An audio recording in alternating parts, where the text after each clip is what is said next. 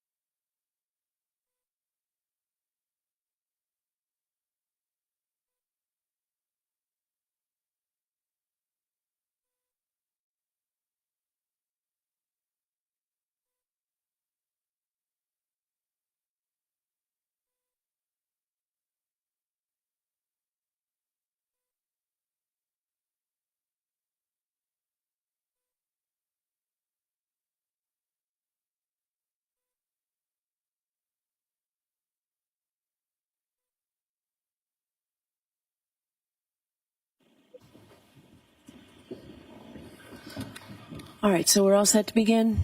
Yes, Your Honor. Okay. Bring the jurors over.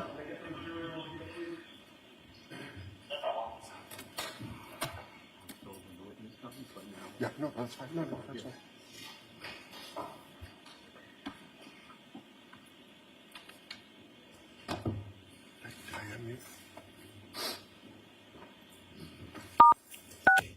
You are unmuted.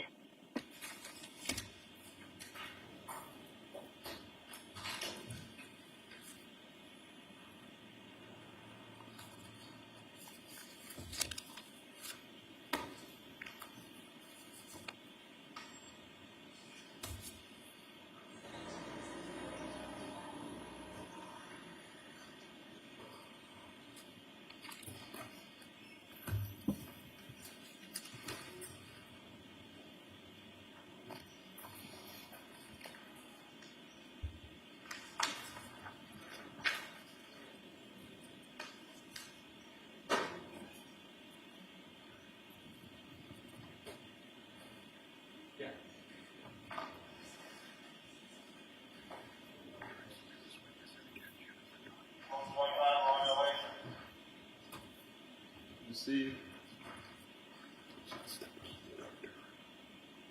But I'm going to talk to Soraya and Mary first.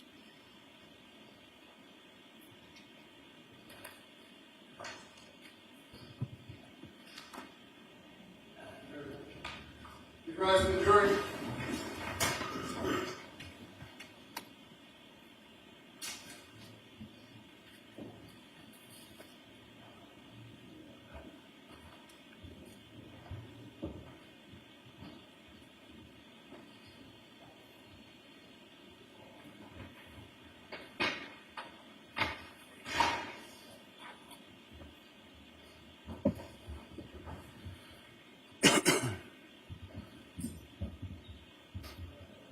Hear ye, hear ye, hear ye. All parties having anything to do before the Honorable First Justice Beverly Cannoni, now sitting in the Dedham Superior Court within and for the County of Norfolk. Draw near, give your attendance, you shall be heard. God save the Commonwealth in this good court. Thank you. May be seated. Court is now session. Thank you. Good morning again, Counsel and Ms. Reed. Good morning, Jules.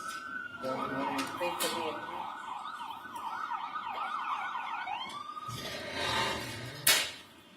So I do have to ask you those 3 questions. Were you all able to follow the instructions and refrain from discussing this case with anyone over the weekend? Yes. Everyone said yes or nodded affirmatively. Were you also able to follow the instructions and refrain from doing any independent research or investigation into this case since we met on Friday? Yes. Everyone said yes or nodded affirmatively. Did anyone happen to see, hear, or read anything about this case since we left here on Friday? No. Thank you very much. We'll bring Mr. Albert back in, please.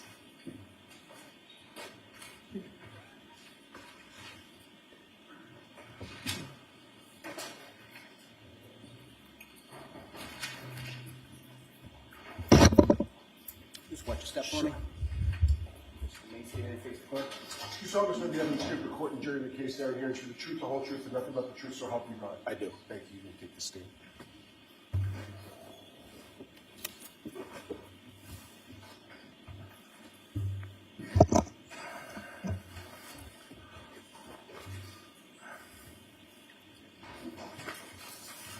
Okay, whenever you're ready, Mr. Jackson. Thank you, Your Honor.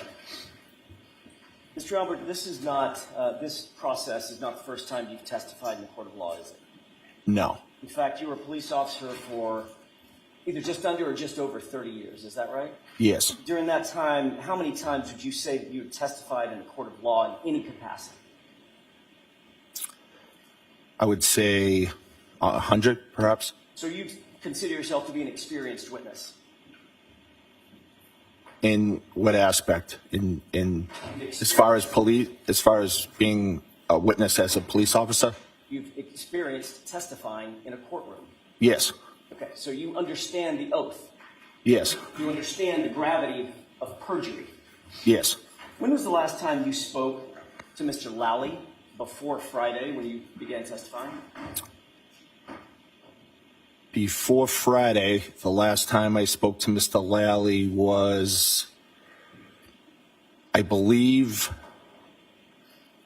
on a conference call around the time of my grand jury testimony. Which would have been 2022, Yes, April of 2022. yes. So you've not spoken with Mr. Lally since that time. I don't remember speaking with Mr. Lally since that time, no. What about anybody else from the district attorney's office? No. Have you gone over the facts, or what you believe to be the facts of your testimony with anybody before you testified on Friday, not including any lawyer that you may have? No. Did you discuss any questions that you may be asked on direct examination, or questions that you may be posed on cross-examination with any member of the district attorney's office? No. Were you told about any exhibits or documents that you might be shown?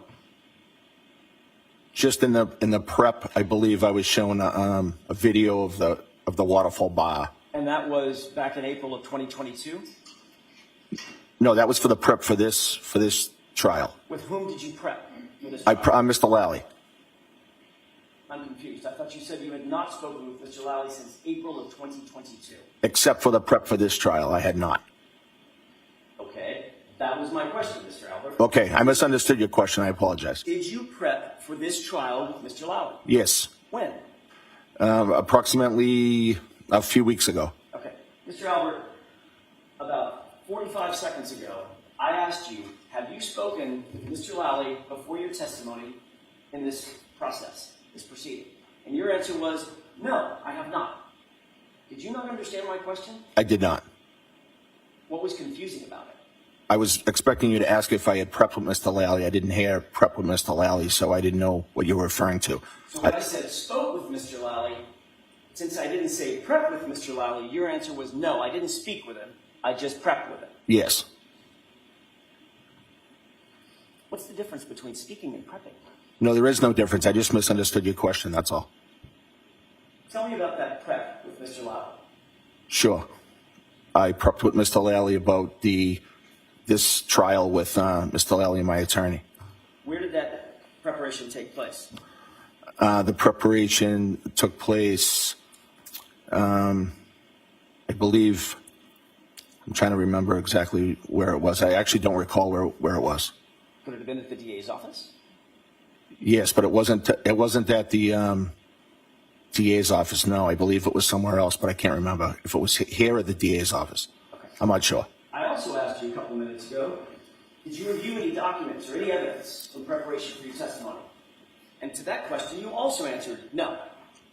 Well, I said I reviewed the video. Well, now you're saying you reviewed a video, but when I Yes. asked you, did you see any evidence or documents, anything in preparation for your testimony? You said no, correct? No, I believe I said I saw a video. Did you misunderstand my question when I asked it the first time as well? No. Okay. I'm going to try to be clearer with my questions. Okay. Let me try it again. What, if anything, have you reviewed in anticipation of your testimony in this trial? So I reviewed a video of the waterfall. Anything else? I reviewed my transcript from the grand jury. So you have reviewed your prior testimony, My transcript of the grand jury, yes. which is prior testimony, correct? Yes. When did you do that? I did that during the prep. What part of the waterfall video did Mr. Lally show you? It was a small snippet of the video, and just one of the 20 seconds of video during that night. Which part? There's a lot of video there. Which part, if you can tell us, which part did you review with Mr. Lally? It just showed the waterfall. It showed patrons. It showed myself and the other people I was with. What were you doing in that 20-second snippet of that video? I believe in one portion of it, I was fooling around with Brian Higgins. Fooling around? Yes. What does that mean? It means we were just fooling around. That's it. Fooling around like, playing arm wrestling? No, I don't think we were arm wrestling. I think we were just pushing each other, fooling around. Oh, so play fighting. I don't think I would call it play fighting. No, I was just. You remember seeing part of the video where you took a fighting stance, sort of like this? I actually don't remember that part. No. No. You remember a part of the video where Brian Higgins took a fighting stance, sort of like this? Maybe, yes. Two of you approached one another? I don't think I saw that whole video. No. practicing fighting techniques? I wouldn't call it that, No, no. you can have that. I'm sorry, what was your answer to that, Mr. Albert? No. So what you reviewed with Mr. Lally was the portion of the video where you and Mr. Higgins were somehow fooling around, and, well, how would you describe it? If it's not fighting techniques, how would you describe it? Just joking, being silly, just fooling around. Okay. Doing what physically? Doing, if you rephrase, Physically. I mean, you could joke with words. right. Were you just joking with words like a stand-up comedian, or were you doing something physically? No, I think we were pushing each other, fooling around, joking. Okay.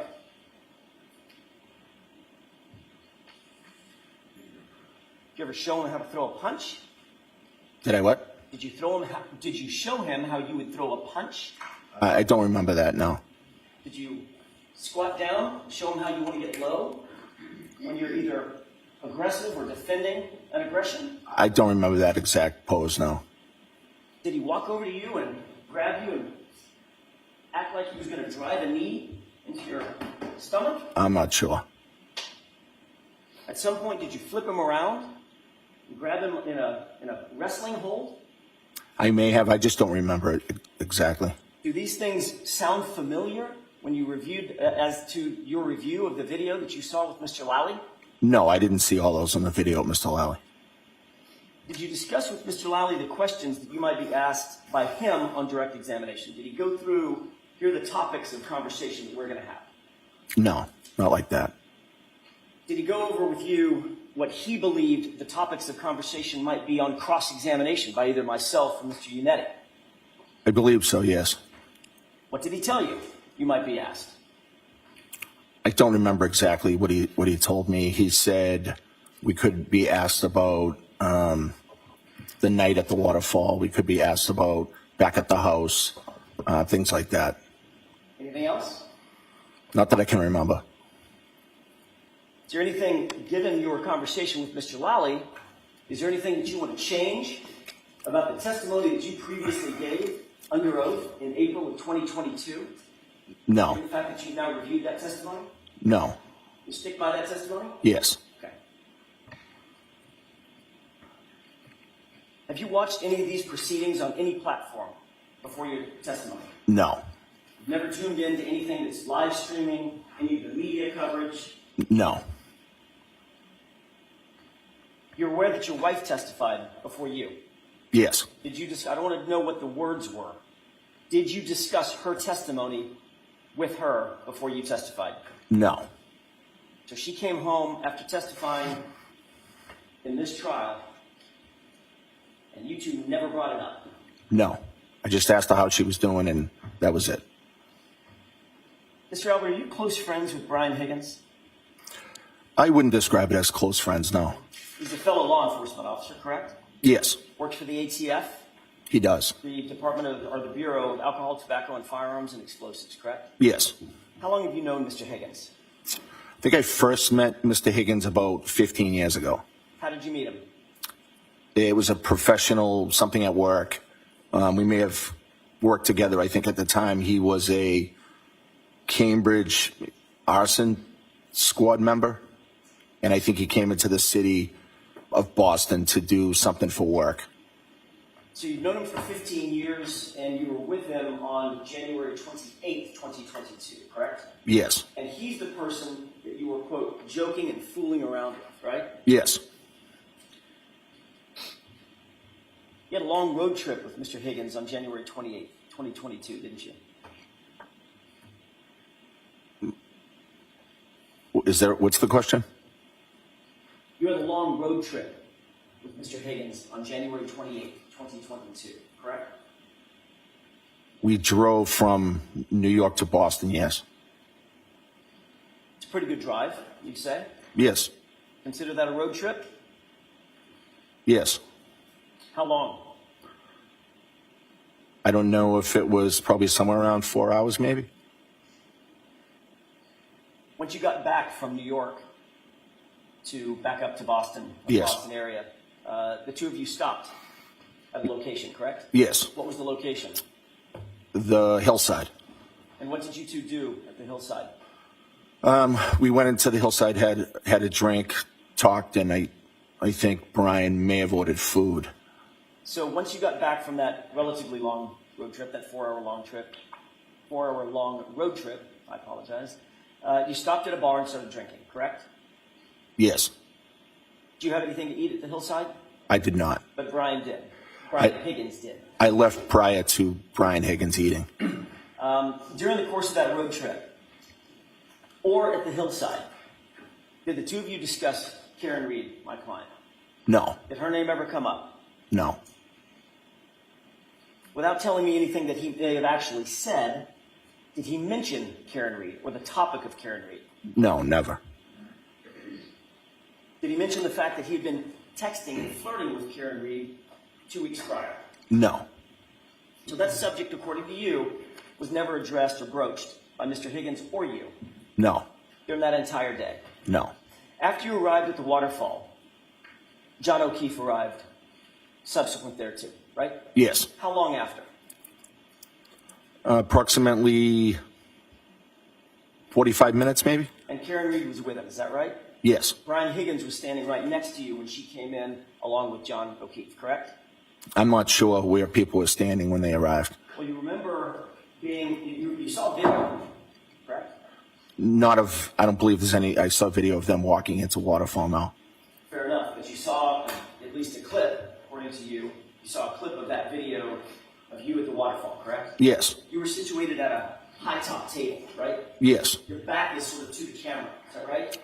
I'm not sure of the camera angles. The video that I saw, I was at the high top table, but I'm not sure of all the camera angles of the waterfall.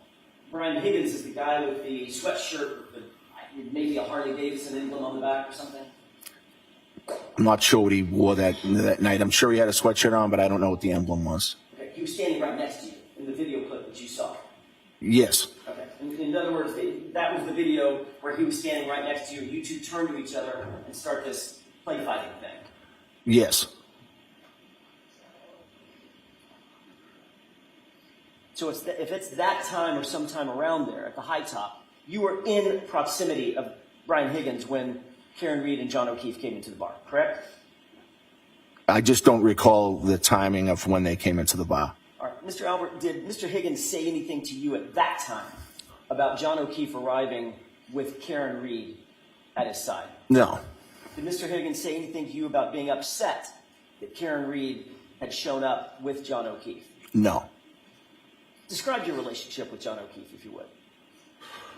So I didn't know John that well. I had only met him a few times, but every time I met him, it was cordial, pleasant, and I would consider him to be a co-worker, even though I never really worked with him directly. He seemed like a nice guy. I knew his whole story about the fact that he had taken his niece and nephew after a tragedy in the family, and I had an unbelievable amount of respect for him doing that.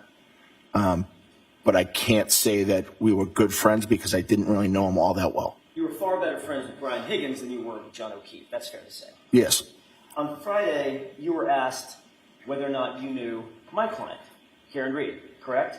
This meeting a couple days ago, during your direct examination. I believe so, yes. You were also asked the same series of questions at another grand jury not involving the Commonwealth. You remember that in June of 2023? Yes, I want to be clear about this other hearing.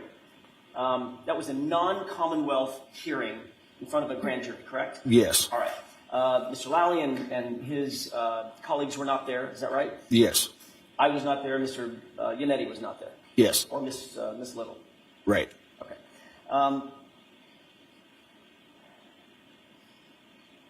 At that June 2023, and I'm going to talk about a couple of dates, so I don't want to be confusing.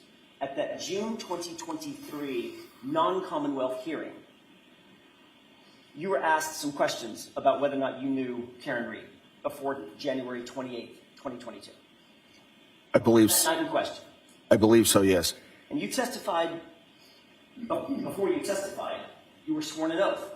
Yes, Same oath that you swore in this trial, correct? yes, Swore to tell the truth, the whole truth, and nothing but the truth? yes, And you knew that you were testifying under penalty of perjury in that hearing as well, correct? yes, And you testified at that non-Commonwealth grand jury that you, quote, believe Karen was with John the night he came into Hillside, a female that looked similar to Karen from the waterfall came in with him on that night, and I assume that was her, but I can't say for sure.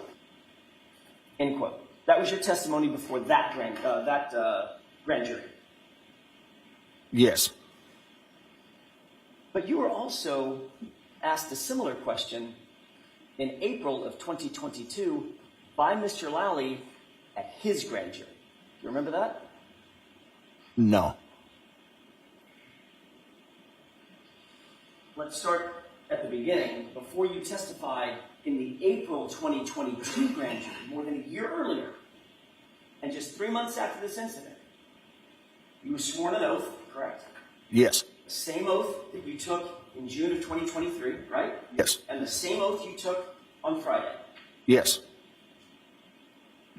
Isn't it true that you were asked the question whether or not you knew Karen Reed on January 28th, 2022, and you testified, quote, "I've never met or seen her before," end quote. No, I don't recall that. Didn't you indicate that you just that you reviewed your grand jury testimony in anticipation for this trial? Yes. You read the whole thing, Yes. and you don't recall making that statement? No.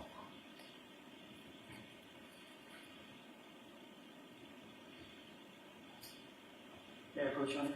Yes, and I'll see counsel at sidebar when you leave that with the witness.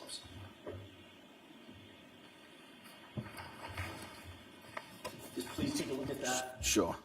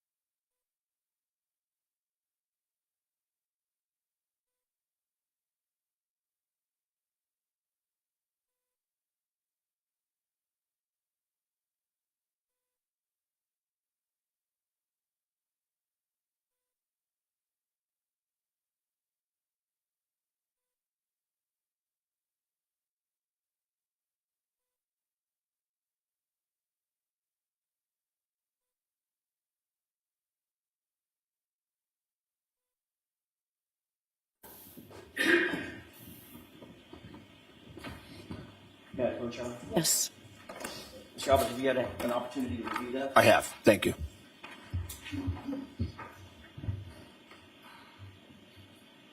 Does that refresh your recollection as to what you said before the grand jury in April of 2022? Yes, but you didn't read the whole quote though. Right. The whole quote is the following. Question. So the female you had never met before, is that fair to say? Answer. No. I've never met her or seen her before. Period. Maybe once, but I don't think I've ever had a conversation with her. That was the entire quote, correct? That's the entire quote. Yes, that's not what you read earlier, but yes. Well, what I read earlier was, I've never met or seen her before. Those words came out of your mouth, correct? That's not my whole sentence. No. You said, I've never met or seen her before, and then you said, maybe once, but I've never had a conversation with her, I don't think. Right. That's my sentence. Okay, so which is it, Mr. Albert? What were you saying? Were you saying you met her and had a conversation with her? Or were you saying, I've never met or seen her before? Which one of those two things was true? I was saying that I met her maybe once. Actually, what you said was, I've never met her or seen her before. Your words, not my words, sir. Isn't that right? No, because in the next sentence I say I met her maybe once. So you literally changed your testimony within your own testimony. Objection. No, can you answer that, Mr. Albert? I believe I qualified my first sentence with a second sentence. So what changed between the first sentence, where you indicated unequivocally, I've never met or seen her before, and the second sentence when you said, maybe once? I'm not sure what I was thinking at the time that I said that. Isn't it true, Mr. Albert, not only had you met Miss Reed, but you had spent several hours with Karen Reed and John O'Keefe 6 days before this incident? Isn't that true? No. In fact, on January 22nd, 2022, 6 days before January 28th, you socialized with Karen Reed at the Hillside Bar for several hours, didn't you? I was at the Hillside Bar the week prior, yes. It was a Saturday night, correct? Yes. You were at the bar. Yes. There were several other folks at the bar, correct? Several people, yes. That included Chris Albert, your brother, Yes. a guy named Tim Daly, Yes. D-A-I-L-Y, is that right? I'm not sure how to spell his last name. Julie Albert was there. Yes. Jen McCabe was there. Yes. Matt McCabe was there. Yes. John O'Keefe was there. Yes, he was. And Karen Reed was there. Correct? Yes, she was. In fact,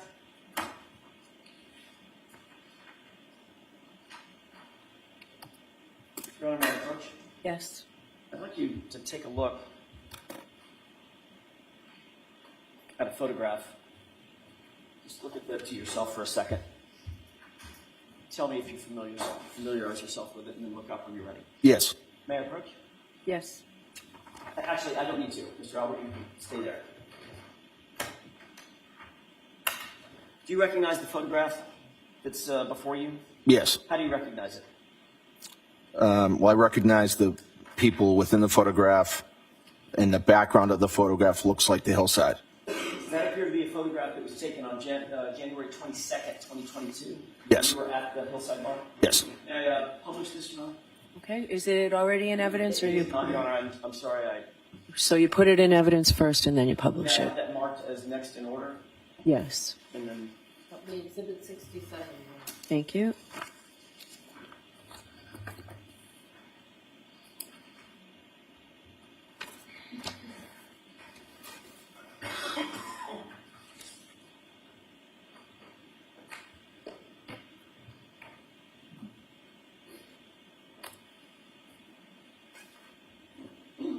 permission to publish, Your Honor? Yes. Thank you.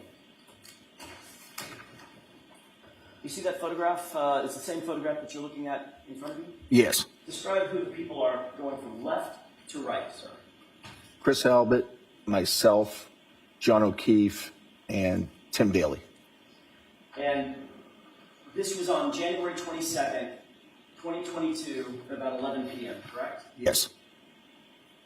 May I approach, Your Honor? Yes. Mr. Albert, who took the photo? I don't know. Karen Reed took the photo, didn't she? I have no idea who took that photo. Karen Reed took the photo. You're literally staring right at her, correct? I don't know who took the photo. Well, who else do you think it could have been? Well, there were a lot of people there. You mentioned my sister, two sister-in-laws, a brother-in-law. I'm not sure. Will you turn the lights back on, please, and take the photo down?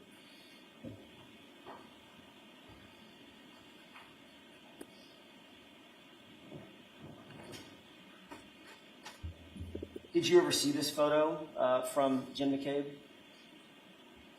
No. Did you ever see it from Julie Albert? No. Chris Albert didn't take it. He's in it. Right. Tim didn't take it. He's in it. Right. You obviously didn't take it. Right. And who's the guy on the far right? Tim. That was Tim. Who's the guy next to Tim? John. Right? So who do you think? Do you still need the photo up? I'm sorry, I thought you were done with it. Do you remember? Yeah, it was John, yeah. Okay. With the Yes. baseball cap on, correct? Yes. I don't need it, Your Honor. Okay. So given the fact that you were never shown that you've never seen that photo before today, correct?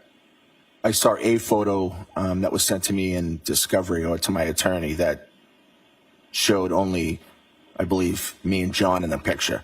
Okay. I think it's the same photo, only that's blown up to show everybody. Got it. So given what you now know about that night, and who was there, the fact that John is posing for a photo right next to you, who do you think took the photo, sir? I have no idea who took the photo. Could it have been Karen Reed? Objection. Sustained. Let's move along from In that, fact, please. you were interacting with Karen Reed and John O'Keefe throughout that evening, correct? I remember having conversations with John that evening. I don't necessarily remember speaking to Karen that evening. Irrespective of whether or not you spoke to her, you obviously saw her there. Yes. You were there with her for a couple of hours. Well, I wasn't there with her for a few hours. I was there with other people. Okay. So without splitting hairs, she was there, correct? Yes. John was there. Yes. You were socializing with John. Yes. She was right next to him. Sometimes, perhaps not, maybe all the times I was talking to him, no. So you were socializing not exclusively with her, Right. but certainly socializing with her 6 days before John O'Keefe ended up dead on your lawn, correct?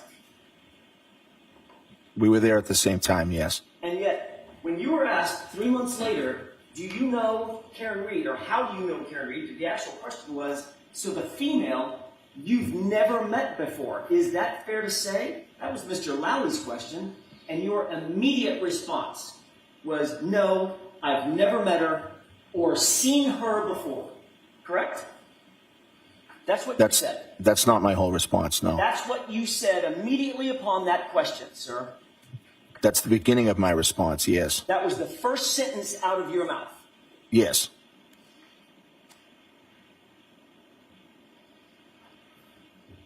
You also testified at the subsequent grand jury in June of 2023. When asked what was your impression of Miss Reed, you said, quote, I honestly didn't really have one. I didn't have any conversation with her. I just kind of saw her from across the table. I didn't really think of it either way. Correct? I don't know what that question is referring to. Is that for the waterfall or is that for Hillside? Hillside. Okay, yes. All right. So in June of 23, a little over a year later, your testimony significantly changed from no, I've never met or seen her before, to I really didn't have a conversation with her. I saw her across the table. I didn't really think of it either way. Correct? No, I think those are very similar testimonies. When you were asked in the other proceeding, and this is about the waterfall, question, did you talk to Karen Reed at the waterfall that night? You answered unequivocally, I did not. Is that right? Yes. And that's what you told the June grand jury, June of 23, correct? Are you referring to the state grand jury? Or? No, I'm sorry. Okay. That's why I'm using dates. I'm trying to be careful. Right. April. I'm just not clear on what all the dates were. I'll see if I can clarify. Okay. April 2022, state grand jury. June of 2023, a different grand jury. Okay. Okay? When you were asked at the June of 2023 grand jury, did you ever talk with Karen Reed at the waterfall that night? Your answer was, I did not. Correct? Yeah. Yes. Okay. With the court's permission, could I play a small clip from Exhibit 53? Okay.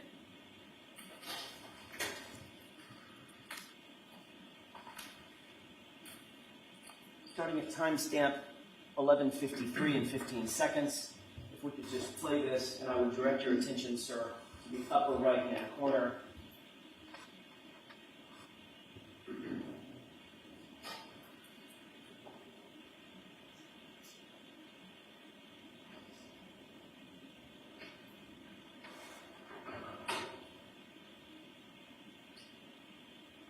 Pause it.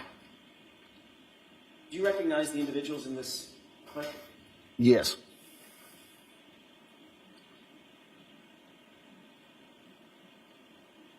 Do you recognize that person? Yes, I believe that's me. Do you recognize that person? I do. I believe that's the defendant. Ms. Reed, Yes. what does it appear you are doing as it relates to Ms. Reed in this clip? It appears that I'm talking at the table. I don't know if it's specifically to her, but Go ahead and play it.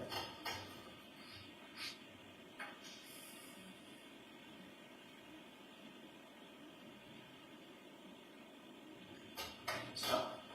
Did you see the part of the clip starting at 11:53 and 15 seconds, going back about 30 seconds? yes. Okay. who did it appear you were talking directly to, and who did it appear was answering directly to you? I looked like I was speaking, but I can't say for sure that I was directly talking to the defendant. Even though it looked like you were looking right at her and leaning toward her as she's answering you. I was definitely looking that way. I don't remember the conversation. The reality is, we can take that down.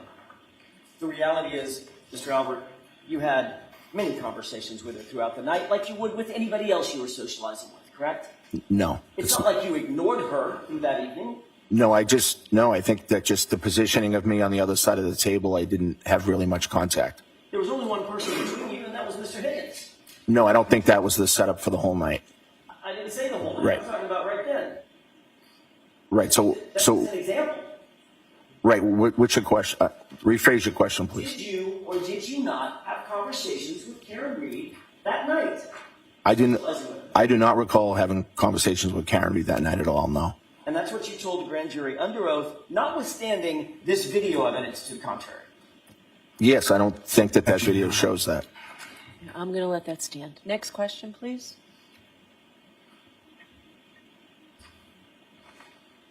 You were interviewed by Michael Proctor on January 29th, the day after this incident, correct? Yes. And that was 6 days after you spent several hours with Karen Reed at this event, correct? 6 days later. Yes.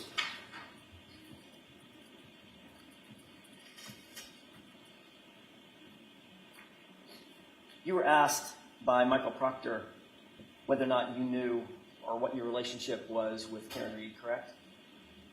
I don't recall if he asked me that. Did you say to Michael Proctor, quote, that you quote, did not know Karen Reed, end quote? I may have, yes. But when you made that statement, you did not know that Ms. Reed had a photograph of you at the Hillside Bar, correct? You didn't know that photo existed, did you? Objection, Your Honor. Sustained. Sir, you were trying to distance yourself from Ms. Reed in your interview with Michael Proctor, weren't you? Objection. Were you? No, I was not. Mr. Albert, you were trying to distance yourself from knowing Ms. Reed in your grand jury testimony with, well, I'll use the date, in your April 2022 grand jury testimony, weren't you? No. You were further trying to distance yourself from Ms. Reed in your June 2023 grand jury testimony as well, correct? No. You thought that it was important to try to deny knowing John O'Keefe and Karen Reed during those interviews and or that testimony. Objection. Sustained. Mr. Albert, you knew that if you admitted having a relationship with John O'Keefe and Karen Reed, you'd have a lot to answer for when Karen Reed's boyfriend ended up dead on your lawn 6 days later, correct? Objection. Sustained. You can ask the question differently. You knew that there would be questions about your relationship with Karen Reed if it were known that you knew her before her boyfriend ended up dead on your lawn 6 days later, correct? There would be questions. Objection. You can ask it a different way. That's sustained.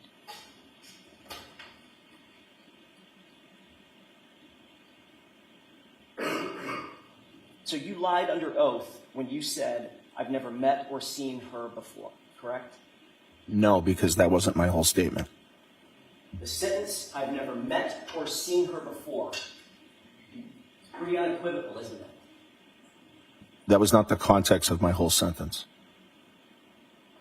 But those are the words that came out of your mouth, right? Initially, and then I remembered that I had met her once. Let me just ask it this way. Sure. Is that sentence true or false? That you had never met or seen her before? True or false? That portion of that sentence is false. Let's get this on the record. Did John O'Keefe come into your house at 34 Fairview at any time on January 29th, 2022? Absolutely not. I wished he had. And you're as sure about that as you are about the statement that you had never met or seen Karen Reed in your life, Objection. correct? Sustained. You can ask it differently, Mr. Jackson. I want to get back to the waterfall.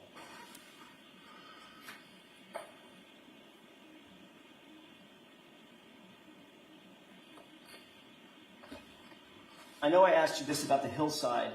I may not have asked you about this specific question about the waterfall. Did Brian Higgins say anything to you about John O'Keefe and Karen Reed walking in together at the waterfall? No. Did he say anything or give you any indication that he was upset about Karen Reed showing up with John O'Keefe? No, he did not. It appeared from your observations that John and Karen were getting along at the waterfall. I didn't really notice, but I didn't notice anything was wrong. They appeared pleasant, Yes. happy. I don't know if they appeared happy. I didn't really notice. They were interacting with others. Yes. You didn't notice any tension, No. no argument, No. no yelling or fighting. Nope. They looked like a normal, happy couple. Yes. Did either of them appear to you to be completely drunk? I didn't have a ton of interaction with John or Karen that night, so I can't really say, but it didn't appear them that they were drunk, no. You've had an opportunity to review the waterfall video. You did it with Mr. Lally, correct? The only small portion of it. Right, but even in that small portion, and based on your memory, you don't remember anybody being stumbling drunk and falling down over stools and things of that nature? No. Okay. They appear to be acting appropriately Yes. and interacting with others appropriately. Yes. People were buying drinks for others, is that right? I'm sure. I don't recall exactly, but I'm sure that was going on, yes. Not that unusual to say, hey, I'll get this round, correct?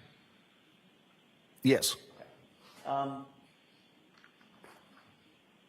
You left the waterfall at 11:58, is that right? Yes, approximately. Who was invited to come over to your house upon leaving the waterfall? Whoever wanted to, really. You'd been drinking since about what time in the evening or in the afternoon? 9-ish? That's when you went to the hillside? Yes. That's when you had your first drink? Yes. And you continued drinking throughout the evening consistently? Yes. Did you believe you were okay to drive? Yes. What kind of car did you have at the time? Ford Edge. Black? Yes. Who rode? Did you drive that car home from the waterfall? Yes. Who rode with you? My wife and my daughter. What other cars were in the driveway when you got there? I don't recall. Brian Higgins' Jeep was in the driveway backing up as we pulled in. So kind of in your way. Yes. In other words, you weren't going to park. You weren't going to park him in. I didn't want to block him in. Right. Right. So you waited until he moved his Jeep out of the way. Yes. And then you pulled in. Yes. Where in the driveway did you pull in? I believe I pulled to the left side of the driveway. You would have been closest to the garage, or was there a car between you and the garage? I would have been closest to the left side walkway. I don't think there was a car in front of me, but I'm not 100%. Mr. Albert, did you move that black Ford Edge at any point that night after you got home? No. Brian Higgins was the first person to actually physically get to the house. He got there before you, correct? Yes. Describe his Jeep. He had a Jeep Wrangler. I believe it's white. I think it's white. Any appendage on it? A plow. A snow plow on the front. Yes. That can hydraulically go up and down. I didn't see it that closely. I'm assuming it can, but I don't know that for sure. After Mr. Higgins moved out of your way, out of the driveway, where did he put that Jeep? I don't know. I don't know where he parked. So you wouldn't have gotten to the house if you left Waterfall at 11:58. You have to get out to your car, get in your car, start it up, drive home, wait for Brian Higgins to move his Jeep, park your car, then get into the house. That's a fair assessment of the mechanism of you getting home that night, correct? Yes. You wouldn't have gotten into the house until, what, 12:15? Maybe 15 minutes for all that? I would put it more, maybe 10 past 12. Okay. 12:10 or so? That would just be a guess. So it could have been 12:15. Yeah, and it could have been 12:07. Who was inside the house when you walked in? My nephew Colin, my son Brian, and then he had two friends, female friends. I believe it's Sarah and Julie. What were they doing inside the house? They were sitting at the kitchen table. And your nephew, Colin, how old was he at the time? I believe 17 or 18. Describe him. In what way? Height, weight. So 2.5 years ago, so he was probably 5'11", maybe 6 feet, and probably 100 and, I'm guessing 175 pounds. Big boy. He's Not a small kid. right. I mean, bigger than me, significantly. Yes. Athletic guy. Yes. Played football. Yes. Good at football. Yes. You testified that you went to the bathroom after you arrived home, correct? Yes. After saying hi to everybody, I went to the bathroom. Was that upstairs or downstairs? I'm not sure. I have a bathroom downstairs and not downstairs, but on that floor and then upstairs. So I'm not sure which one I went to. When you came I think back it was down- upstairs. I'm sorry, I didn't mean I to. think it may have been upstairs, but I'm not sure. When you came back downstairs from the bathroom or came out of the bathroom, wherever it was, you no longer saw Colin. Yes. Prior to going to the bathroom, Colin had said that he was getting picked up. But you never saw him leave. No, You didn't see him leave the house, and you didn't see him get picked up by anybody. I did not. You didn't see a car outside waiting for him, correct? I didn't. No. You did give an initial statement on the morning of the 29th to Michael Lank, about 7 a.m., is that right? Officer Lank was in the house at that time and speaking to all of us, really. And you've admitted that you have known Michael Lank for many years, is that right? Yes. Did you see that as a problem? In what way? Conflict of interest? Objection, Your Honor. I'll let him have it. Did you see that as a conflict? No. You were asked who was present at the house that night, the night before, right? Yes. You stated the following people were at the house that night, quote, in response to Officer Lank's question, at some point during the time in question. That's how he phrased the question. Who was at the house at some point during the time in question? You understood that, right? I don't recall his question. No. You knew that he was asking who was in the house, right? That's right. Yes. So you mentioned Brian Albert Jr., Yes. your son. You mentioned Caitlin Albert, your eldest. Yes. You mentioned Julie Nagel. Yes. You mentioned Brian Higgins. Yes. And then you added the detail that Caitlin Albert had left your house about 12:15 a.m., correct? No. You didn't say that? I did not. I may have just a moment, Your Honor. Yes.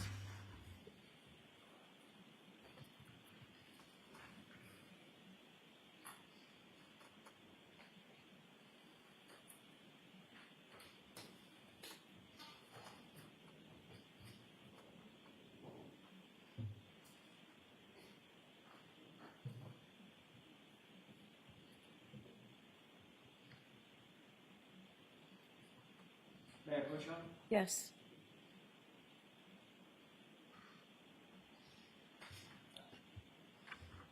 Show Mr. Lally.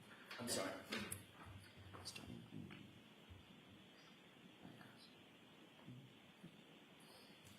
So you don't have to sit and read the entire thing. There's right at the top of this post-it, there's a word that says next. If you would read that area, that next few sentences, let me know when you're finished.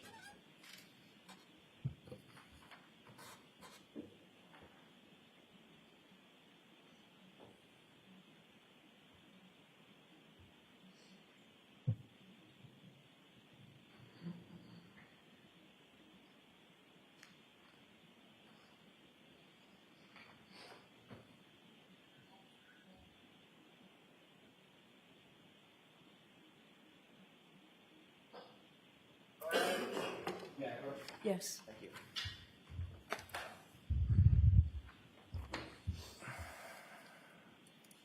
Mr. Albert, did you have an opportunity to review that portion of a report? I did. Did that refresh your recollection about a conversation that you had along with your wife with Officer Lank? Yes. Isn't it true that Officer Lank asked you and your wife who else was in the house that night aside from the names already mentioned? And the names mentioned were Brian Albert Jr., Caitlin Albert, Julie Nagel, and Brian Higgins, quote, who is a friend of Brian Albert Sr., end quote. Is that right? That's what the report says. Yes. And then the report goes on to say, they advised me that their daughter Caitlin left the house around 12:15 a.m. when she was picked up by her boyfriend, Tristan Morris, right? That's what the report says, yes. Do you think Officer Lank got it wrong? Perhaps, yes. Did you say that Caitlin left about 12:15? No, Did Nicole say in your presence that Caitlin left about 12:15? she did not. At any point, did Officer Lank ask you what time Caitlin left? I don't recall him asking that. It was a very chaotic morning, and I don't remember him saying that. So, in fact, if he wrote that sentence in the report that you just read, he's just making that up. Objection, Your Honor. Sustained. I'll ask it a different way. If that's what Officer Lank recalls, he's just wrong, right? Yes, Anything else that he's wrong about in there? I didn't read the whole report. At no point, isn't it true that at no point during that interview did you admit or mention that Colin Albert had been at the house that night? I don't believe I did, no. At no point during that interview did your wife, Nicole, in your presence, admit or mention that Colin Albert was in the house that night? No. So, did both of you conveniently forget that Colin was there? Objection. I'll ask it a different way. Sustained. Did you forget that Colin had been there? No, Is there a reason that you left his name out? because he wasn't there. He left when we got there. He wasn't there for the duration of the time that we had that night. Except for the fact that you just testified that you never saw him leave, correct? Well, he said he was getting picked up, and then he was gone, so I assumed he left. People say a lot of things, but you didn't see him leave, and you didn't see him in the regular floor of the house, according to you, correct? Right, Ground floor of the house. right. He was no longer in my house, so he left. Well, you didn't search the house, did you? No. At that time, right. And you never saw him leave. I didn't physically see him leave, no. You also gave a statement to Michael Proctor later that morning. It was about noon, maybe it was in the afternoon, noon, 12:30, something like that. Are you asking? On the 29th, you later, after you spoke with Officer Lank, you later were interviewed by Trooper Michael Proctor over at Jim McCabe's house. Do you remember that? Yes. Colin's name was never mentioned then either. No, because Colin wasn't at the house for the duration of the night. So when they said who was in the house, talked about Brian Albert, Caitlin Albert, Yes. folks in the house, Yes. And there were, Nagel, yes. And there were other people in the house prior to us arriving. I didn't mention them either. who was that? There were some females, friends that were over prior to our arrival, and But you never even saw them. no, So you have no idea who was there and who wasn't there before you got there. no, I know that there were people at the house prior to me getting there. Mr. Albert, the question that had been posed to you by several officers was, who did you see in your home when you got there, correct? Objection. No, I'll allow it. I don't believe that's how it was asked, no. But Colin's name was never mentioned. It was left out. I testified multiple times that Colin was there when we arrived. Oh, you did it after the fact, right? Yes, when I was at, You knew that the defense knew that Colin was there. Objection. Sustained. In your initial reports to the police, his name was never mentioned, was it? I did not mention it, no. And Nicole did not mention it in your presence, did she? In my presence, no. Let's talk about Caitlin Albert, your eldest. You told Officer Lank that your daughter, well, according to Officer Lank, let me rephrase the question based on our colloquy back and forth. According to Officer Lank, you're aware that he wrote he was told she was gone by 12:15, correct? That's what he wrote in the report, yes. If Caitlin was gone by 12:15, she would not have been there when John and Karen arrived to the house, correct? Because they didn't arrive for 15 minutes later. But she was at the house, so that would be a hypothetical. Okay. So, fine. Hypotheticals. Let me ask you a hypothetical. If, in fact, Caitlin was gone by 12:15, that would mean, hypothetically, she would not have been there when John and Karen arrived 15 minutes later. Objection. Sustained.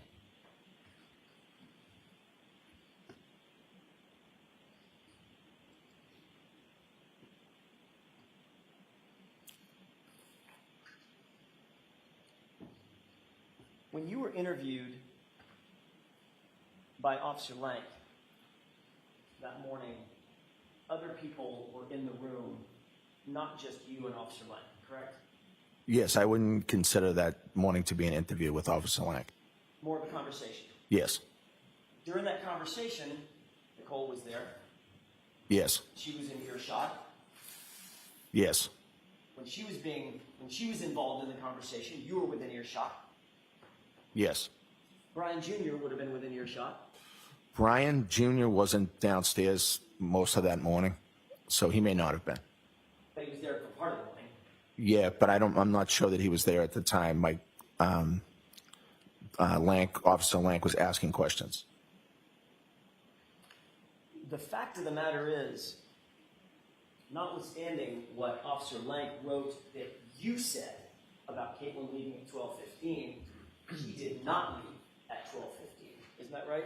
She did not, no. As a matter of fact, in truth, except for the people who lived there, Caitlin was the very last person to leave that location that morning, correct? I believe so, yes. And she's admitted that she did not leave until nearly 2 a.m., 1:45, correct? Objection. Sustained. You're aware that she did not leave until 1:45 or thereafter. Is that right? I believe that's around the time, yes. Were you trying to cover for Caitlin so your daughter would not be wrapped up in this investigation? No. But as a reminder, when you were spoken to by the first two officers who discussed who was in the house, you never mentioned Colin was even there, correct? Objection. We've gone over that. Next question, please. Sustained. If Colin was gone, just like Caitlin was gone, that would eliminate them from ever being at the house at the same time as John O'Keefe and Karen Gould, right? Objection. Sustained. On January 29th, about 11:30 or 12, we talked about the fact that you were interviewed by Michael Proctor at Jen McCabe's house, correct? Yes. You knew at the time that the state police were looking to interview Jennifer McCabe about her understanding of what had happened the night before. Objection. Sustained. You were notified that the state police were going to interview Jen McCabe. Objection. I'll allow it. Were you notified that?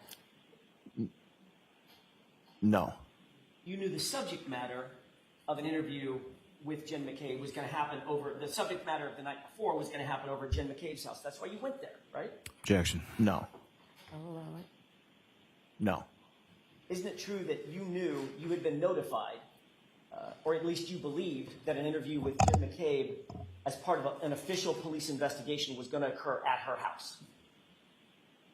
Yes. You were not asked by the police to join her, correct? No.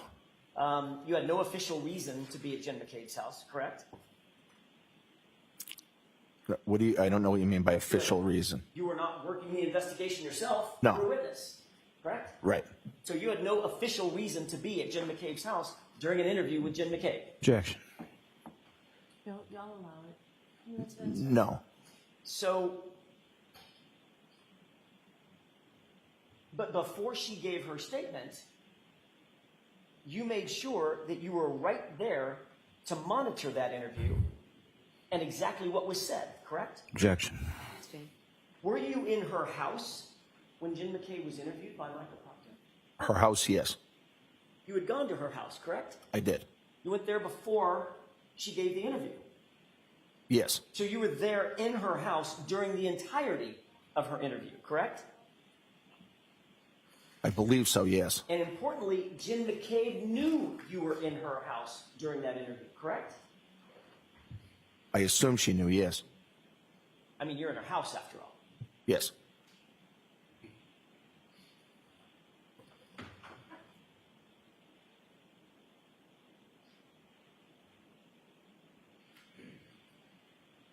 I want to get back to 34 Fairview if I could.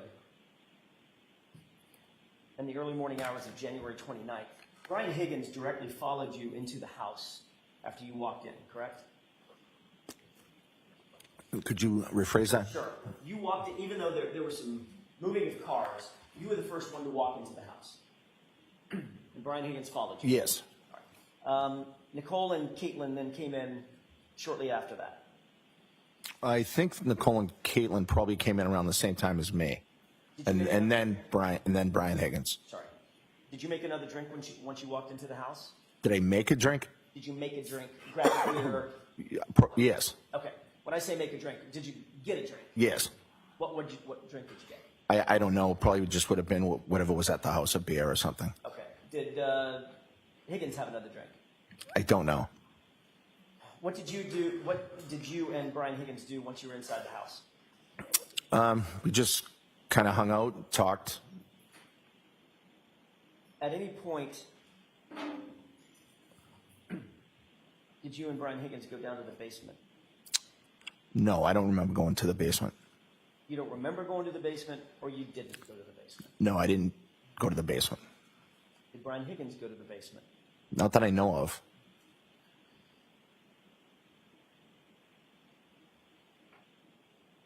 And you didn't go upstairs to the second floor, did you? I think I did go upstairs, yes. Isn't it true that Brian Higgins has never been upstairs in your house? Prior to that night? Ever. Including that night, specifically.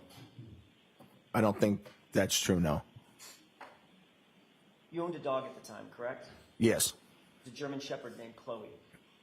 Yes. Mix. Describe that dog as being not great with strangers. Isn't that true? I did describe it that way, yes. You testified that, quote, it started barking because it realized that people were downstairs, end quote, right? Yes. Chloe had a penchant for barking when she heard people, correct? No, not necessarily. She did that night. Yeah, I think she wanted to use the bathroom. Well, that's not what you said in your testimony. You said it started barking because it realized there were people downstairs, right? Right. So your German Shepherd, probably a decent guard dog, if she heard commotion and people, she would bark. Objection. Sustained. You can ask it differently. Obviously, if Chloe hears commotion and people, she's apt to bark. That's the only question. No. So just that night, out of nowhere, first time ever, Chloe starts barking when people walk into the house. No, it's not the first time ever, but she didn't bark often. Okay. But she did bark that night, right? Yes. And the reason that you gave under oath for why she started barking was because there were people downstairs milling about, right? Yes. So in that instance, on January 29th, in the early morning hours, she was barking because she heard people. Well, I can't say why she was barking. Well, you did say why she was barking. I let her out to use the bathroom, so I think that's probably why. Except your testimony was it started barking because it realized there were people downstairs. Those are your words, Mr. Albert, not Right. mine. Okay. Do you stand by those? Yes. Okay. You ultimately did let Chloe out to go to the bathroom, correct? Yes. And then you allowed her to stay downstairs and you monitored her with the others who were in the house. Isn't that right? Yes. As a matter of fact, you testified in that state grand jury, the same April grand jury, April of 2022. So I let it go out to the bathroom. I let it back in. I kind of monitored it a little because we usually don't have people over the house, and the dog's not great with strangers, period. So I was just making sure that the dog was all right with the people that were over, end quote, correct? Yes. So in fact, you did keep Chloe downstairs at least for a period of time with people that were over, right? Yes, for a few minutes, I think. Mr. Albert, after you learned that there were questions being raised about John's injuries and dog bites and scratches, in May of 2022, you got rid of that dog, did you not? Objection. Sustained. You can ask it differently. At some point, your family got rid of Chloe. Chloe was rehomed in May And we can use 2023. whatever words we want to. Rehomed, rehoused, whatever. But you got rid of her. She's no longer part of the Albert family, right? Objection. Allow that. Right.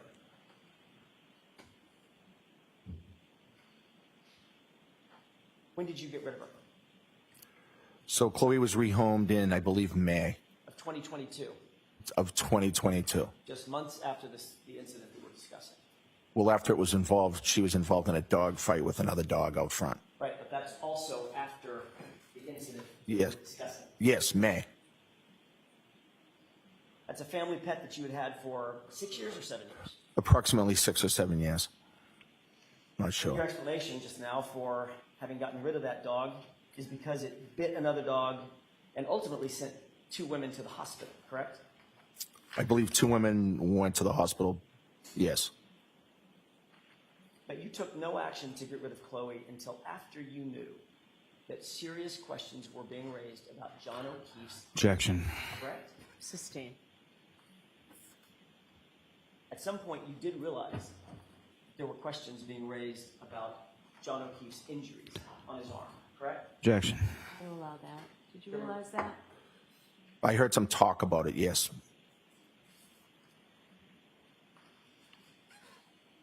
As of January of 2022, John O'Keefe had never been in your house, had he? John O'Keefe was never in my house before or after that date.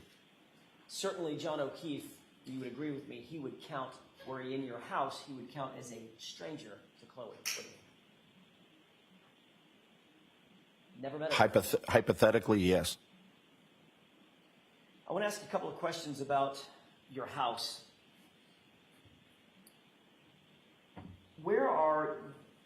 I know there's multiple bedrooms. Are all the bedrooms on the top floor? Yes. Okay. How many bedrooms? 5. As we're looking at your house, from the street looking at your house, are your bedroom windows, your and Nicole's bedroom windows, visible from the street? Yes. Which windows would they be? If you were facing the house, they would be far left corner. Upper or lower? Upper. Upper left corner. Yes. How many windows? 3 or 2 service that bedroom? 2. Your Honor, with the court's permission, could I display Exhibit 66? Okay. Do you see what is displayed on that television? Yes. What does that appear to be to you? The house at 34 Fairview Road. Okay. Understanding this is a graphic representation, not a photograph. Do you see the windows that you just described servicing your bedroom on that graphic? Yes. Are they right there? Yes. Okay. Upper left, 2 windows, correct? Yes. And those overlook what part of the lawn? The front lawn. Okay. Front lawn toward the left side of the house, not toward the driveway, correct?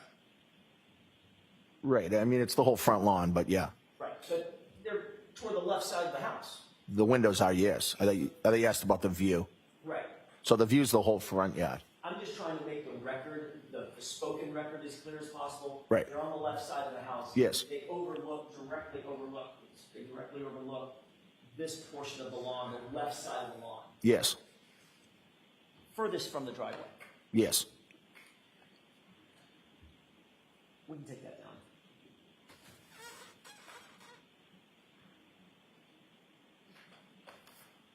Where's your bed, or where was your bed inside that room, as relates to the windows? I'm just trying to think of how to describe it. So the bed would be in the middle of the bedroom. Okay, it's a bad question on my part because we haven't been there. Let's do it this way. How many feet from the windows would the closest part of your bed be to those windows? Maybe 5 feet? 6 feet? You indicated that Nicole came to bed about 2 o'clock in the morning. Yes. Where was the dog? The dog was in my room. And she was sleeping on a mat in your room. Yes. And that mat is also about 6 feet from the windows. Yes. 6 feet being from me to Miss Little, maybe this far? Could be, yes. Maybe a little further, but yes. Maybe this far? Maybe.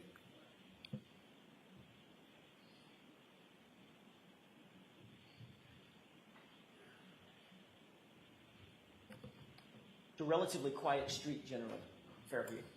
Yes. Not an enormous amount of through traffic. No. Not a busy freeway or a highway, correct? No. Not an especially noisy street, The street, no. especially at 6 a.m. on a Saturday morning, right? Right.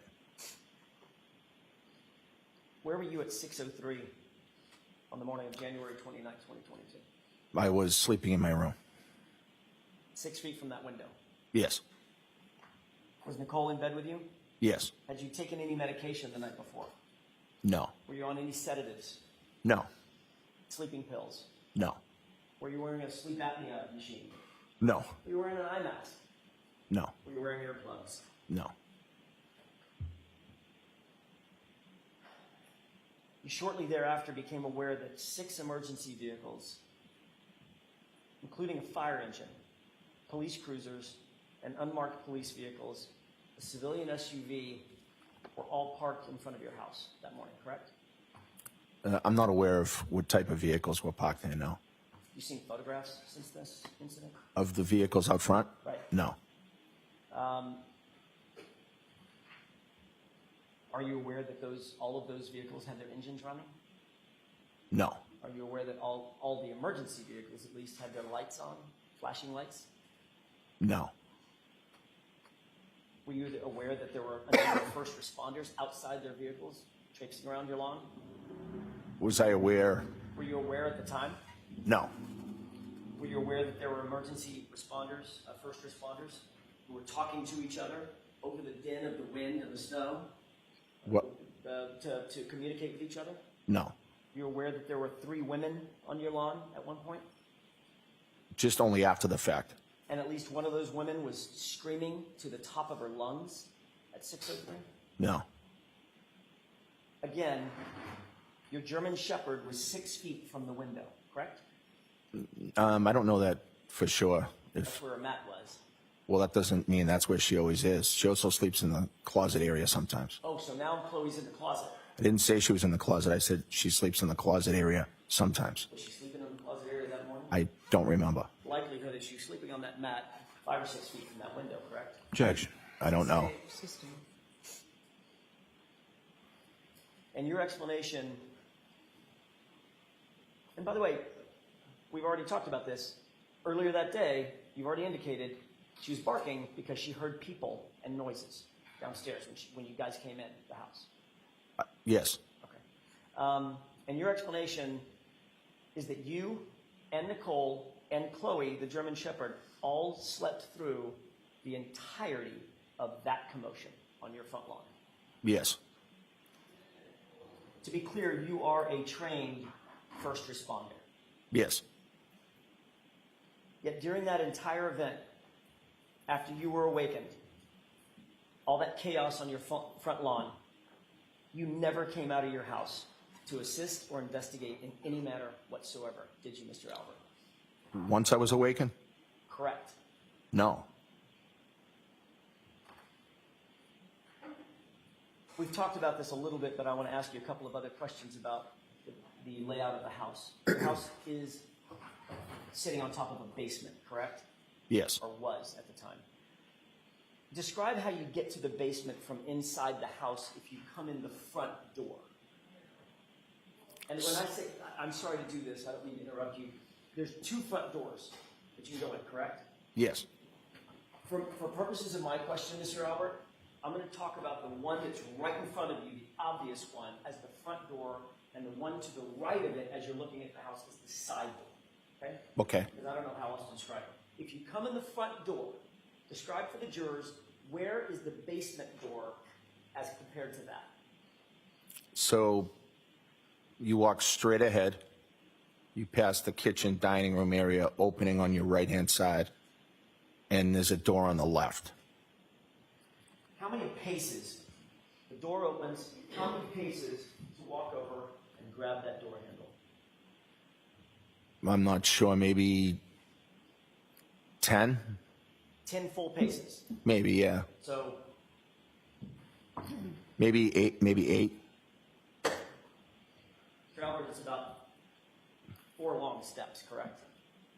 Well, I don't know. You asked paces, so, Right. 6 feet, 6 feet. 6 to 8 feet, maybe. Got it.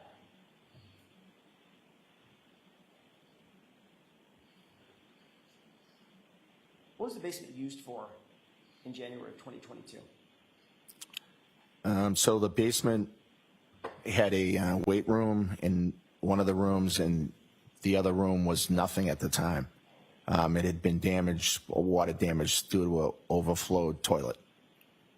So part of the flooring had been ripped up, Yes, and that opened up some slab concrete downstairs. yes, There was also some plywood downstairs.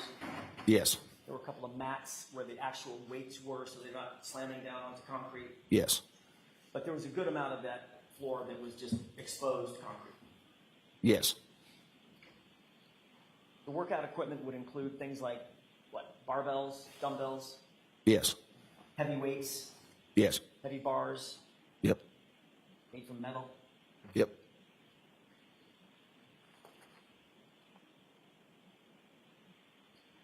Once you're down in the basement, by the way, there's 2 flights that you go down at angles to get to the basement. A series of steps, a landing, take a left, another series of steps, and you stand on the basement. Yes, not a long staircase, very small, but Right. I mean, it's narrow and tight, but in other words, you don't just walk straight down a staircase. You go down to a landing, turn left, turns a little. go down, turn left again, and now you're in the basement. Yes. If you wanted to move something large or heavy out of that basement without having to go through the house, could you do that? Objection. I'll allow it. Could you rephrase the question? I'll say it again. If you wanted to move something large or heavy out of that basement without having to go through the main house, could you do that? Yes, I mean, it would depend what it was, obviously, how big it was, or How would you do that? there's a bulkhead door you can use. Got it. Where does that bulkhead door come out of? It comes out to the backyard right at the kitchen area. You can see it from the kitchen. And right to the left of that is the side fence. Yes, And directly through that side fence is the front yard. yes, The same side of the front yard as John O'Keefe's body was found. yes. Your Honor, I would ask at this point to mark a video.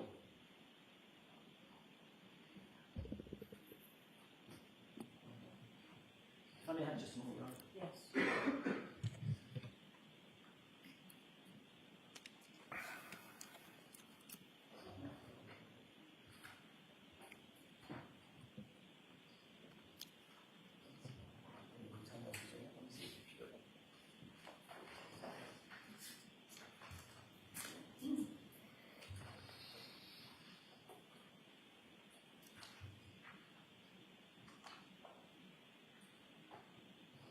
Mr. Jackson, would you like to take the morning recess? That'd be great. Good time. Yes, thank you. Court, all right, please. Parents, put down your notebook and follow me, please.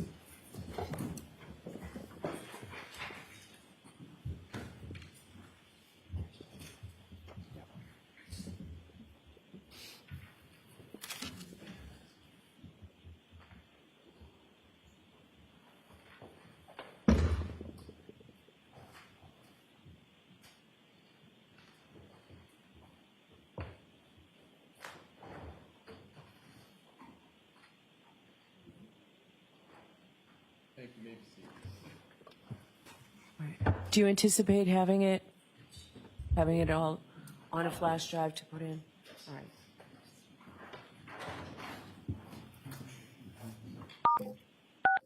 You are muted.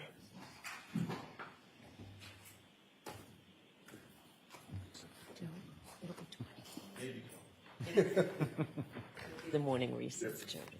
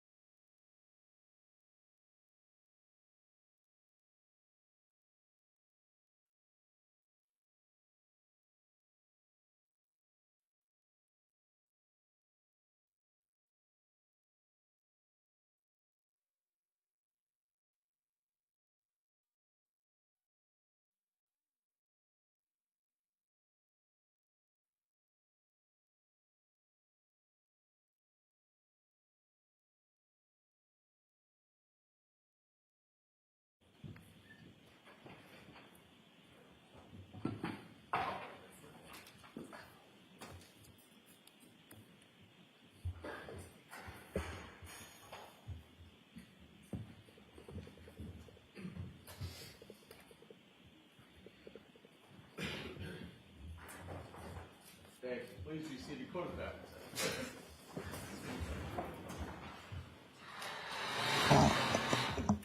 All right, are we all squared away? Yeah. Okay. Thank you. Mr. Albert, did you speak with anybody at the break about your testimony? Just my attorney. May I approach? Yes.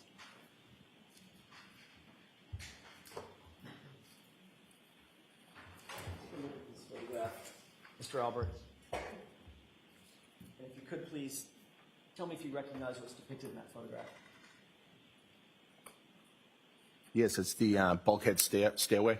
Is that the stairway that you earlier described for the jurors as servicing the basement going into the backyard? Yes. May I approach? Yes. I would have asked to have this marked as next in order. Okay, any objections? Exhibit 69. Thank you.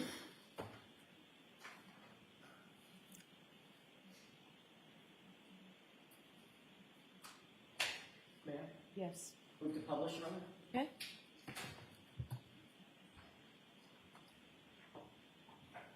Do you see what's depicted on the television screen? Yes, Does that appear to be the same as what you're holding right there, that exhibit? it does. Yes. Okay, I'm going to direct your attention, if I could, to the lower left portion of this photograph. And right there. Do you see that? Tell what that is? I can't. Let me highlight it one more time, right there. Maybe it's easier if you look on your photograph. Are you referring to the doorknob? Yeah, I got it here. Yes. I'm sorry, it's sort of hidden on that photograph, so I apologize. Is that the door that swings open or closed to close off the basement? Yes. Then if you open that door, it's in the open position now, correct? Yes. So the photographer is standing in the basement looking toward the doorway, correct? Yes. Then you climb 7 or 8 stairs, Yes. and that bulkhead door, which is where all the light is emanating, how does that open? So the bulkhead door opens straight up. Okay, at least in that photograph, it was hinged toward the house and it would open up like a, I don't know, like a sandwich or something. It opens straight up to the bay windows that are in the kitchen. Got it, okay. Okay, that's all I need for that photograph. Your Honor, I have a flash drive with a video on it. I'd ask that this be marked as next in order. The court's permission. Assuming it's the same one, no objection. It's the same one. Exhibit 69. Mr. Albert, I want to ask you to take a look in just a second at a video and then describe if you recognize what's in that video. I'll probably play maybe 5 or 10 seconds of it and then pause it. If that's okay. Okay. Court permission? Yes.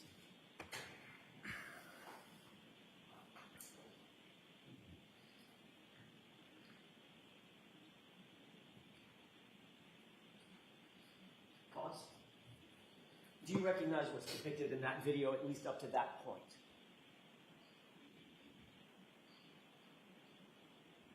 No. Does that look like your basement door, although the bulkhead doors have been replaced different? The whole thing looks different to me. Let's go ahead and play the video.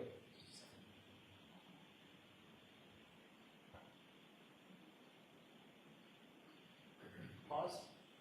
Now do you recognize what's depicted in the video? Yes. What is that? So that's was my backyard. Okay.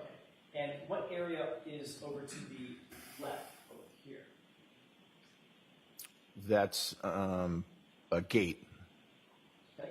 And what does that gate open up to the front yard. So the area that we're looking at right now, where the photographer is standing, is the backyard? Yes. Now, having seen that, notwithstanding the way that the bulkhead doors open, now do you recognize what was depicted at the beginning of the video, which was that staircase? Yes. The downstairs door, the door itself, the wooden door itself, also looks different. Okay. So, but it is But it is the stairway. Yes. going into the basement? Yes. Or coming out of the basement? Yes. So in other words, another way to put that is that represented the ingress and egress through the bulkhead to the basement. Yes. Okay. Let's go ahead and play this.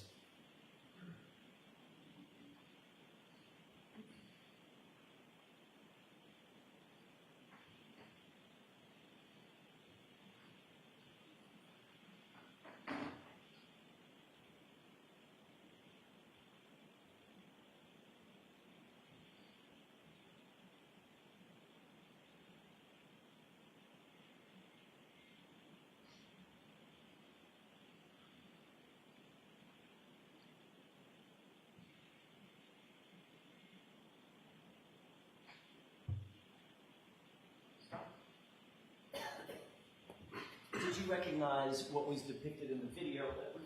Bring the lights up. Thank you. Thank you, Your Honor. Did you recognize what was depicted in the video as it continued to play? Yes. Describe that for the jurors, please.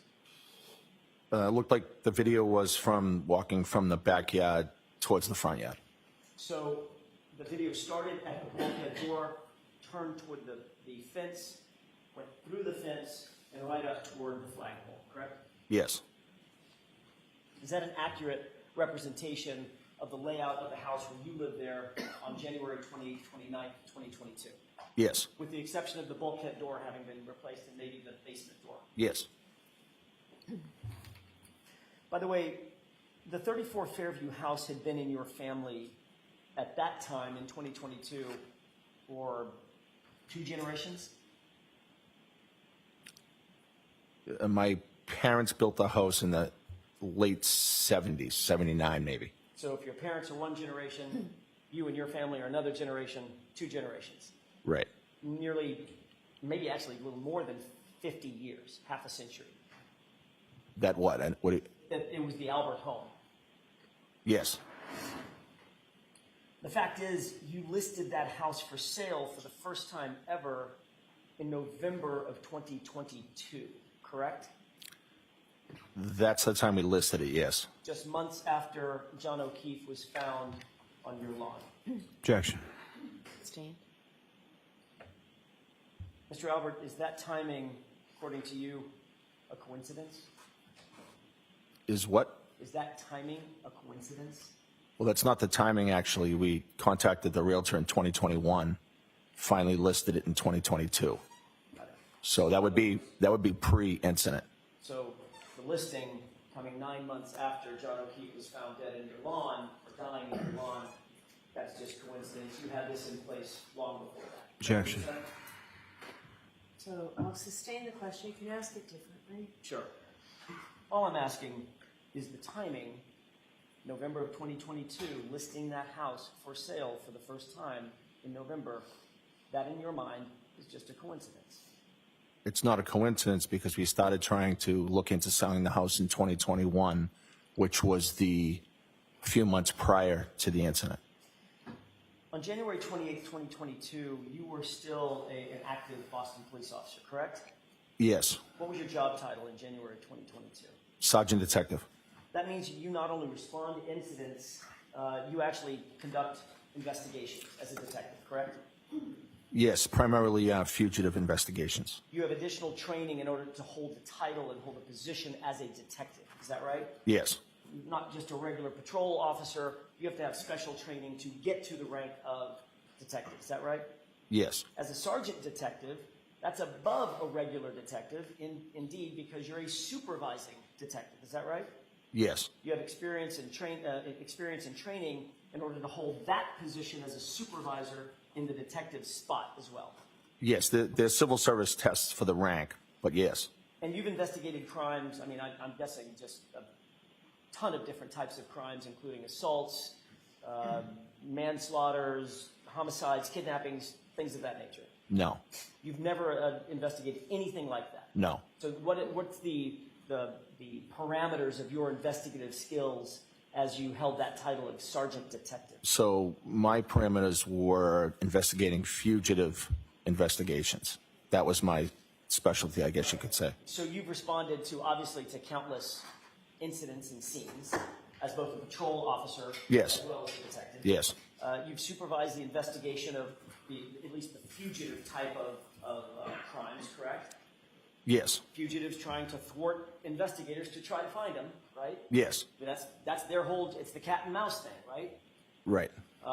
You being the cat, correct? Sometimes, Find the some, mouse. yes, You're also trained in techniques, obviously any detective would be trained in techniques that culprits might use or suspects might use to sort of cover up investigations. I'm sorry, to cover up crimes, to thwart investigations, correct? Objection. Do you have that training, sir? no, So you, in all of your training, 30 years as a Boston police officer, and as a sergeant detective, you don't have any training in what techniques criminals might use to try to cover up their conduct? no. I've never gone to a training for criminals to cover up conduct, no. Never been trained in the fact that, I don't know, somebody might want to clean up blood at a scene. No, Objection. Will the answer stand? What about sanitizing a location? Objection. I'll allow it. no, What about getting rid of electronic data? You've got to have training in that. no, In other words, the fugitives that you chase down and try to find, you don't try to utilize electronic data to go after them?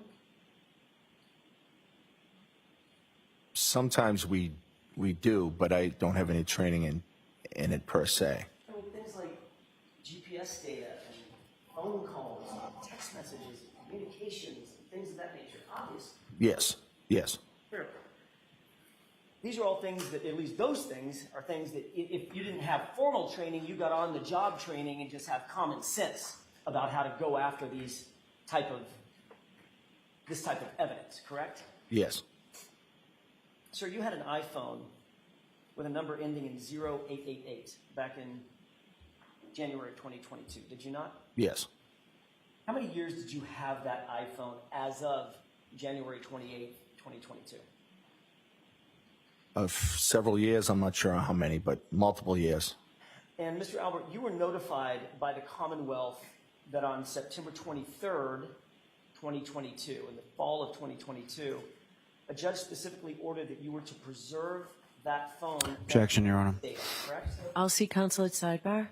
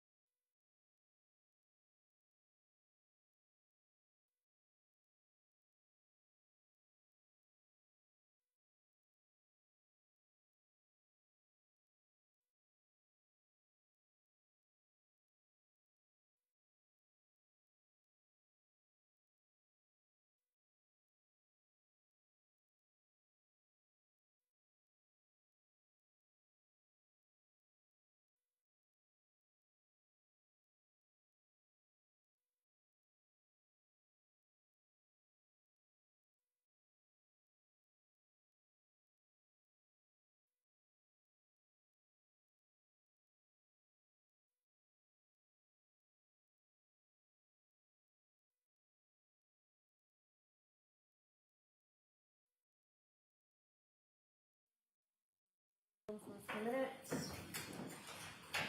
All right, please. You don't have to follow me.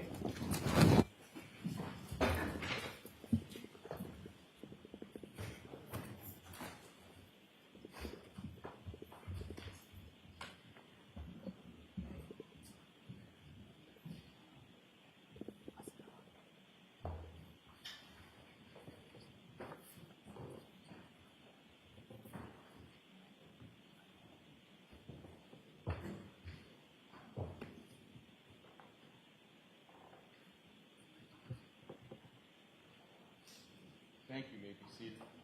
All right, and I am going to see if his counsel here, he has a right to be present in the Okay. courtroom. May I step up for a moment, Your Honor? Sure.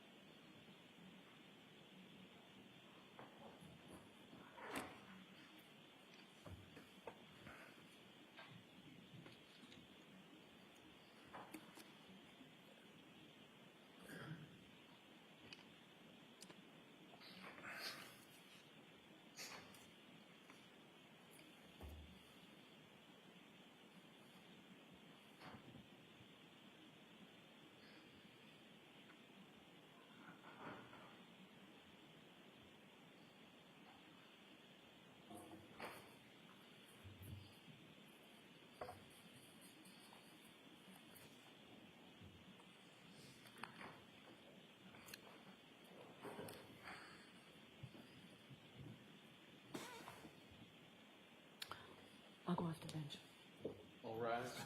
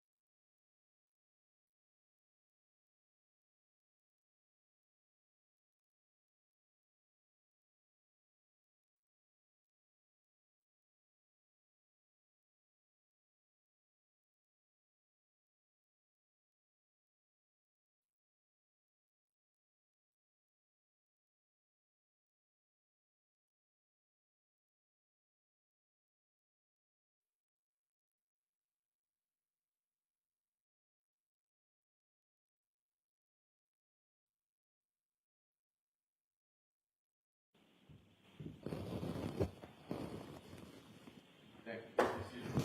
All right, so Mr. Jackson, you can have revoir, dear. Delbert, you are currently represented by Mr. Henning, Yes. seated behind me. Gentleman right in the, Yes. who's in the gray suit. Correct? Yes. Okay. Without telling me anything you've ever communicated with him, when did you hire him as your lawyer? I'm not exactly sure of the date. Give me a time frame. Let's see if we can narrow it down. 2022. I'm just not sure the exact date or even the month. For the end of 2022? I'm not sure. I believe prior to some of the other testimony that I gave. So prior to, Prior to April of 2022? At the state grand jury? no, prior to the other testimony. Okay, that was in June of 2023. That's my question. Did you hire Mr. Henning in 2023 in anticipation of giving testimony in June of 2023? I'm not sure of the exact date. I believe it was maybe the end of 22. I'm not sure. Or did you get a subpoena for the other hearing? I did. Okay. Did you hire Mr. Henning after you got that subpoena? I can't say. I believe so. Right around that time, yes. Okay. I'm just trying to remember the time, and I can't remember it. Okay. So you did not hire, well, Your Honor, I think that answers the question. You're not represented in 20. I'm going to see at sidebar about the extent of the inquiry.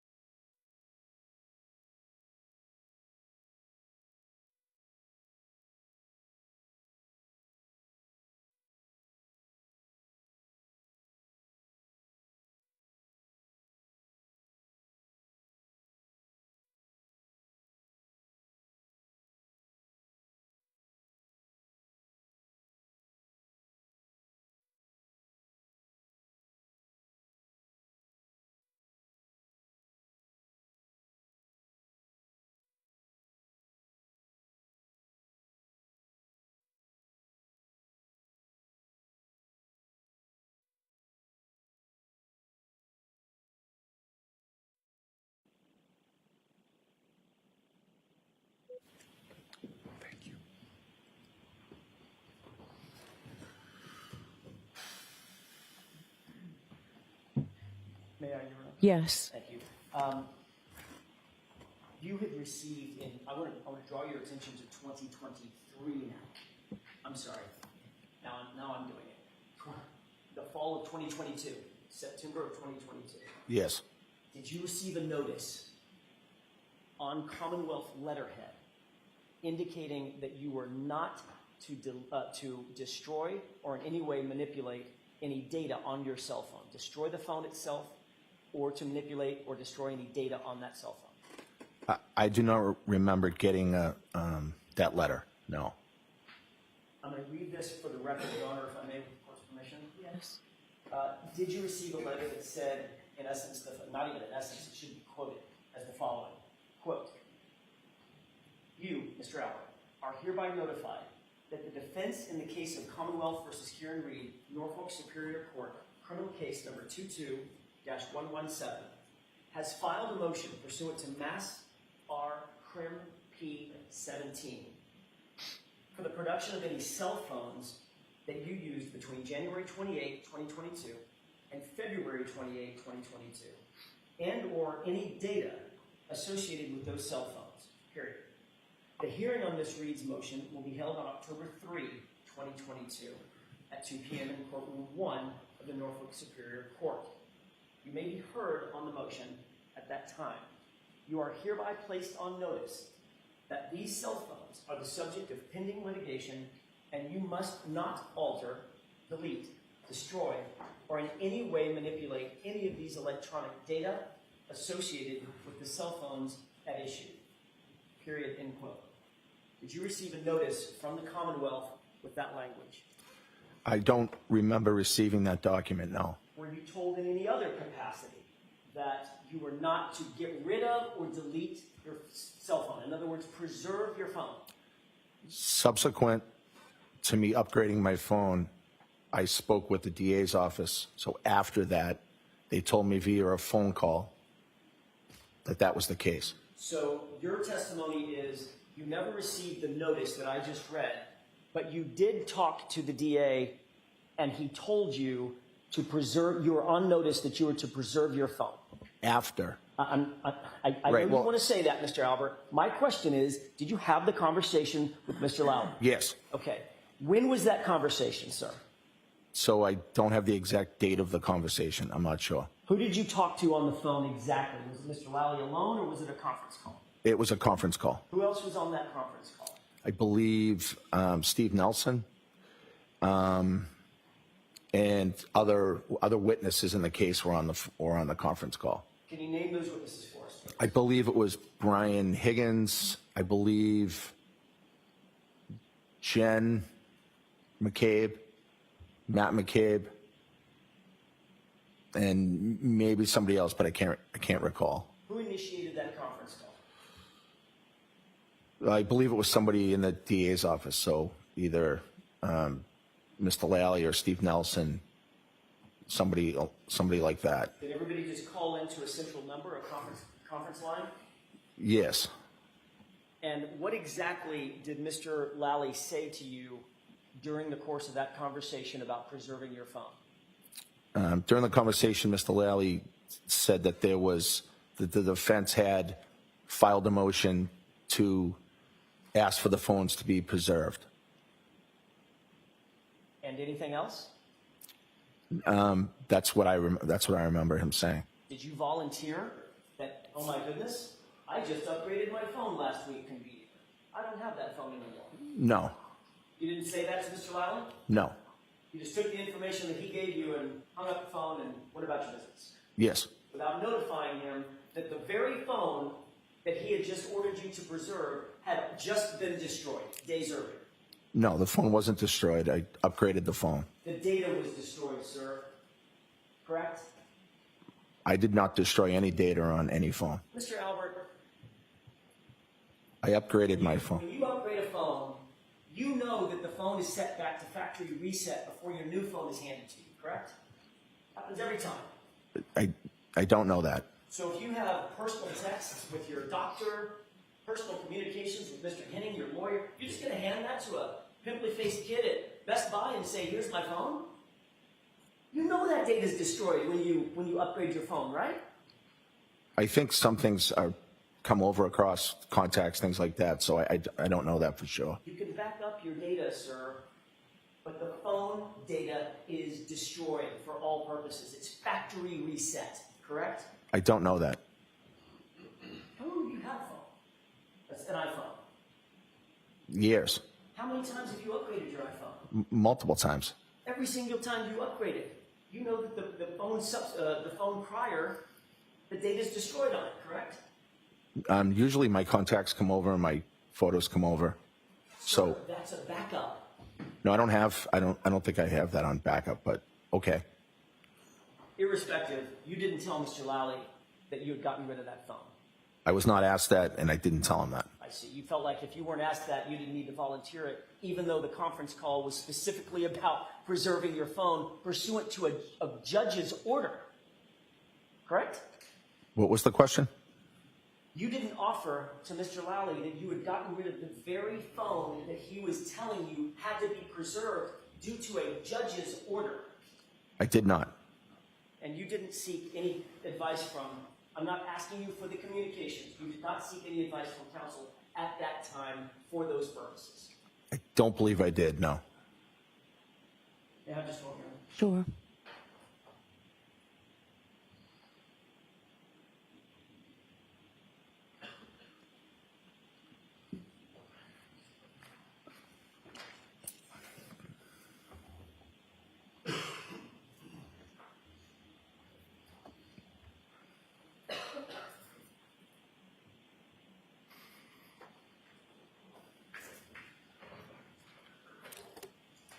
At some point, you indicated, Mr. Albert, at another proceeding, under oath, in relation to a conversation that you had with Brian Higgins about your phone. Quote, I don't recall saying I was going to get rid of my personal phone to Brian Higgins. I may have said that, you know, there's personal stuff on my phone. But I don't recall saying that to him, but I don't know. We had multiple conversations about things. You remember saying that under oath at another hearing? Yes. You literally admitted at that hearing there's personal, private data on that phone. Hence, you got rid of it, right? No. You certainly wouldn't allow some kid at the AT&T store to have your personal, private data. You're a cop. No, I assume he doesn't have it Why would you assume that? because he took the phone and has it. And what do you think happens to the data on the phone, sir? Let's just use common sense. What do you honestly think happens to the data on the phone when you turn it in and upgrade your phone?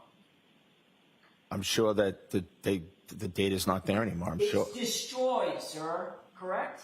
I don't know that for a fact. I know that some things are transferred back to the new phone. You just said you know the data is not there.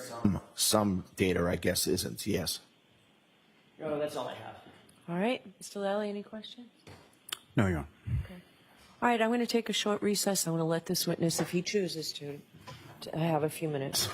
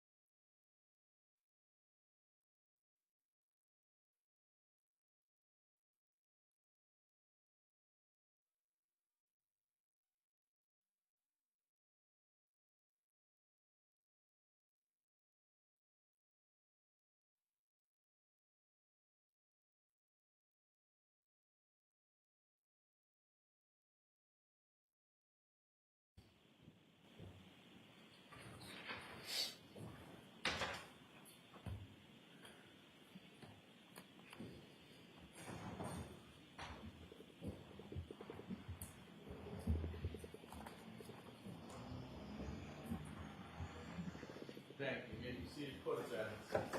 All right. Witness in, please.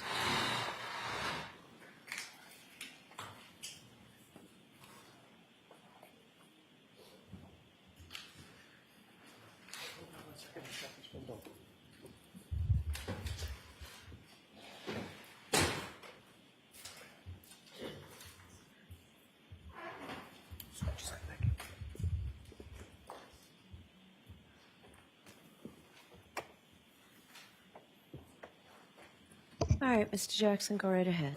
Thank you, Your Honor. Mr. Albert, you were notified by the Commonwealth that on September 23rd, 2022, a judge specifically ordered you to preserve that phone and all its data, the phone ending in 0888. Is that right? Yeah, at what time are you asking me that I was notified? That day or the next? On the 23rd? On the 23rd or the 24th of September? No. Isn't it true that you were provided a letter by the Commonwealth that stated the following? Your Honor, if I may read this. Yes, there's no objection. Thank you. Quote, you are hereby notified that the defense in the case of Commonwealth versus Karen Reed, Norfolk Superior Court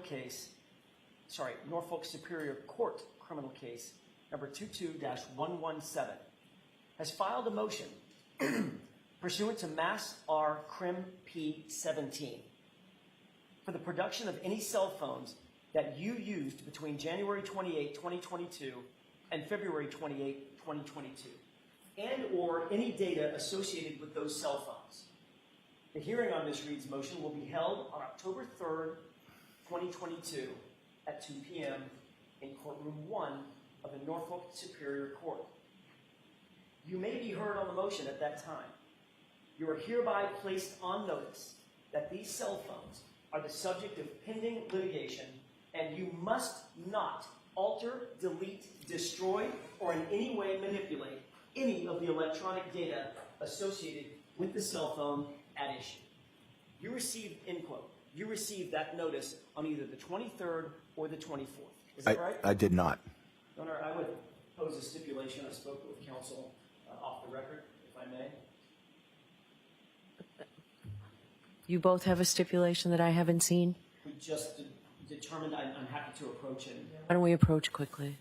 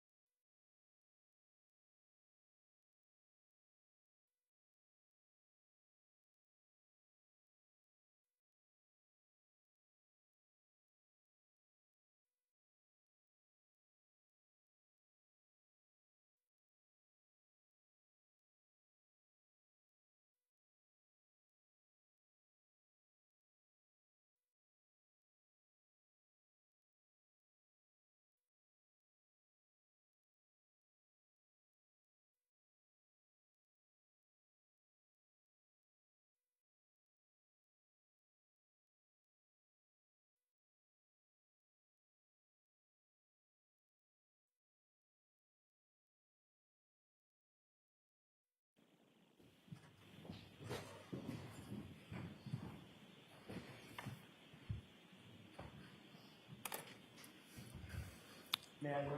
Yes. I would offer the following stipulation that on either September 23rd or September 24th, the Commonwealth sent a letter on Commonwealth letterhead to Mr. Albert's attention stating exactly what was just read into the record pursuant to the court order dated September 23rd, 2022.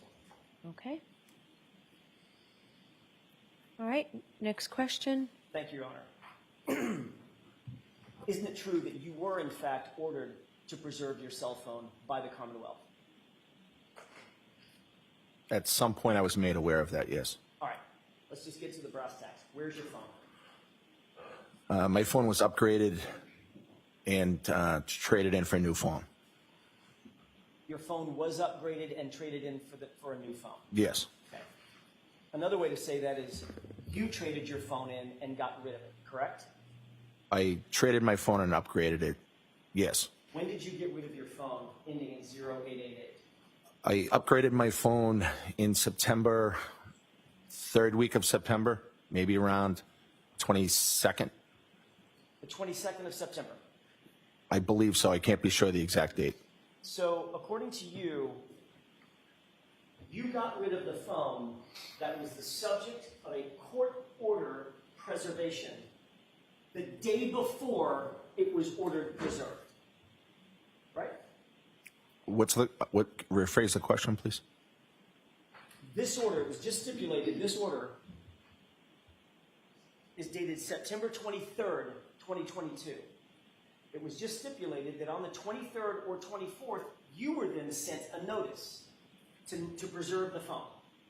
And your testimony is on the 22nd, the day before this all happened, you upgraded your phone and got rid of it in total, correct? I upgraded my phone on and around the 22nd, yes. And you knew that all of the data on that phone would be factory reset and destroyed.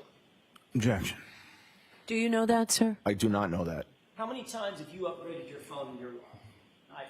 I'm not sure. 4 or 5 times, maybe. You're aware that when you turn a phone in and you upgrade it, the phone that you turn in, that data is factory reset, meaning it's gone. It's destroyed off of that device, correct? Well, I think some data transfers and some doesn't. We're not talking about a backup. I'm talking about the physical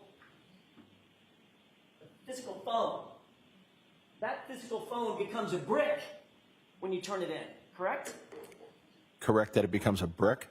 I don't know. It becomes effectively a brick. There is no data left on the phone. I'm not talking about backup data onto a cloud. I'm talking about that phone. So the old phone, yes. Yeah, it's just everything on it's destroyed, correct? Right, although some of the data transfers to your new phone. And you're aware that the very data that you were ordered to preserve would have been destroyed, according to you, the day before. Correct?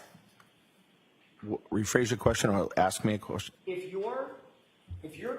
you claiming that you got rid of your phone on the 22nd? I upgraded my phone around that. I'm not sure if that's the exact date, but yes. So it could have been after the 22nd. I don't think it was after the 22nd. Could have been the 24th? No. Could have been the 25th? No. So you're absolutely sure that you could not have upgraded your phone and gotten rid of it any time after the 23rd when this judge ordered that it be preserved. No. Because you know that if you got rid of that phone after you had been notified that you were ordered by a court to preserve it, you'd be committing a felony. Objection, Your Honor. Sustained. So you now claim that you got rid of the phone on September 22nd, 2022. Hours before you were ordered to preserve it. That's your testimony, correct? Yes. Is that just a coincidence? September 4th was my birthday. The phone was broken and failing. I had planned on getting a new phone, and that just happens to be the day that I got it. Happy birthday. Was that a coincidence? Objection. Sustained.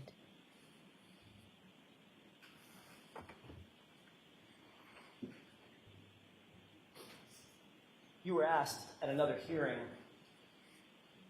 in June of 2023 that exact question, correct?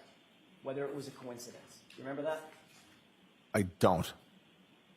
You recall being asked, quote, so it's just a coincidence that within minutes, hours, or days... Objection, Your Honor. Let's hear the question first. Within minutes, hours, or days of you trading in your phone, that phone you had in January of 2022, that you were ordered to preserve it. Answer, yes. Question, that's a coincidence? Answer, yes. Objection. Move to strike. I'll let that stand. That was your testimony, wasn't it? Yes. And that's what you're saying today to these jurors. Just Yeah. a coincidence. Yes.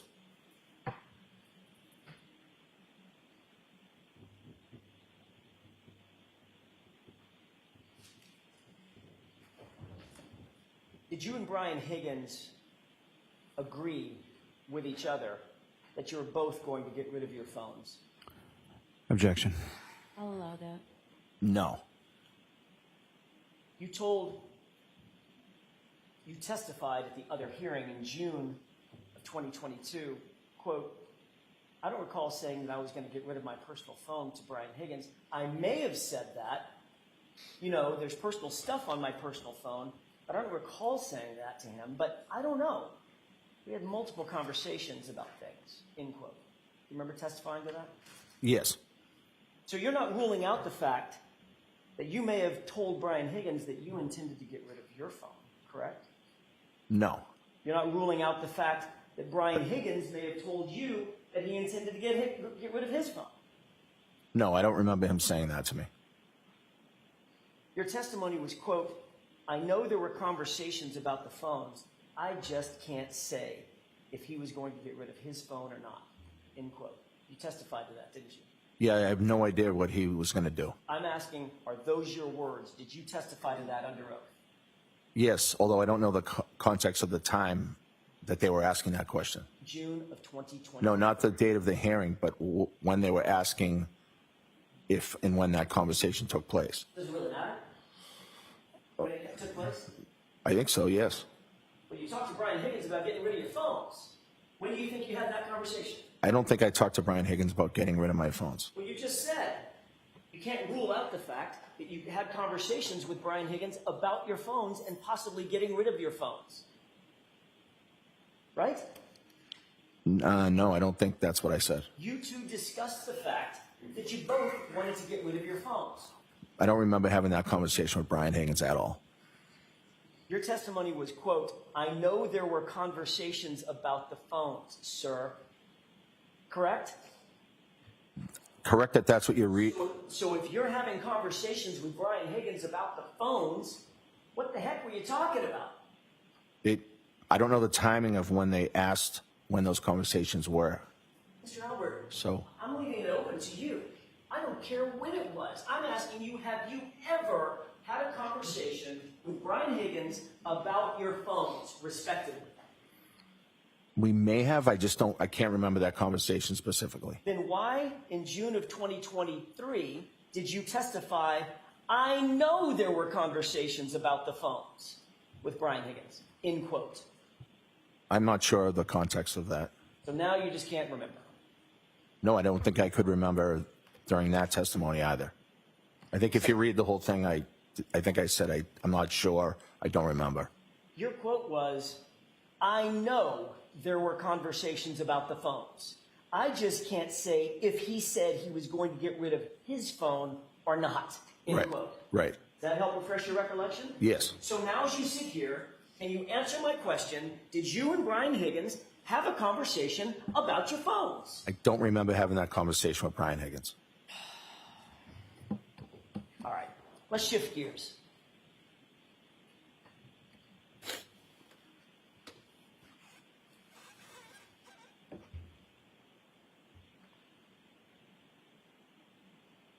Before I shift gears,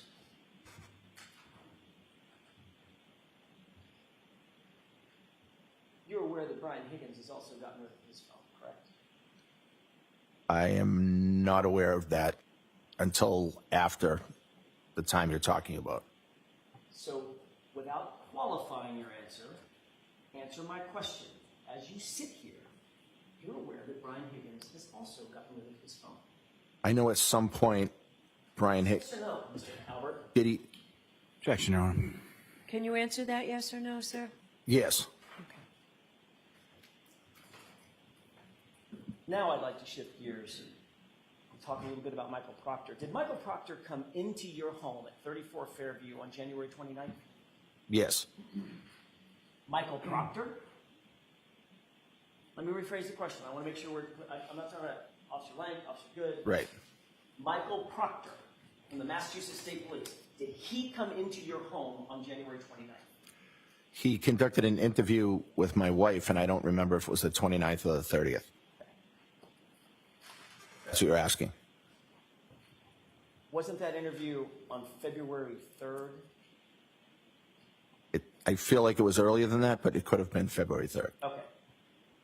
presume for the purposes of my question that it was February 3rd that Michael Proctor interviewed your wife, then he would not have come into your home on the 29th, 30th, 31st, 1st, or the 2nd. Right.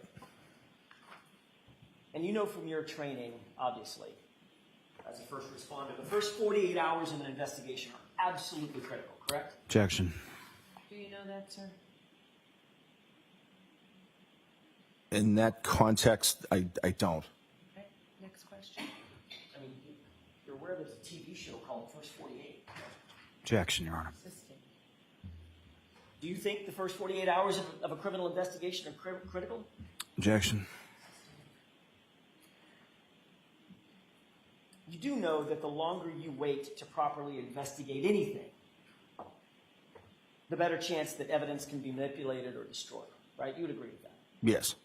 Did an investigator or any forensics team ever come into your house, ever, to photograph your entire home? No, I wish they had.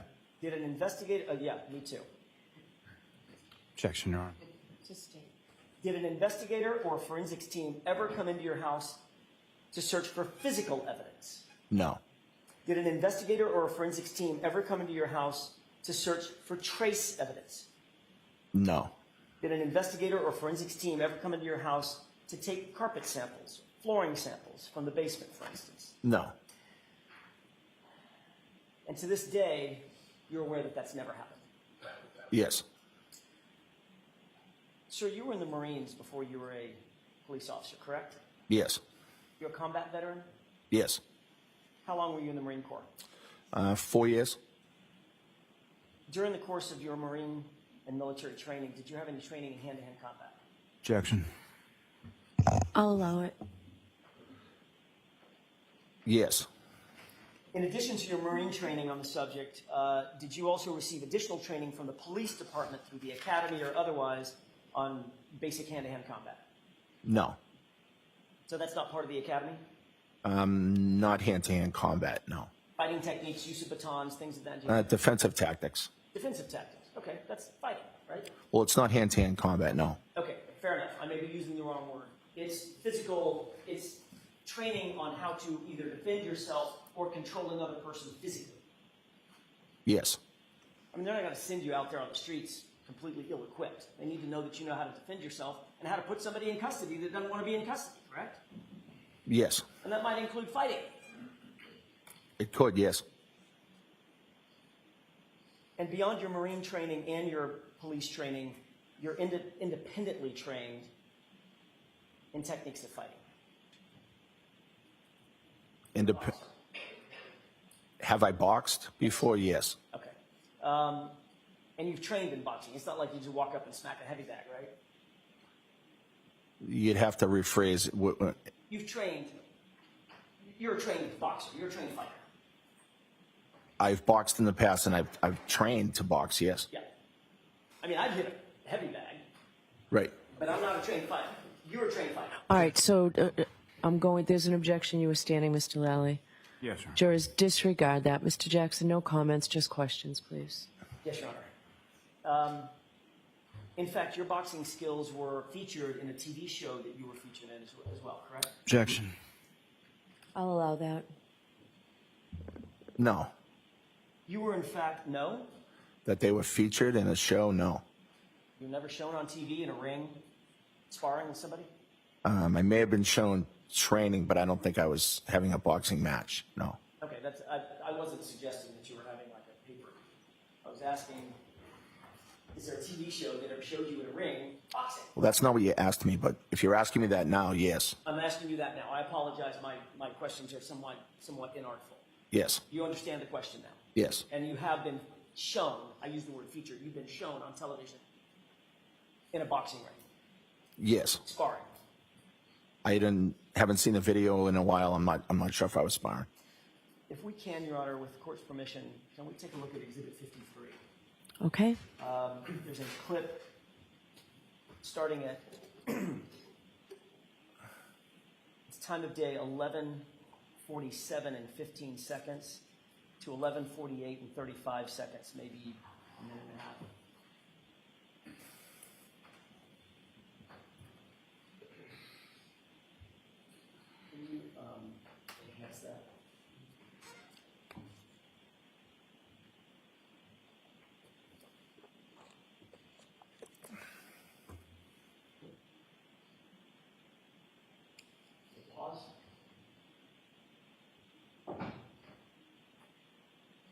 you see the two men in the foreground? Yes. Who are those two men? Looks like myself and Brian Higgins. Does it look like yourself and Brian Higgins, or is that yourself and Brian Higgins? Yes, it is. Okay. We can go ahead and play that. Sorry.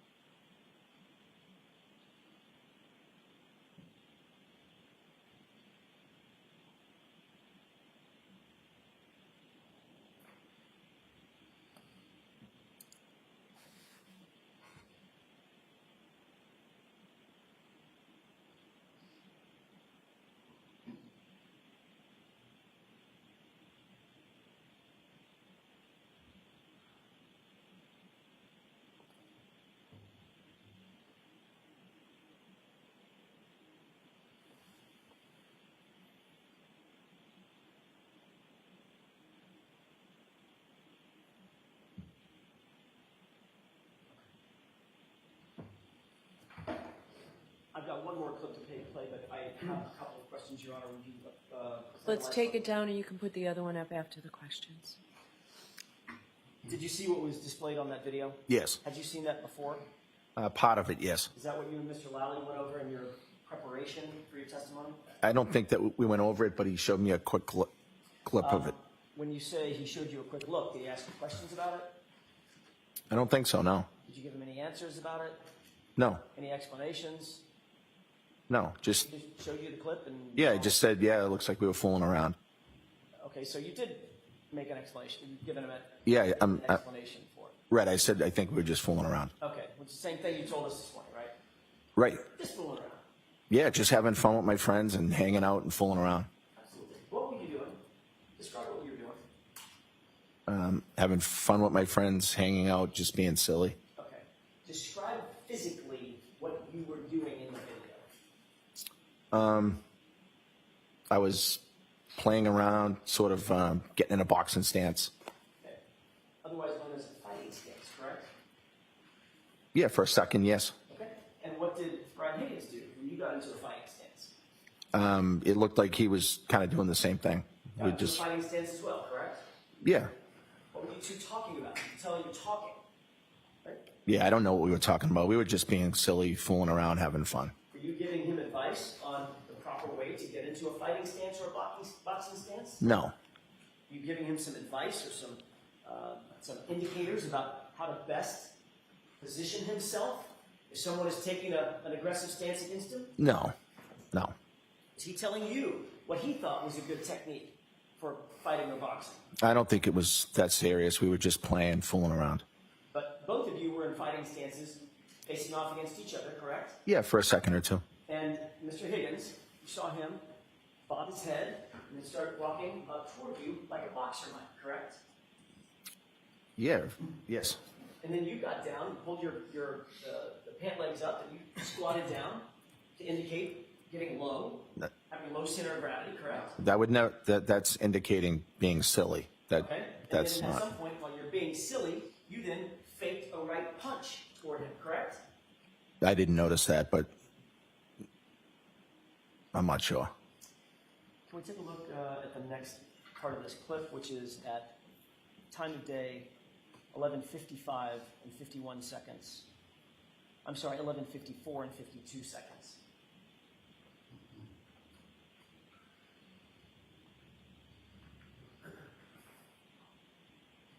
Pause it.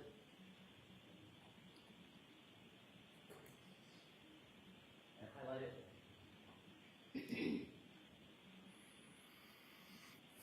Okay, there's several individuals crowded around a table. Can you describe where you are and where Mr. Higgins is? Brian Higgins is the guy on the right with the hooded sweatshirt and the emblem on the back. I have a pointer. Do you want me to use it? That'd be great. That'd be great. So that's Brian Higgins, and that's me. Okay, go ahead and play this.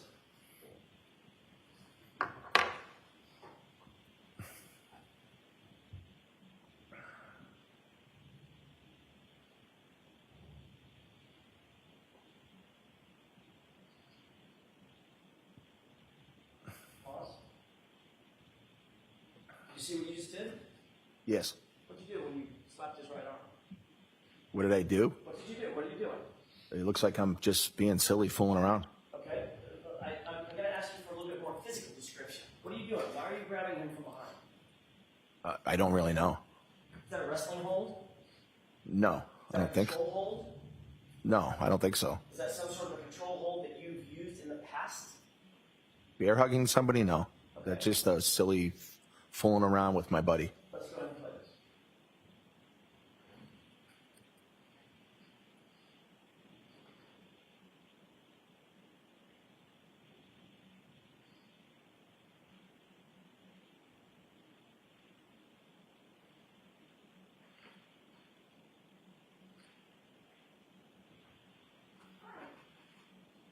Stop it.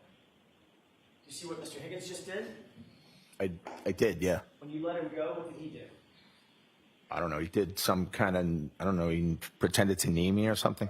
A knee to the abdomen? Yeah, I don't know if it made contact or not, but Mr. Albert, I'm not suggesting by my questions that you two are actually in a fight.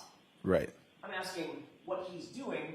Does it seem to Yeah, I don't. you that he's playing like or practicing like techniques in fighting? I don't know what his intent was. It looks like he's just fooling around, just like I was. But if a grown man walks up to you, grabs you from behind, and puts a knee up to your solar plexus, that's probably not the same as a high five, right? What is your question? In other words, it looks like he's practicing some sort of fighting technique. Practicing? That's not how I see that. How would you describe it? I would just describe it as him fooling around. We're in the bar together. We're good friends, and we're just being silly and fooling. That's all. There's a number of people in that bar. You would agree with that? Yes. You see anybody else in that video at any time getting physical with one another? Objection. How much of this video have you actually watched? Not much. Okay, then let me ask a different question. From your memory of that night, who are the only two people in the bar that seem to be getting physical with one another? Objection. Can you answer that? Sure. The only person I remember being physical with was fooling around with Brian. Okay, play it just a little bit longer. We're almost finished.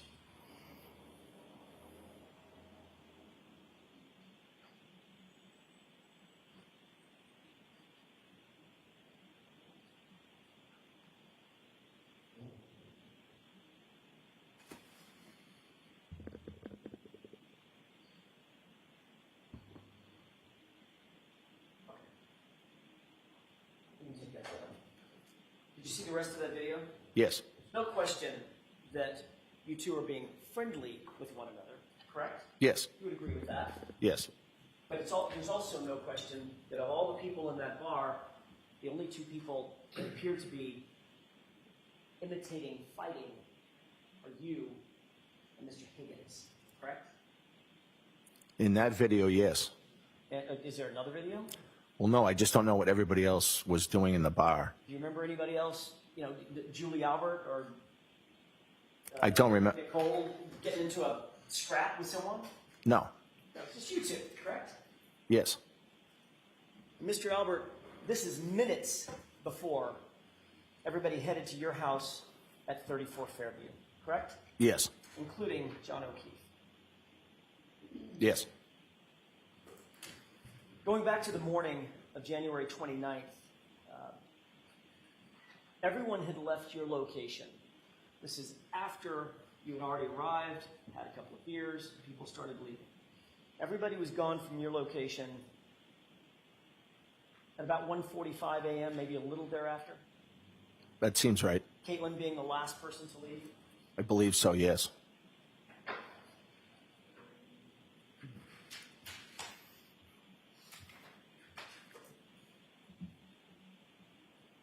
What did you do to get ready for bed, to settle in? I went upstairs and just lied in bed. The TV was on. I was just kind of watching TV. You have a nightstand? I do. Is it on your side of the bed or Nicole's, or you have one on each? We may have had one on each in that house. Put your phone on your nightstand? No. Where'd you put your phone? The phone was in bed with me. So your testimony is that you get in bed after being on a road trip all day long, then at restaurants, and at bars, then at a get-together at your house. And when you go to bed, you don't charge your phone?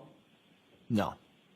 I had the phone in the bed with me. Why would you have the phone in bed? We have 5 kids, and if somebody was trying to call or if I needed to reach them, it's just kind of a habit I do. I put my reading glasses and my phone in bed with me.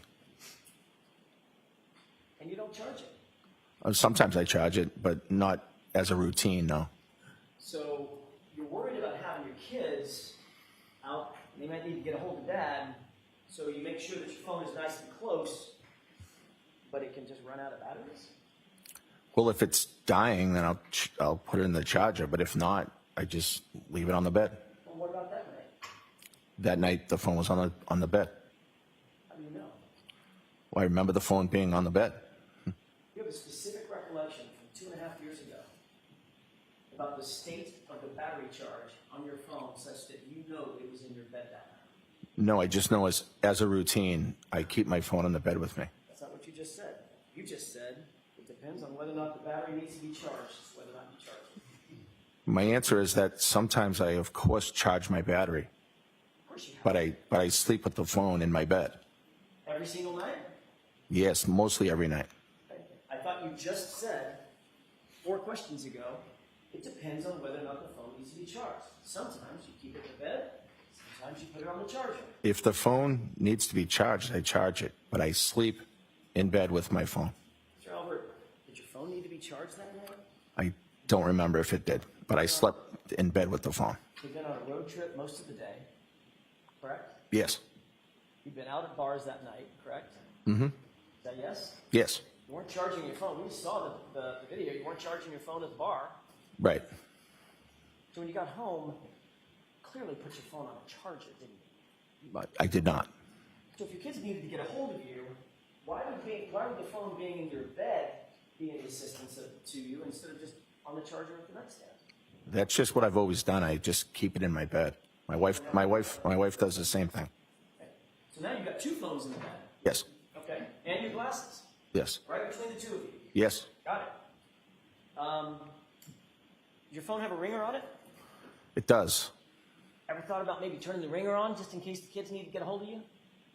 Sometimes it's on vibrate. Sometimes it's on ring. It depends. Yeah. Depends on you. You just put it on ringer. Wouldn't that make more sense to go to bed, put it on ringer? Objection. Can you answer that? All I can answer is that I sleep with my phone in my bed. That's just what I do. And you know what I'm about to ask you, which is why you're saying you sleep with the phone in the bed, correct? All right, I so s- that's sustained, that's stricken. Come on, Mr. Jackson. All right. What else is in the bed with you? Your keys, your wallet, any other pocket items? No. Just the phone and your glasses. Yes. And Nicole's phone, Yes. right between the 2 of you. Usually, yes. What about that night? Yes. Sir, did you make any phone calls after you went to bed between the hours of 1:45 a.m. and 6:30 a.m.? Yes. Who did you call? I inadvertently called Brian Higgins. What time? I don't recall the exact time. After 2. 2:22 and 35 seconds. Does that sound familiar? Yes.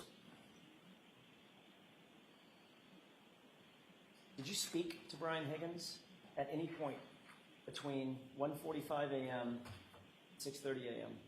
that night? No. You say you inadvertently called him at 2:22 in the morning. Yes. How did you inadvertently call him? Well, I don't know because it was inadvertent. So I have to explain that. Well, it's kind of like a butt dial. Kind of like a butt dial. All right. How long have you used an iPhone? A long time. As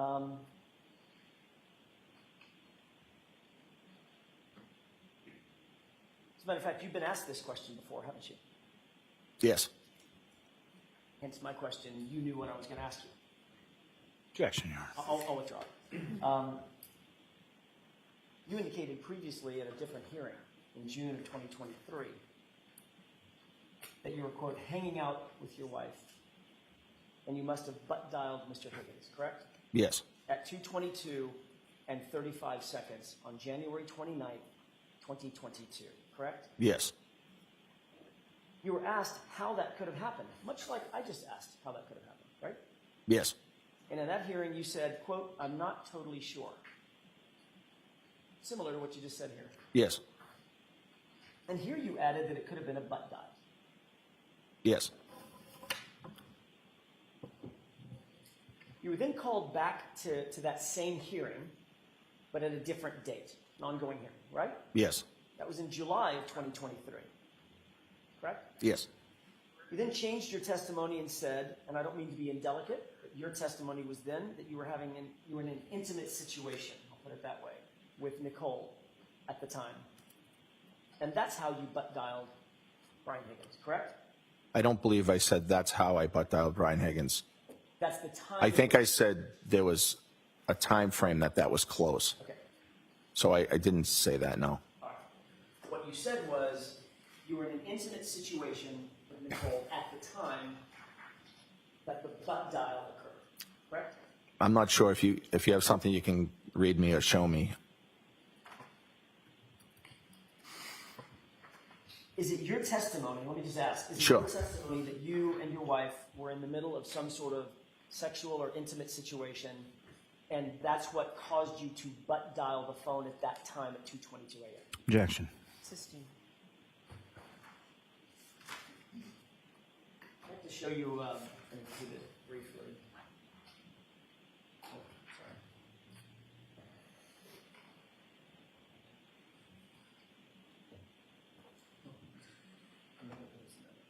They have just one more. Yes.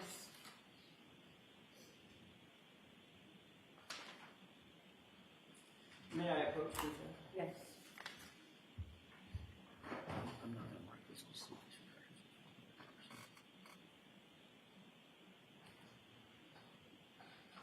Sir, I just want to find out if this refreshes your recollection. Look at lines 11 through 13.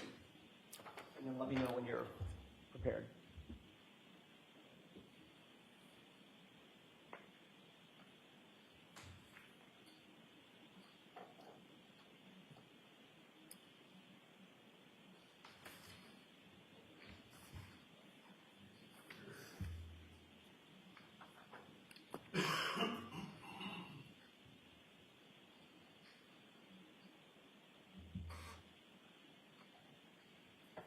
Yes. Thank you. May I approach? Yes.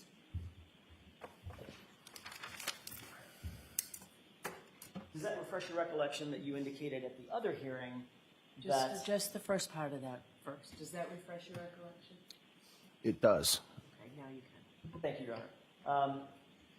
Isn't it true that at the other hearing you indicated that at or around the 2:22 time frame, you and your wife were in bed together in an intimate situation? Yes, around that time, I think it reads.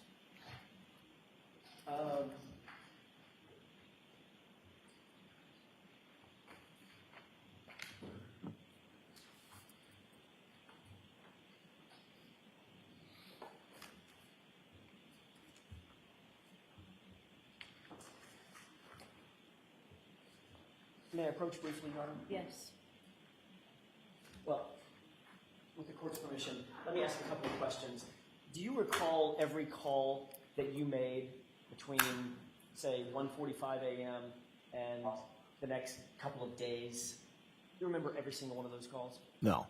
Do you think it would refresh your recollection to look at a log of those calls during that time frame, if we're going to discuss those? Yes. May I approach, Your Honor? Yes.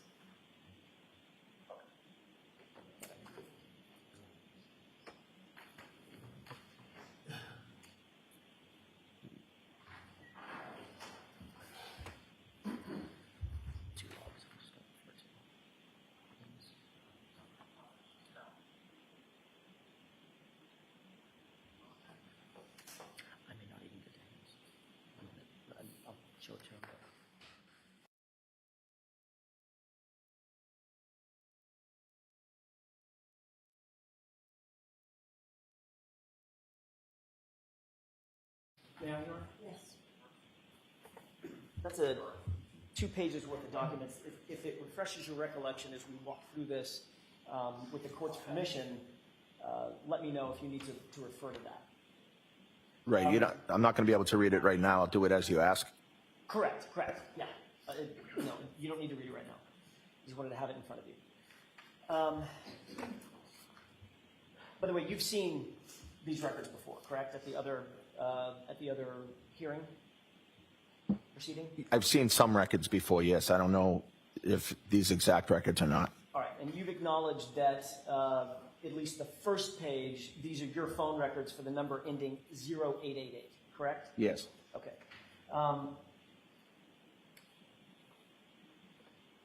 And these are call records from January 29th Yes. at 2:22 and 35 seconds in the morning, correct? Yes. Whose number ends in 5421?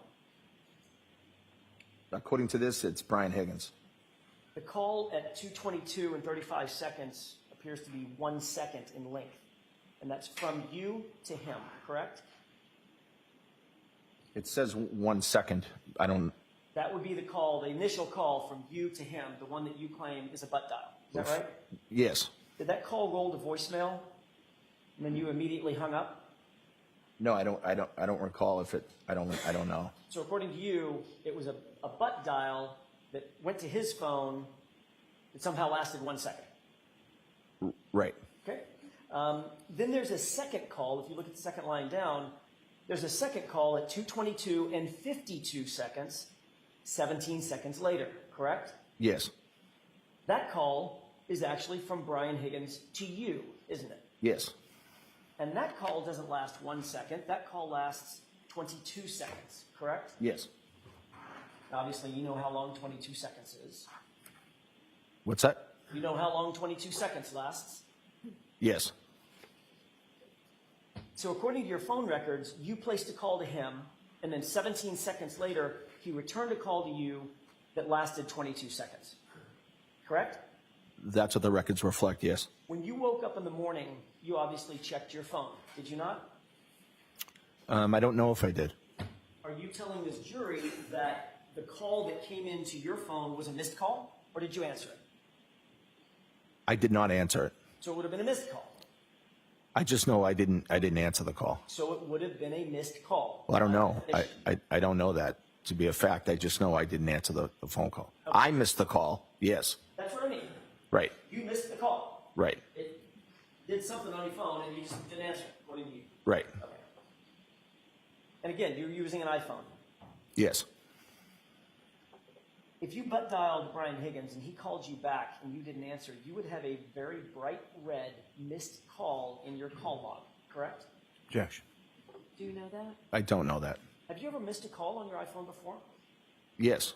And when you go to your call logs, it says missed call in red, correct? If your wife calls you, your kids call you. I don't think I've ever noticed that it's in red, and so no, I don't know that to be true. You're certainly alerted to the fact that it's a missed call, that you've missed a call, correct? If I were to go back and look at my incoming calls, it would probably say missed call, yes. And of course, if we asked you to show us your phone and show that that was a missed call, you couldn't do that because you've gotten rid of that phone, correct?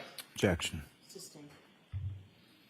Did you tell anyone in law enforcement that next day that oddly Brian Higgins was calling you at 2:22 a.m. and you missed a call?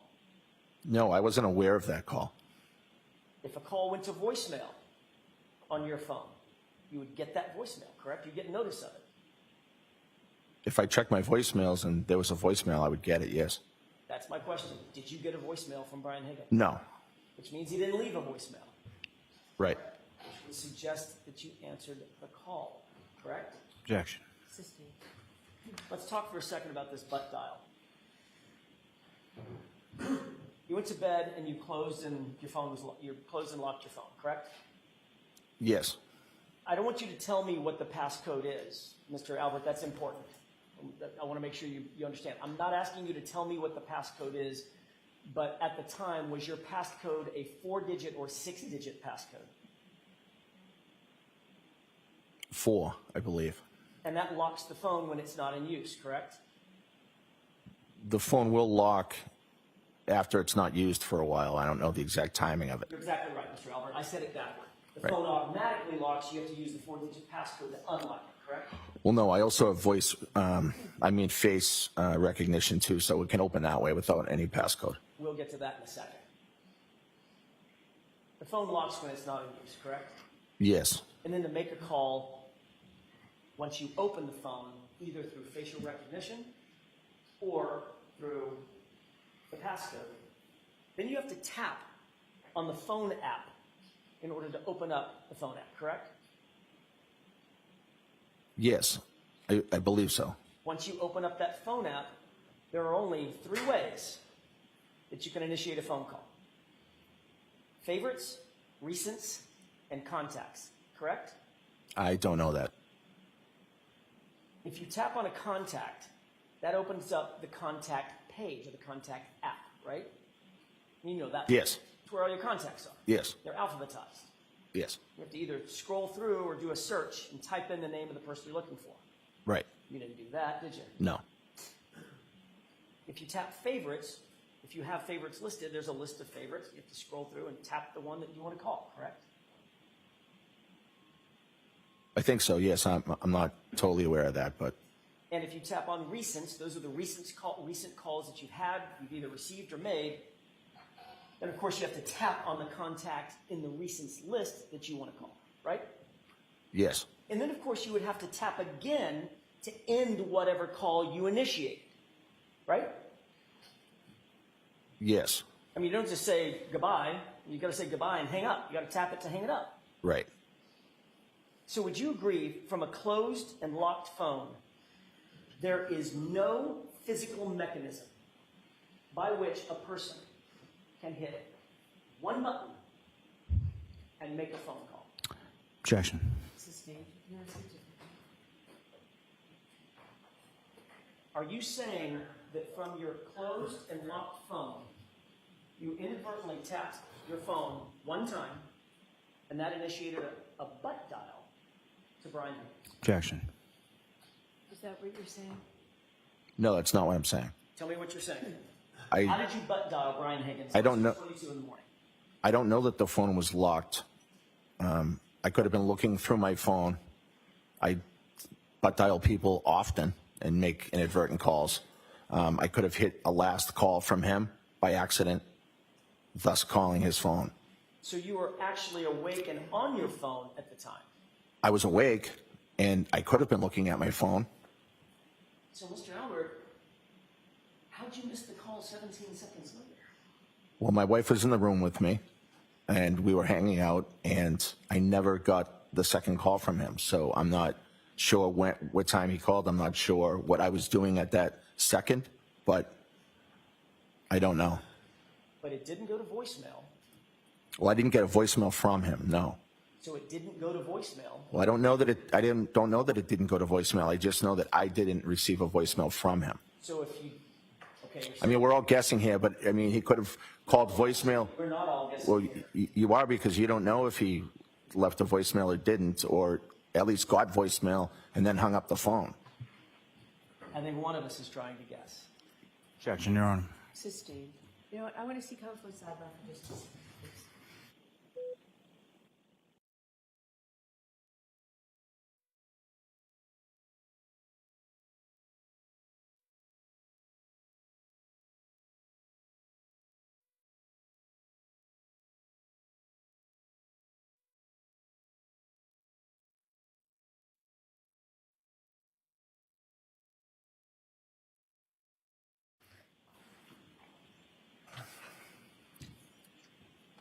Are you now saying that your phone was open and unlocked at 2:22 a.m.? I'm saying it could have been. Are you saying that it was? I don't know. Mr. Albert, you were the only person that was there with your phone. Was the phone unlocked, and did you make a call? Objection. Can you answer that? Sure, I don't know. And 17 seconds later, again, presuming you're the only person there with the phone, did you answer that call? I did not. you would agree that in order to answer a call, you can't just look at your phone to answer it. It has to be swiped physically, correct? I think you can hit, I think it comes up green or red for the phone call, whether it's locked or not, and you can hit green. Right, but you have to hit a button.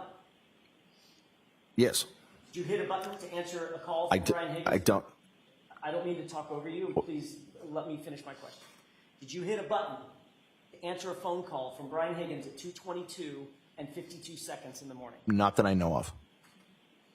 You do know that that phone will not answer on its own, correct? Yes. And simply touching your butt will not answer that phone. It has to be swiped. No, I don't think it has to be swiped.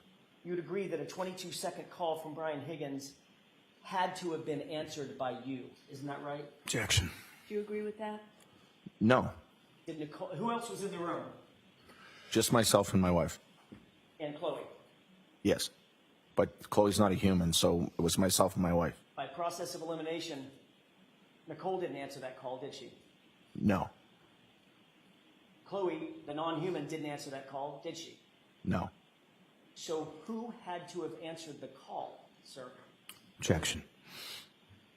Can you answer that? I don't remember answering that call. Could have hit the phone by accident, causing it to answer. Okay. Okay, let's move on from this, Mrs. Jackson. Your Honor, if I could have one or two more questions. One more question. Now your testimony is you could have answered the call, correct? No, my testimony is that I don't know. You're asking me how it could have answered, and I'm trying to answer your question. At a prior hearing in June of 2022, you were asked this exact question, and you answered, quote, yeah, it's only possible that it's me, end quote, correct? I don't recall answering that way, but I'm not sure. And you were also asked, after being confronted with these records, quote, Objection. I guess I could have talked to him, meaning Mr. Higgins, correct? I'll I don't- allow this, and this is- I don't recall saying that, no. Let's move on.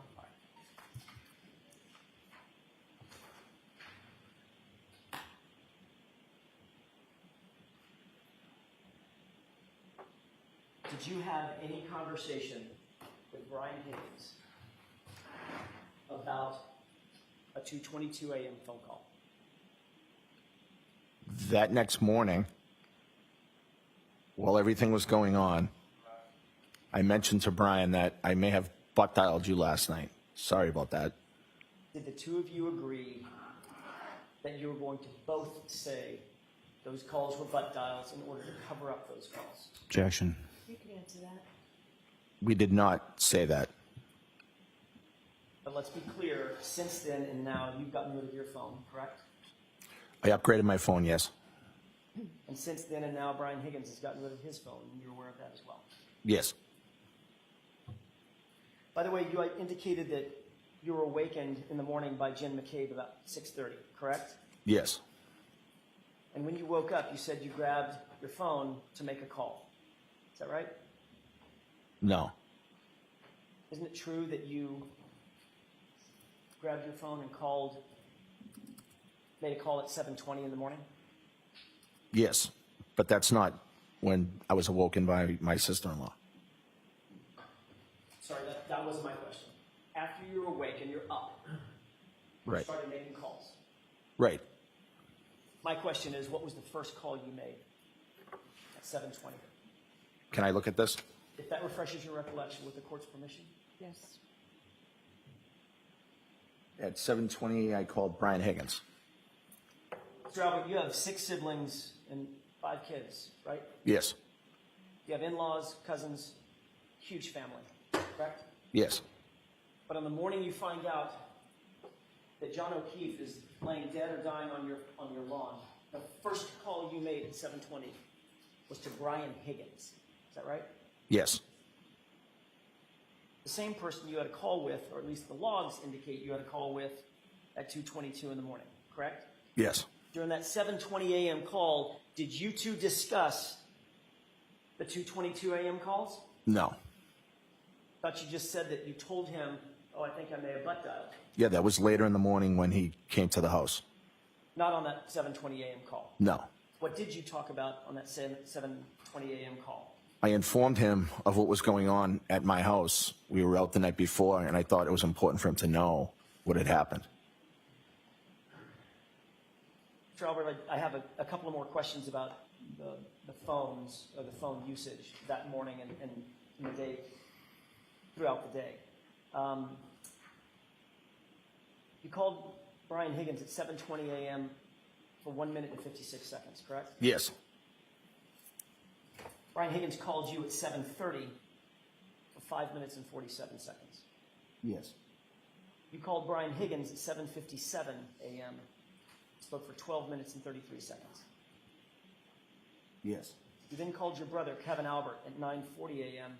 and spoke for 1 minute and 5 seconds. Yes. Chief Berkowitz called you at 9:50 a.m. and left a voicemail. Is that right? He didn't leave me a voicemail, but I think he called me. You called Chief Berkowitz back at 9:54, 4 minutes later, and spoke for 4 minutes and 40 seconds, right? Yes. You called Jim McCabe at 11:30 a.m.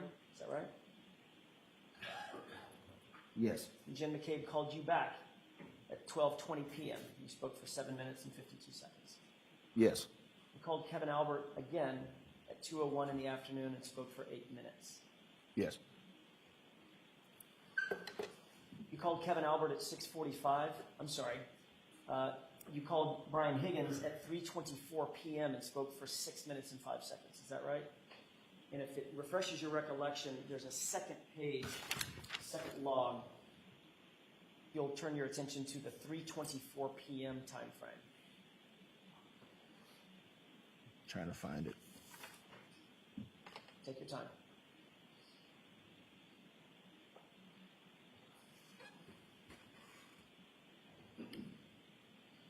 What time are you referring to? 3:24 p.m.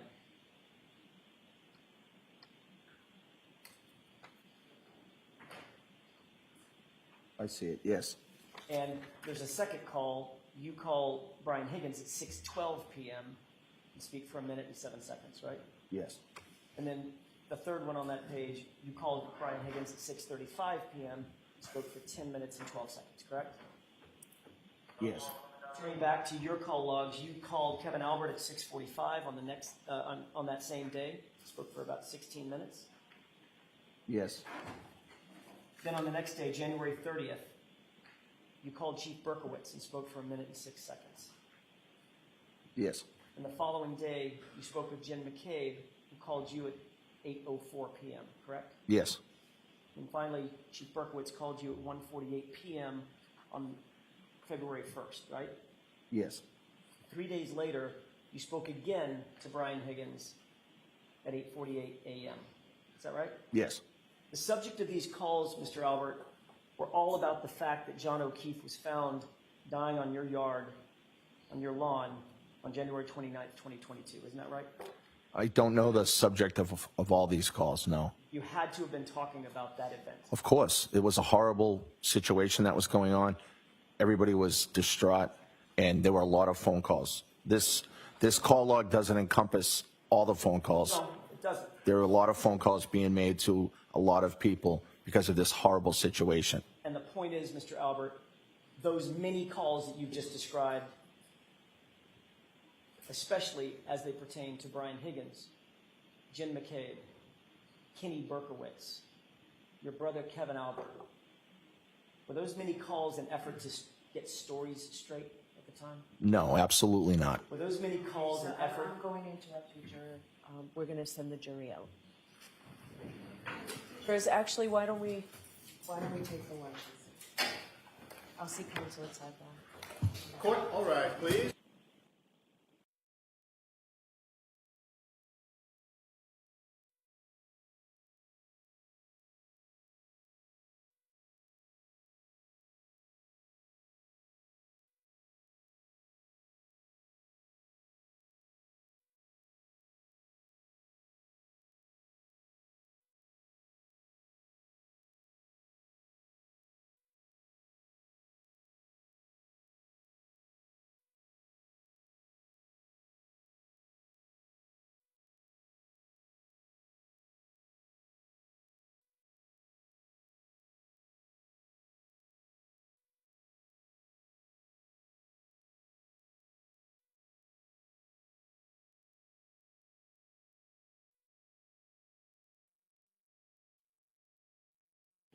She never asks me.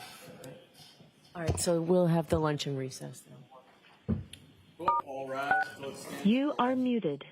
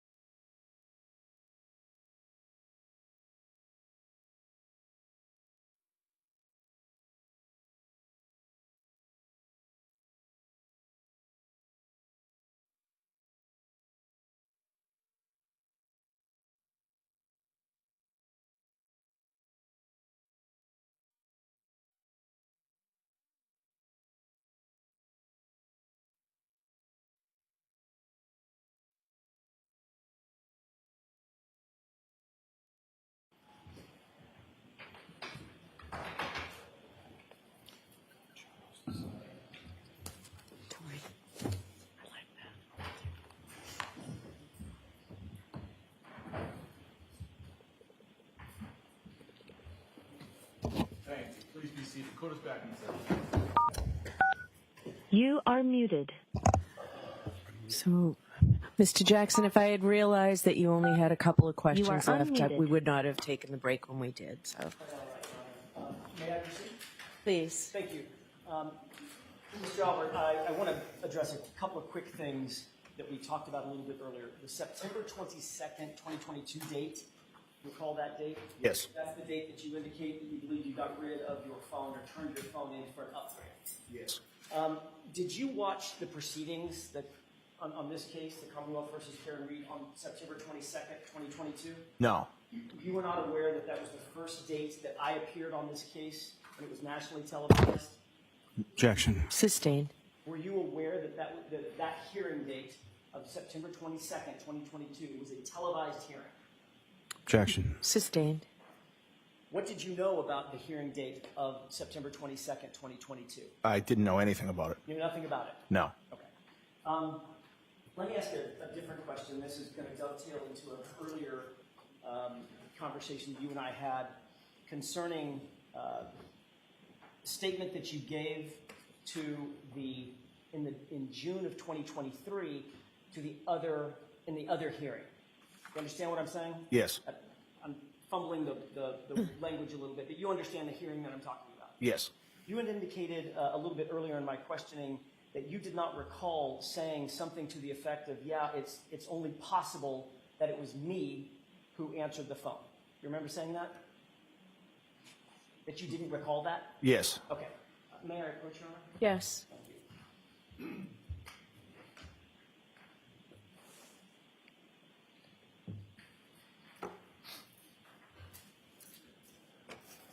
Mr. Albert, there's a highlighted portion of that transcript. If you would just take a look at that, and when you're finished reviewing it, just look up at me and let me know.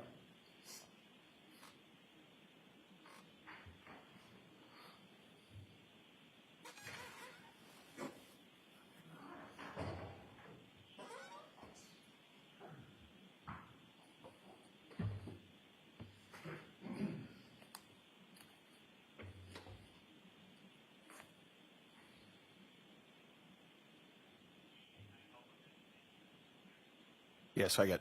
May I approach, Your Honor? Yes. Thank you. Mr. Albert, did that refresh your recollection as to the colloquy that you had with someone questioning you about this issue in June of 2023? Yes. And in fact, you testified as follows. Question, can you just but then you? Objection, Your Honor, as far as the reading. As far as what? Reading from the transcript, he's asked him if his memory is refreshed. All right, so go ahead and ask him a question. Don't read from the transcript. Did you in fact say in answer to the question, if it's not your wife and it's not your dog, who else is it possible on earth to answer this phone? Answer, yeah, it's only possible that it's me.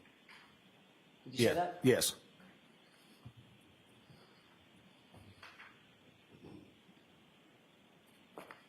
Just before the break, I was asking you about those, as you indicated, many phone calls that you traded between and among your family members and friends, including Brian Higgins. You recall that? Yes. Were those many calls an effort to get your stories straight about how you were going to, what statements you were going to give to law enforcement, and how were you going to testify if this case ever went to trial? No, absolutely not. Were those calls, or those many calls, an effort to coordinate narratives between you and your friends and your family?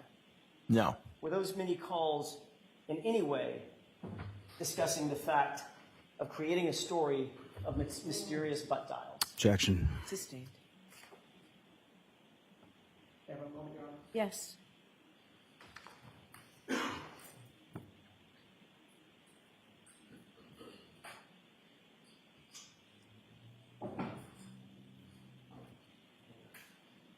Thank you, Your Honor. I have nothing further.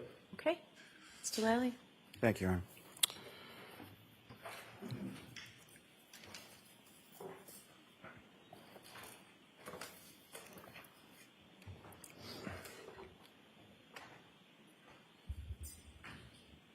Good afternoon, sir.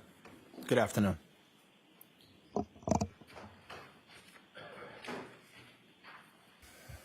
You you were asked some questions about the week prior to being at the waterfall. At some point, you were at the hillside, correct? Yes. And you were there with friends and family, is that correct? Yes. You weren't specifically there with either Mr. O'Keefe or the defendant, correct? No, I was not. And same with respect to the waterfall on January 28th, you were there with friends and family, is that correct? Yes. You weren't specifically there with Mr. O'Keefe or the defendant, correct? No, they came unrelated to anything I was doing. And you were shown some video from the waterfall from January 28th in which you were speaking at a sort of section of the table, correct? Yes. And was the defendant the only person in that section of the table? No. There were other people around her, behind her, is that correct? Yes, it looked like there were other people at the table as well as situated right behind where she was sitting. And those other people around her, behind her, those are people that you knew far better on January 28th than the defendant? Yes, those are my relatives and friends, and that's why I was at that location.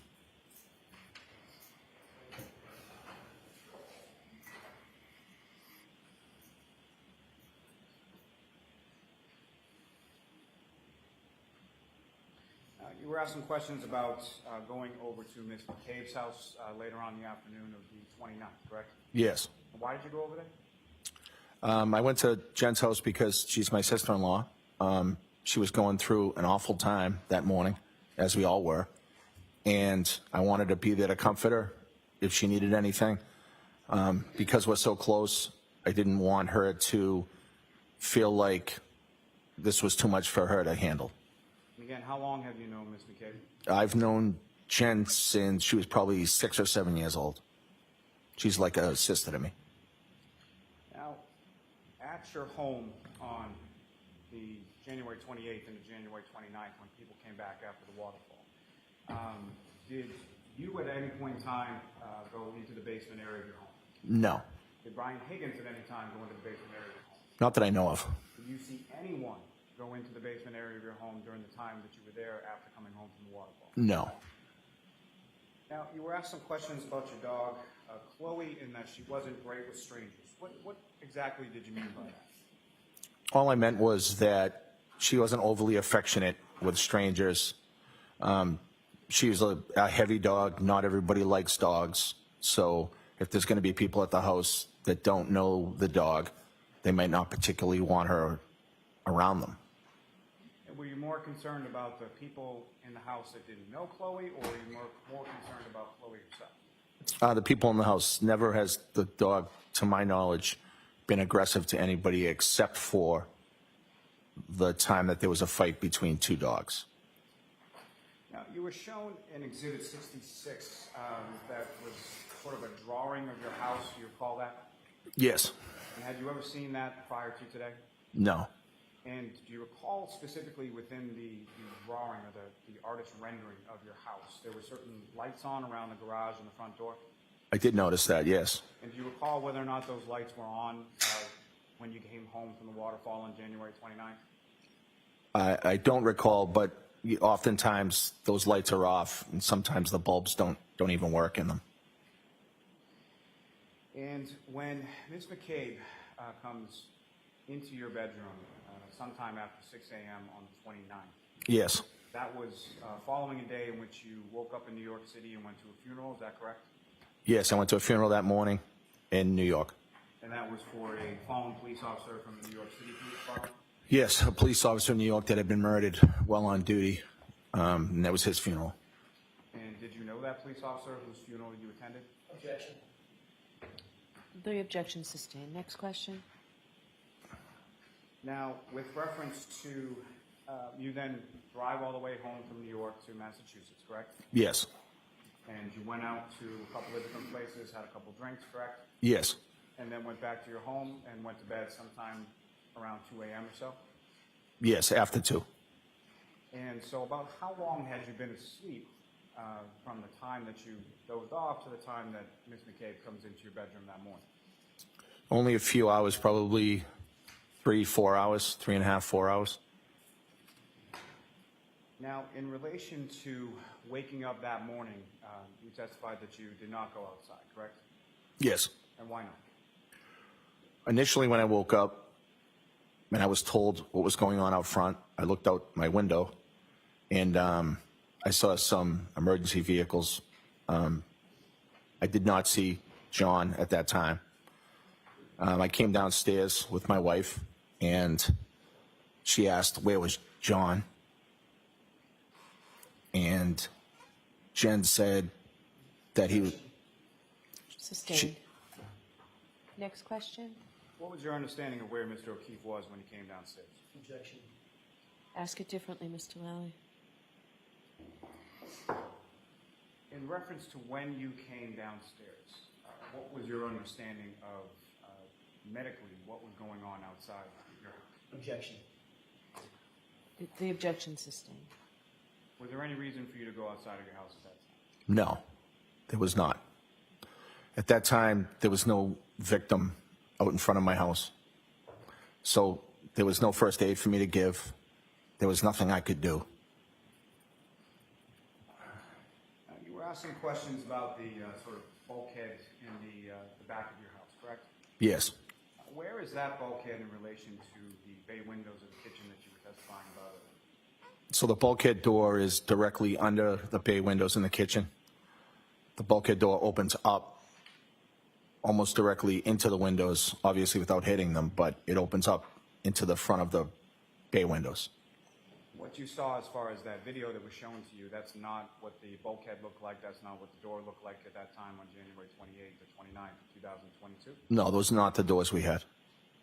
And as far as the bulkhead was concerned, when that bulkhead was opened around that time, what, if any, kind of noise would that bulkhead make? A loud creaking, old rusty metal sound when you opened it. And is that something that if it was open and you were in the kitchen area, you could hear? Yes. Now, in reference to that bulkhead, what, if any, security, or what if, was it open, was it locked, how was that like? So the bulkhead door was shut and it was broken, so sometimes you could turn the metal thing to lock it, and sometimes it would be hard to do. But the wooden door that goes into the basement has a lock on the doorknob. That is a door that we keep locked because we don't use it. Now, as far as from the bulkhead, you were shown in that video a gate that opens up to the front yard area of the house, is that correct? Yes. And what, if any, other gates are located on the fence in your backyard? So we also have a gate on the rear part of the fence, and there's also a gate on the opposite side of the house. And the gate in the rear area of the fence, where does that lead to? So that leads to some woods, and then eventually you'll hit some train tracks. Now, with respect to your phone, that was something that you had upgraded prior to any notification you received from the district attorney's office or anything in relation to preserving your phone, is that correct? Yes. Now, with respect to that, as far as the information contained within the phone, there are certain types of information, are you familiar with being sort of backed up by the cloud? Yes. Would that include calls? It could. Could that also include text? Yes. Could that include photos? Yes. Could that include contacts? Yes. And the information that you were shown as far as certain call logs or call records, as far as you know, was that generated after that September of 2022 date? Yes. Now, with respect to the preservation, that was in regard to a motion the council had filed for your physical phone, correct? Yes. Are you also aware of a judge's order denying that repeatedly as far as them gaining access to your physical phone? Objection. I'll allow it. Yes, it was denied on multiple occasions. I'll strike the multiple occasions.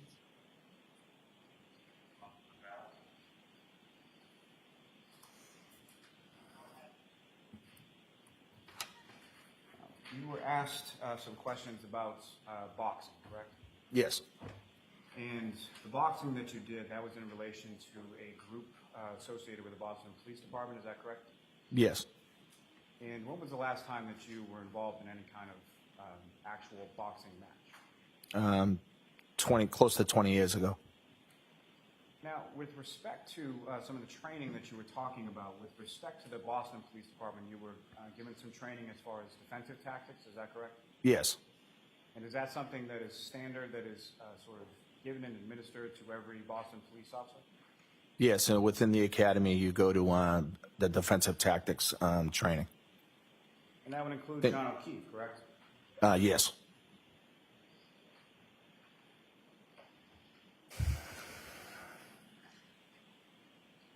Now, as far as your house, where you used to live, 34 Fairview Road, what, if anything, did you observe or notice with reference to cell phone reception in that area of your home? So oftentimes, using the phone within my house, it seemed like it was and it's a slang term, the dead zone for the phone. The reception wasn't great. And is that something that recurred over the time that you lived there? Yes. Now, with reference to the phone, and prior to the intimate moment that you shared with your wife sometime after 2 a.m., do you recall whether or not the phone screen was locked at that time? Were you checking that at that particular time? I don't recall the exact timing, but I know it was opened sometimes and then it was closed, obviously, at some point, but I don't know the exact timing. So the phone may not have been locked at the time that you began that situation with your wife. It may not have been. With reference to the call logs or phone records that you were shown, the best of your memory, is that the entirety of the phone calls that you made around that time? No, it looks like it's selective people and numbers. And with respect to those conversations, if you recall, what, if anything, in general terms, were you discussing with either those people in the logs or other people in general? In general, I'm sure there was some discussion about the awful thing that had taken place, and there may have been other calls unrelated as well.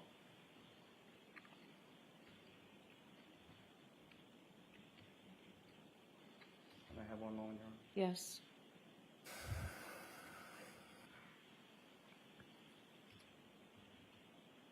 Now, Mr. Albert, on the early morning of January 29th, 2022, did John O'Keefe ever come into your house that night?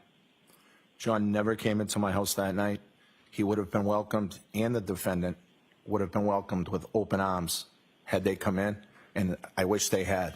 I really do.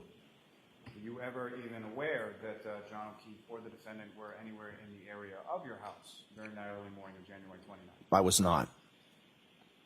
I have nothing further on. Very briefly. Okay. Mr. Albert, you talked about cell phone reception not being good in your house. When did you and Mr. Lally talk about that cell phone reception issue? The what? Cell phone reception issue in your house. It came up during one of the preps. Which prep? I don't remember which prep, probably the last one. I thought you only had one prep with Mr. Lally. Well, we had the prep before the grand jury, and then I had the prep for this trial. Okay, so So that's two. So you brought up the fact that you had bad cell phone reception in that preparation? The conversation came up, yes. Mr. Lally taking notes? I don't recall if he was taking notes. Was this recorded? I don't believe so. And where did you say this conversation took place? So the prep was at the district attorney's office, which is in Canton. This morning when I asked you, you said you couldn't quite remember where it took place. You're right, I couldn't remember this morning. And I asked you, could it have been the DA's office, and now your memory is refreshed? Yes. What refreshed your memory between this morning and now? I was just thinking about it in my head and reminded myself that it was the DA's office. You caught me off guard when you had asked me. I didn't have it at the top of mind. Did you talk to Mr. Lally over the lunch hour? Briefly, Bring up the fact that you had bad cell reception in your house over the lunch hour? just now, no. What did you talk about over the lunch hour?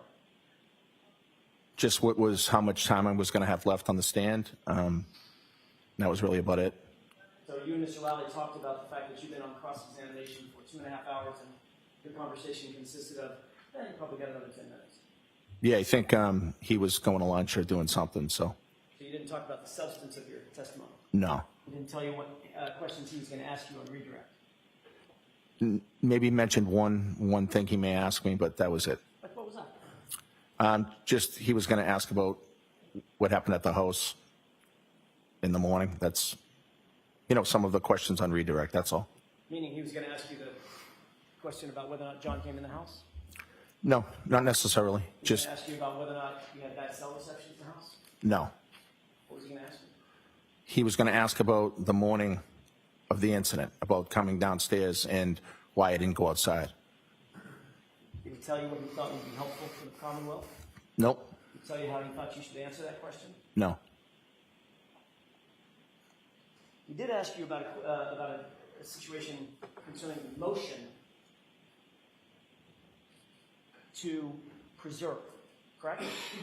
No. I'm sorry. He asked you on redirect about the motion. Oh, to yes. preserve. Yes. And he mentioned that there was a motion that had been denied for us to get, for the defense, to get access to your physical phone, right? Yes. You're aware that that motion was denied in October of 2022, correct? Yes. You had already gotten rid of your phone a month earlier, hadn't you? Yes. And the preservation order from the judge was still in place when you got rid of that phone, wasn't it? No, I believe the phone was upgraded prior to the preservation order. Oh, right. The day before. Yes. Got it. That's all I have. All right, Mr. Albert, you are all set, sir. Okay, thank you. Thank you, Jerry. Your next witness, Mr. Lally. Yes, Your Honor, the Commonwealth call Brian Albert Jr. to the stand. Okay.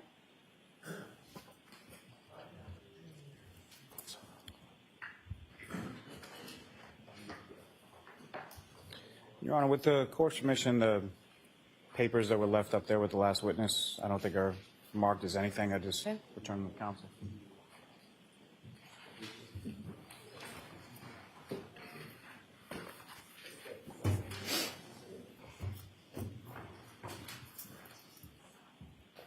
Step right up here, Mr. Bunch, step down. Remain standing, face the clerk. Do you solemnly swear the evidence you give the court and jury in the case now hearing should be the truth, the whole truth, and nothing but the truth, so help you God? I do. Thank you.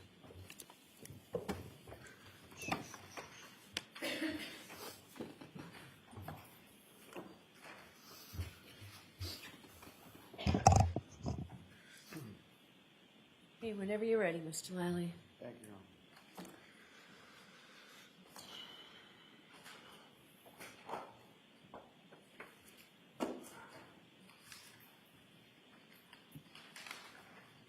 Good afternoon, sir. Good afternoon. Could you please state your name and spell your last name? My name is Brian Albert Jr., and it's Albert. And where do you live, sir? I live currently in Norwood, MA. And how long have you lived in Norwood? I believe since I think it's about a year, since last May. And prior to moving to Norwood, where did you live before that? I lived in Canton, And where specifically in Canada? 34 Fairview Road. And how long was it, sir, that you lived at 34 Fairview? I'm going to guess, but I'm going to say maybe about 10 years. And how old are you now, sir? I'm 25. And with respect to both where you live in Norwood and where you live in Canton, who, if anyone, did you live there with? Well, when I lived in Canton, I lived at one point with my 4 siblings, but then some of them moved out. And then in Norwood now, it's basically just me and my parents, and 2 of my siblings are at school, so they come home in the summer and stuff. And by your parents, your father's name is Brian Albert as well, is that correct? Yes. And your mother's name is Nicole? Yes. Now, do you work, sir? Yeah, I do. I work in IT. And how long have you been doing that? That job will be a year, maybe a year in August, I believe. Now, sir, if I could turn your attention to the time frame of January 28th, 2022 into January 29th, 2022. Do you recall that specific time frame? Yes, I do. And with the 28th and the 29th, do you know roughly what days of the week that was? Maybe a Friday and a Saturday, I believe. And with respect to 28th or the 29th, what, if any, significance do those dates have? Yeah, so the 29th is my birthday. The 28th was the day before my birthday, obviously. So I had a few friends over for my birthday. And do you recall how old you were turning on the 29th of 2022? That was, what, 2 years? 2 years ago? So I'd be 23? 23, I think? Yeah, 23. Now, in the week leading up to that weekend, what, if any, plans did you have with respect to sort of the night before and the night of your birthday? Yeah. So I was kind of up in the air. I didn't know if I wanted to go out. I'm kind of a homebody person. I like to stay at home. So I was kind of up in the air. So my plan was to have some of my friends over to my house. We would eat, have a couple of drinks, and then I would decide then if I wanted to go out locally in Canton or not. So that was my plan. And then a few days before, that's when we found out that the snowstorm was actually going to happen, because you know how they always say it's going to snow, and it never does. So then that kind of threw a wrench in it, but I was kind of like, well, we'll see what happens. And so we went along with the plan. And that particular evening of January 28th, Yeah. that's, at some point people came over your house, is that correct? Yes. And about what time was it that your friends first started coming over? I would say my friends first arrived probably around 7:30 p.m. And who were the first of your friend group that came to your house that night? The first two were Sarah and Julie. And just for the record, Sarah's last name is what? Levinson. And Julie's last name is? Nagel. And with respect to them coming over to your house, was there anybody else from your household or your family or anybody else that was present when Sarah and Julie stopped by? I believe when they first got there, my mom was still at the house. She hadn't left yet to go out where she was going. Do you know where she was going that night? I believe she was going to the Waterfall Bar and Grill.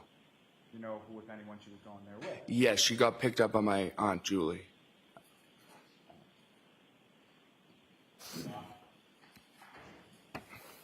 Now, Ms. Levinson and Ms. Nagel, how long have you known them? I've known them, I would say, since high school. I think I was a sophomore and they're a year older than me. They were a junior. So probably a good 7, 8 years, 9 years, 10 years.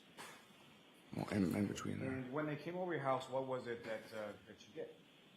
Well, we were just hanging out. I had a few more friends who were on their way, so they came after. Probably around 8 o'clock, I would say, 8:15. They were there, and we were just all hanging out, listening to music. We ate some food. I think we played some card games. Just normal hangout stuff. And over the course of this evening, did yourself and your guests, did you also have some alcohol? No, yeah, people were drinking. Yeah, Recall, generally speaking, what people were drinking? mostly like seltzers, like White Claws or Trulies and stuff like that. Now, you mentioned that some other friends came about a half hour or so after Julie and Sarah arrived. Is that correct? Yes. And who were they? They are. Do you want their full names or? Please. Okay. They are Catherine Duty. Catherine Duty. Trying to think. Emily Fabiano. Courtney Alba. And I think that's it that I can recall as I sit here. And with respect to those other friends, how did you know them? How long did you know them? I knew everyone from school. We all went to high school together. So the other ones were in my grade. So we were closer friends because they were in my grade. So I've known them for a long time. And just to be clear, when you say from school, you're talking about high school? High school, yes. You went to Canton High School, is that right? Yes, I did. Now,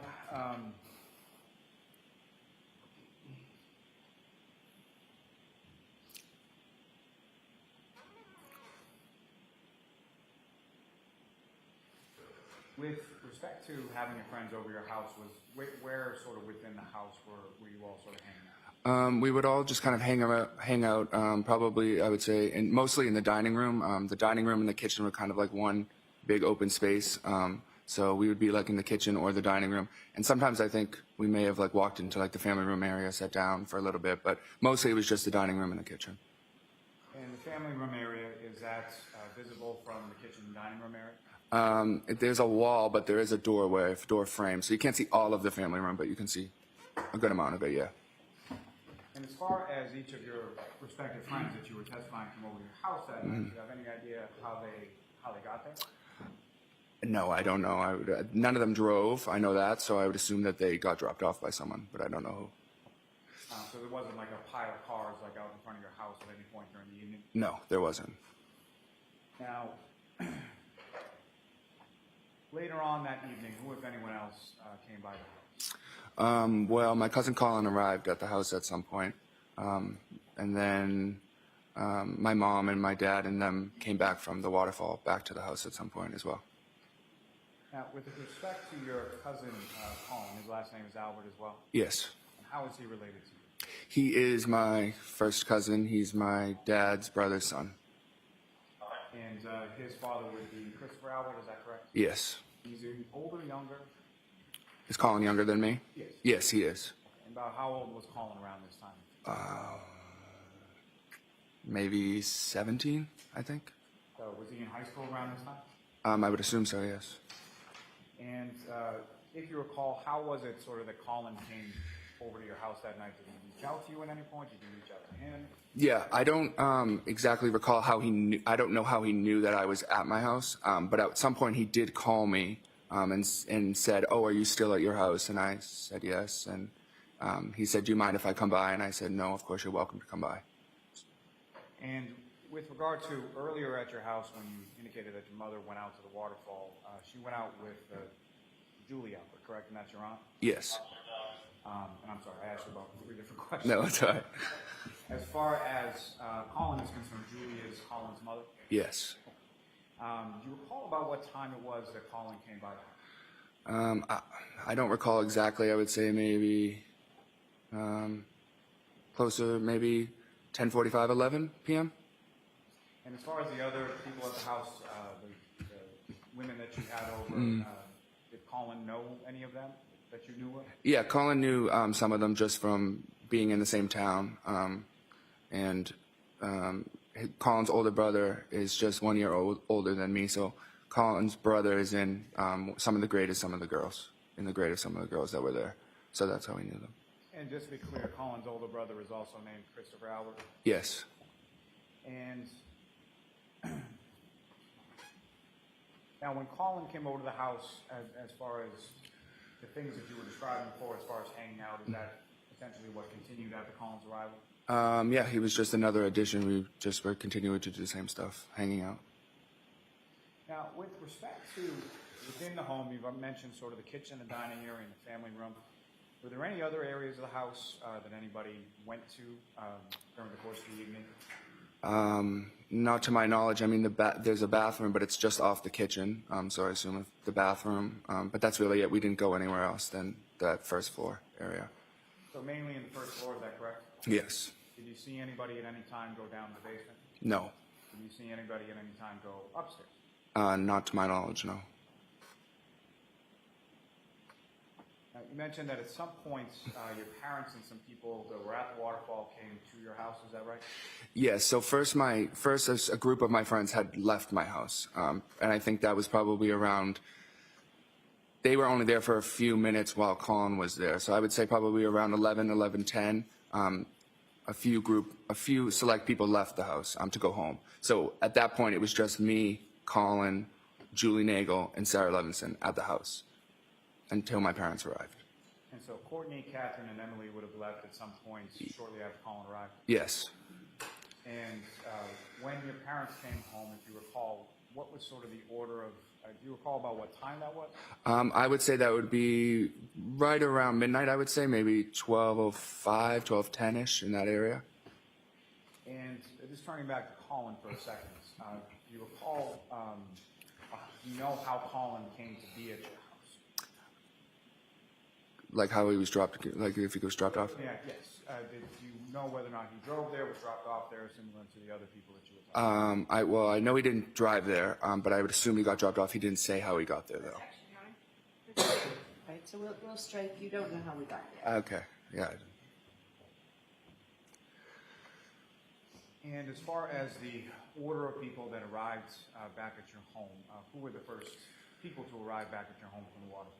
The first people to arrive were my mom, my dad, my sister Caitlin, and my dad's friend Brian Higgins. And prior to that evening of January 28th, had you met Mr. Higgins before? I don't recall ever meeting him. I could have met him in passing, but I don't ever formally remember meeting him, no. Do you recall ever seeing him at your house at Fairview Road prior to that? I don't think he'd ever been there that I have saw, no. And as far as Colin was concerned, when your parents and your sister and Mr. Higgins arrived, when, in relation to that, when did Colin leave the house? Colin was actually getting up and leaving as they were coming into the house. And similar to, do you know how Colin left your house, or how whether or not he drove or was picked up or anything? Yeah, he was sitting at the table, and I was actually sitting right next to him, and he stood up and said, "I'm leaving, Allie's picking me up." And so I knew who Allie was, because she's my cousin. And what is Allie's last name? McCabe. And she's your cousin as well, is that correct? Yes. Is she Colin Albert's cousin? She's not Colin's cousin. No, she's my cousin on my mom's side. And so Colin would be your cousin on your father's side? Yes.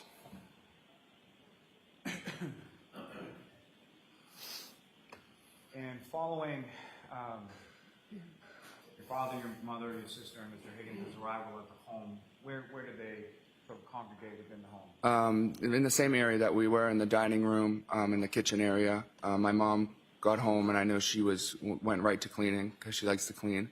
So she was in the kitchen picking up. And yeah, we were all just in that one area.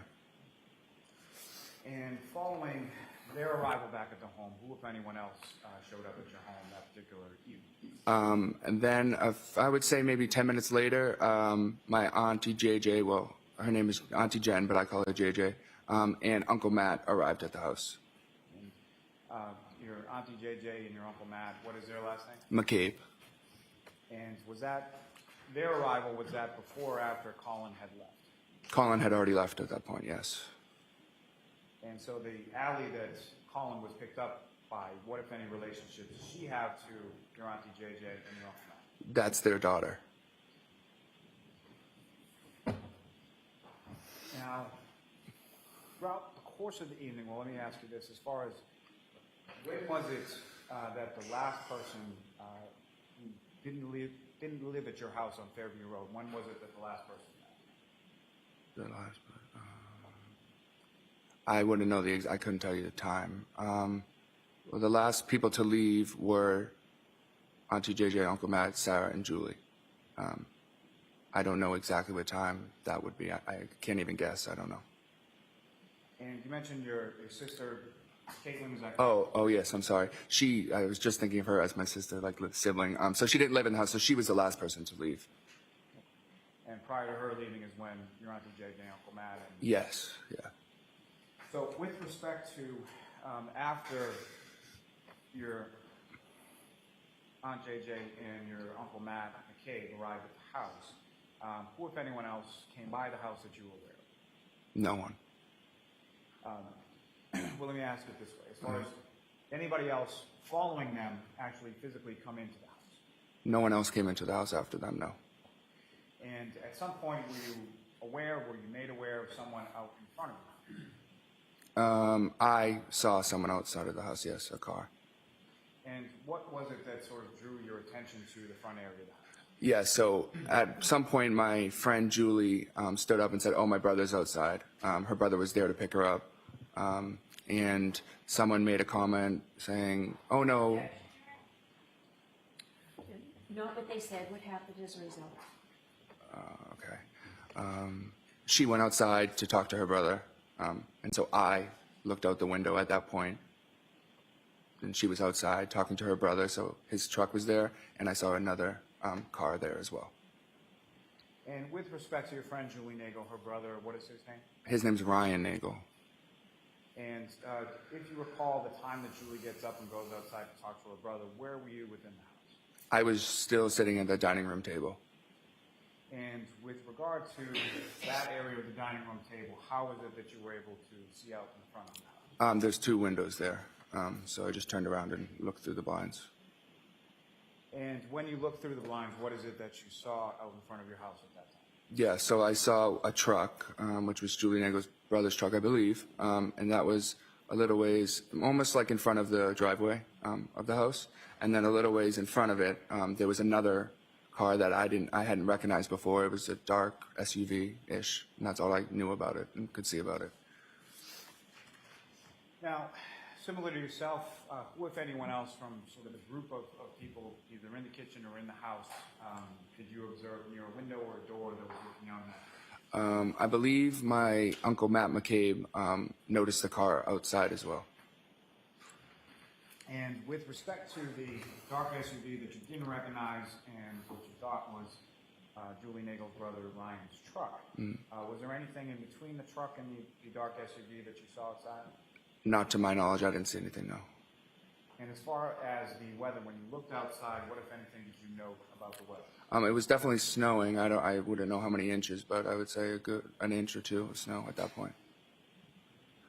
With regard to being out in front of your house, those two vehicles, do you recall which direction they were facing? Yeah, they were both facing, going up Fairview towards Cedar Crest. So whatever this is, I don't know. Well, let me ask you probably in a better way. As far as what was facing towards your house, was that the driver's side or the passenger side of each of the vehicles? That would have been the passenger side. And that's with respect to both vehicles, is that correct? Yes. Now, at any point in time during the time that these vehicles were out in front of your house, do you recall hearing anything or any sort of noises coming from the front of your house that drew your attention? No, I didn't hear anything, no. And as far as looking out the windows and seeing these vehicles in front of your house, how many times did you look out? I believe I looked at that one time, and then I think I looked out one more time after that. And as far as your friend Julie, if you know, about how long was she out in front of your house at that time? I would say not more than 5 minutes, more likely about 3 or 4 minutes she was outside. And when did you see her outside in relation to the truck as well? Yeah, I saw her at the passenger door of the truck. Now, that vehicle that you observed that you didn't recognize, the darker black SUV, was that vehicle in one place or more than one place during the times that you looked out the window and saw it? Yeah, so the first time I looked, I would say it was closer towards the mailbox, maybe a little bit in front of the mailbox. And then the second time, the last time I looked out the window, it had moved further down, closer to, I'll say, the flagpole. So closer that way, it went down that way, towards the flagpole.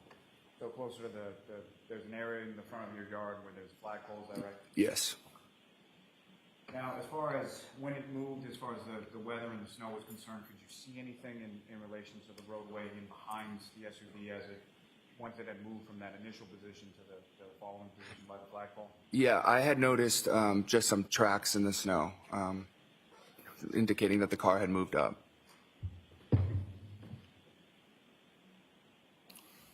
Now, your friend Julie, did she take that ride home with her brother Ryan at that time? No, she came back in the house. And as far as your friends Julie and Sarah that were still at the house when people from the waterfall came home, do you know how they happened to go home on that particular evening? Yes, my aunt, J.J. McCabe, and Matt McCabe drove them home. Do you have any idea about what time that was? No, not really. I'd be guessing. I would say maybe one something, maybe. Now, with respect to your sister, Caitlin, who you indicated was the last person to leave the home that evening, is that correct? Yes. And were you awake or downstairs at the time she left? I don't know if I was downstairs when she actually left, but I was down there for a minute when she was the last one present at the house with my mom. And do you know how she was leaving the house that night or how she was getting home? Yeah, I believe her boyfriend was picking her up. What's her boyfriend's name? Tristan Morris.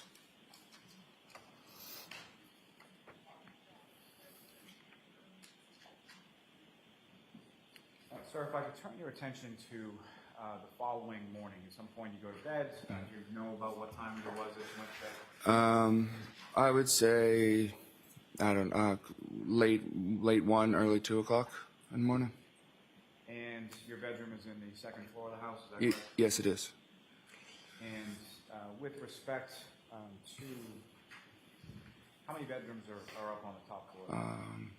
Or what? 4, I believe.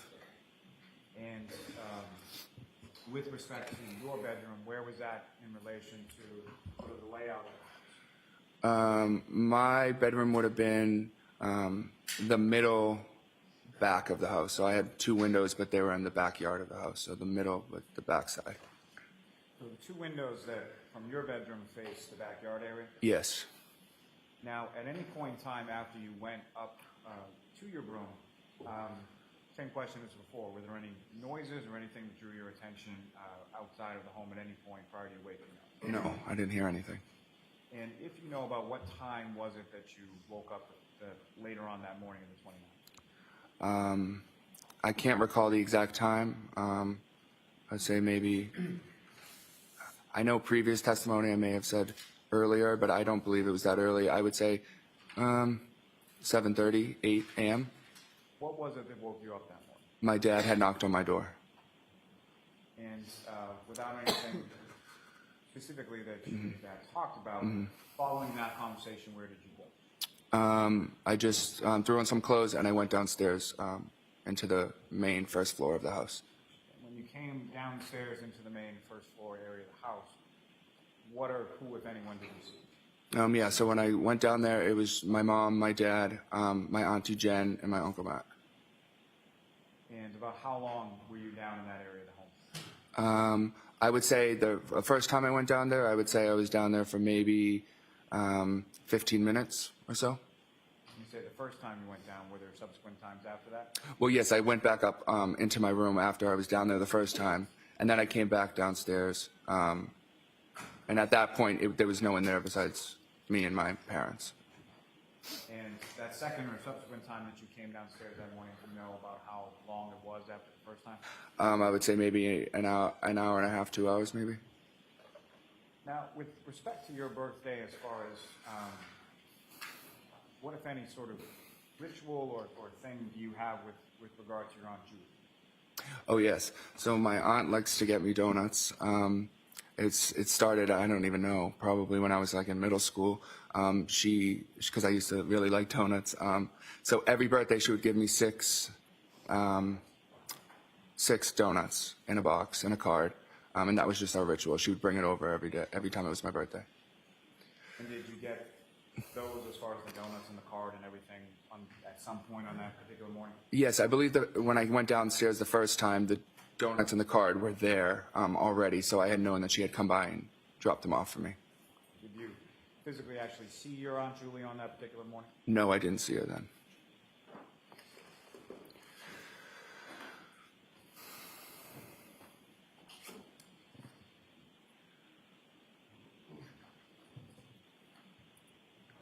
Your Honor, may I approach? Yes.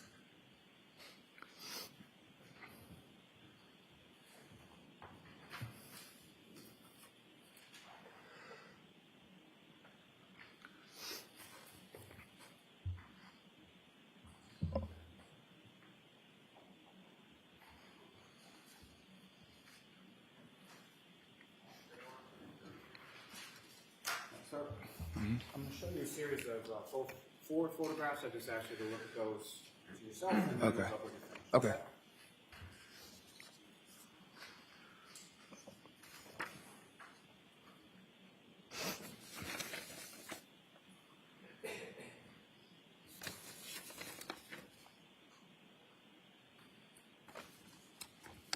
And just generally speaking, do you recognize what's depicted in those photographs?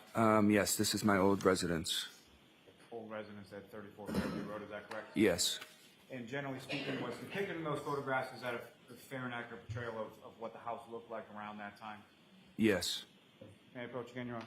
Yes. Call them all to seek to introduce and admit as the next board exhibit. Any objection, Ms. Little? No objection, Your Honor. Okay, thank you.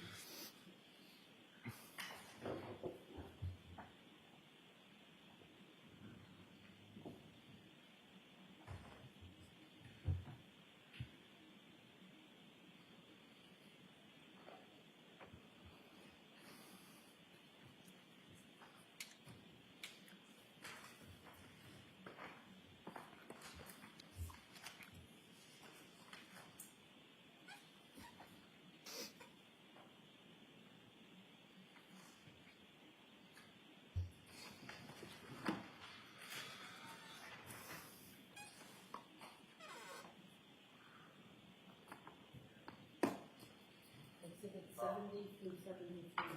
Thank you.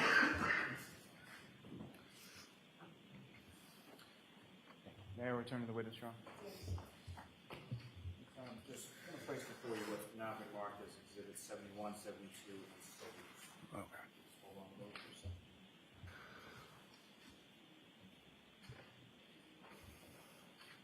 Your Honor, with the court's permission, I would ask that those 3 photographs be published in succession. Okay. And Ms. Gilman, if I could first have, I believe it's 2592. Sir, what's up on the screen? Is that what you have before you? As I believe it should be Exhibit 71, probably. Yes, that's the same. And again, just for the record, do you recognize what's up on the screen now? Yes, I do. Now, before I get into the photograph, there is one other question that I need to ask. As far as with respect to the sort of tenor and demeanor of that evening, how would you describe sort of from when your friends were there to the time that the folks came back from the waterfall? How was sort of the mood within that? Cheerful, fun. Everyone was having a great time. Any fights and arguing, any tension, anything else that you noted of note with regard to that? No, not at all. And I believe, sir, there should be a laser pointer on the desk there in front of you. Just push the button on top. Yeah. I'm going to ask you a question about it with respect to the picture. Okay. Now, with regard to the front area of your house at 34 Fairview Road when you live there, there's basically 2 doors on the front of the house, correct? Yes. And if you could just, using that laser pointer, direct the jury's attention to where in the photograph you observe each of those 2 doors. Okay. So this would be the first door, right here, and this is the second door. And the first door sort of further away from the driveway, is that sort of the front door area of the home? Yes, that's the front door. And the other door, where does that lead? The side door leads just right into the family room. And as far as around this time of January or on this evening, if you recall, where were people sort of coming in and going out of their house? I don't know. I couldn't tell you specifically. I think some people use both doors. And what we're calling sort of the front door area, that's sort of one closer to the garage leads into the living room, is that correct? Yes. And so the front door further away from the garage, where does that lead into? That's like a foyer area, and then if you take a right, it leads you to the dining room, kitchen, and then you keep going into the family room. Now, if you don't take a right and go into the kitchen and the dining room and then sort of into the family room, you just sort of go straight, where does that lead? Well, you can't really go straight. If you walk in a little ways to the left, there's a set of stairs that go upstairs, and you can go straight a little bit, and then to your left again, there's stairs that go downstairs into the basement. Now, in addition to you, your mother, your father, around this time in January 2022, did you have a pet as well? Yeah, we had a dog, Chloe. What was that dog named Chloe? Yes. But how long at that point had you had Chloe? We had her for a few years. I don't know exactly how many years, but a few years. Now, on that night, specifically of January 28th leading into the 29th, did you do anything as far as letting Chloe out to use the bathroom or anything like that? So the dog was actually upstairs in my parents' bedroom. She likes to sleep up there and stay up there. So she was upstairs when my friends were downstairs. And at one point, after my dad came home, it was asked if someone let the dog out. And I said, sorry, I forgot, because it was my responsibility, because I was the only one home. So he went upstairs to get the dog, got the dog, brought her downstairs, let her outside. And so when someone would let Chloe outside around this time, so can you describe that process as far as would it be a leash or just let her out, or how would that? Yeah, so we had a fenced-in backyard, so we just kind of let her through the back door and open the door, and she was able to run around out back. Whoever let her out, would they typically sort of stay at the back door while she was out? Yeah, we stay around the kitchen area, yeah. And Ms. Gilman, if I could have the next photo up on the screen, 2593. So the next exhibit would be number 72. Is that what's up on the screen? Is that what you have for you, sir? Yes. Now, if you could, with regard to this photograph, you were mentioning something about a flagpole in the area of your front yard. Is that correct? Yeah. Using that laser pointer, you could direct the jury's attention to where that is. Right here. Now, with respect to this photograph that's up on the screen right now, Ms. Nagel's brother Ryan, where was, if you could direct the jury's attention to where it was about to observe that? He would have been more this way, so the photo doesn't show you all, but he would have been more in front of the driveway over here. And that first time that you looked out the window, where was the dark SUV that you were in? I believe that was right around the mailbox area, right about right here. And then again, if you could direct your attention to the second time that you looked out and the SUV had moved, where had it moved to with that? It was more down this way, on the side of the road. Now, if you could, as far as the windows that you're talking about in the kitchen area that you were looking out of, do you see those in this photograph as well? Yes, I do. If you could direct your attention to where you see those. Those are about right, those two right there. Okay. Yep. And Ms. Gilman, if I could have the last photograph from that set. Again, what's up on the screen here is that what you have for you now is 73. Yes. And again, this is another photograph of the front area of your home, taken around the time of January 2022, correct? Yes. And as far as the flagpole in this particular area, that's off the sort of the left center of the screen, is that correct? Yes. Now, in between the time that you saw that dark SUV that you didn't really recognize in the area of the mailbox and then further down, you see it at any other points moving along? No, I just caught it as it had already moved. By the time I looked out the window, I noticed that it had moved up. And facing in the same direction, is that correct? Yes. Same passenger side door that was facing your house? Yeah.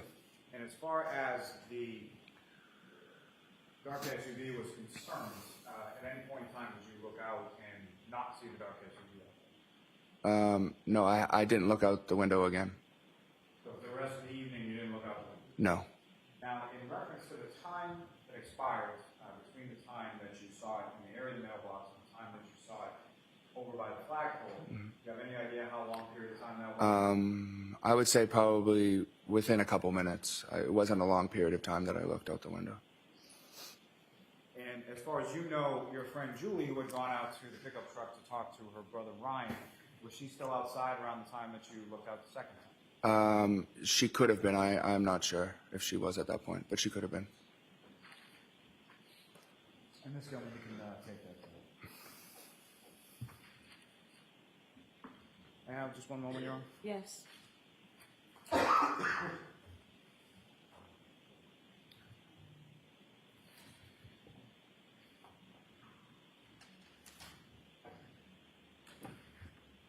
me just ask just a couple of questions, sir. Okay. With regard to that morning when you woke up, your father was at your door. Yes. As far as from what you could see of his person, what, if any, injuries or anything did you observe on his person at that time? On my father? Yes. Nothing. Now, at that time, January 28th and January 29th, 2022, did you know anybody by the name John O'Keefe? I knew of the name, but I didn't know him personally, no. And when you say you knew of the name or you knew of him, how did you know? I knew he was friendly with my auntie JJ, Jan McCabe, and his niece was friendly with my cousin Jen's daughter.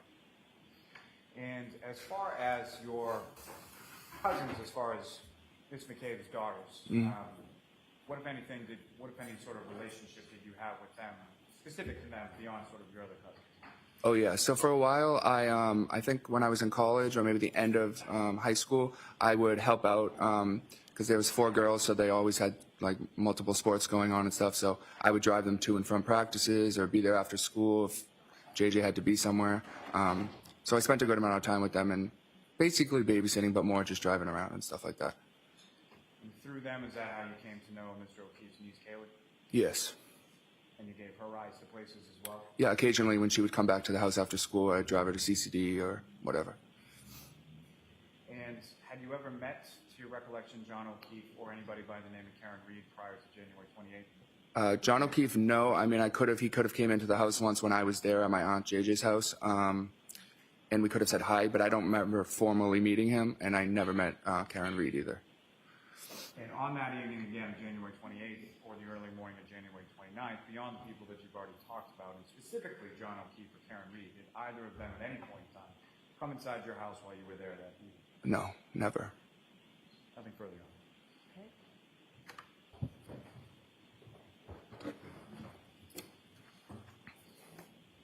Little, I'm just gonna hold you up 1 minute. I think we probably need spellings of the. Yeah, we do. I don't know if I'm going to be the best speller, but I'll try.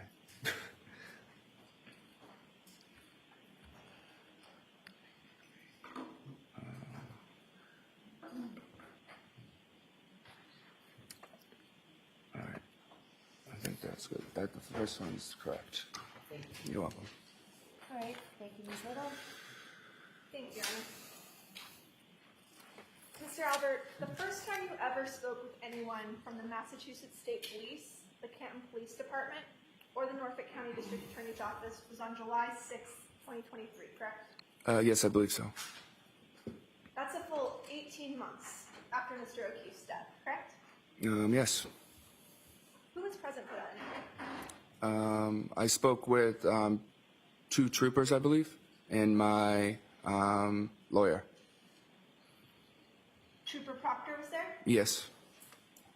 And this interview actually took place at your family's defense attorney's office, correct? Objection, Your Honor. The objection sustained. This interview took place at your attorney's office, correct? Yes.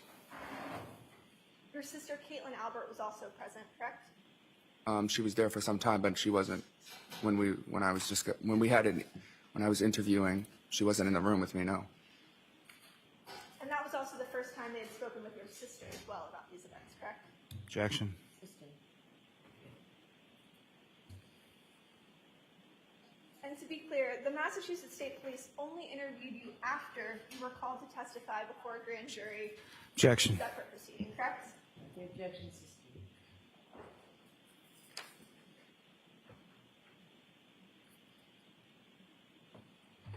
I want to direct your attention to your testimony regarding your cousin, Colin Albert. You testified today that Colin Albert called you to come to the house, correct? I believe so. He did. Yeah.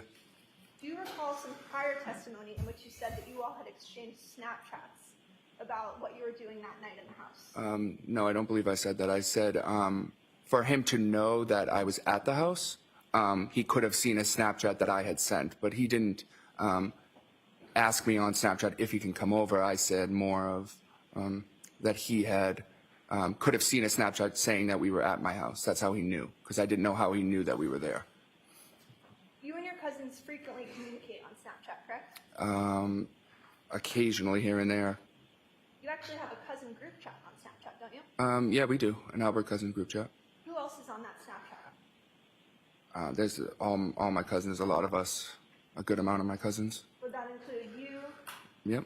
Colin Albert, Yep. Allie McCabe?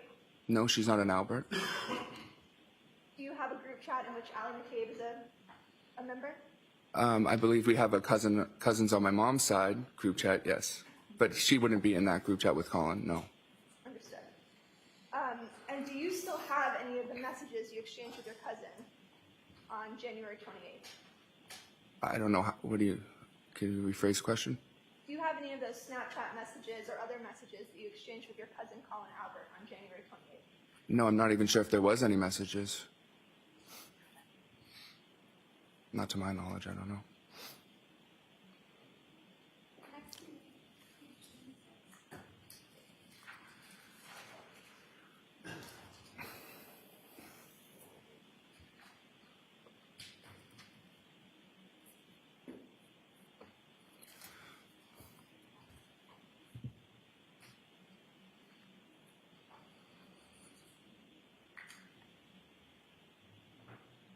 Mr. Albert, you testified that Colin arrived around 10:45 or 11 p.m., correct? Today? I said that? Yes? Yes.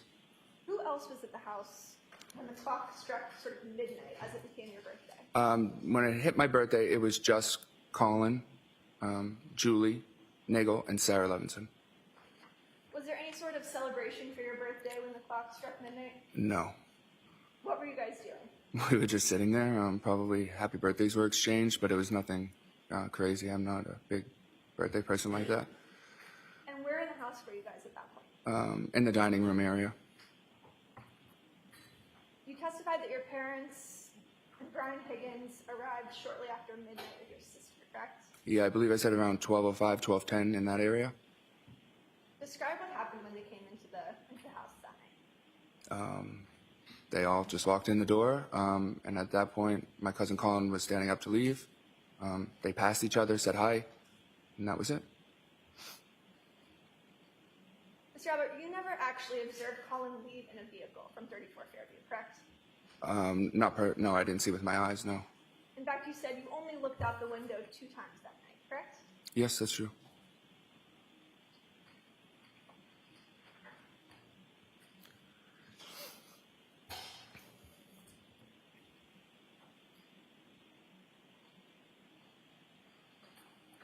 Approximately what time did your dad go upstairs to get Chloe to take her out? Well, that would have been like as soon as he got home, so around like a little after 12.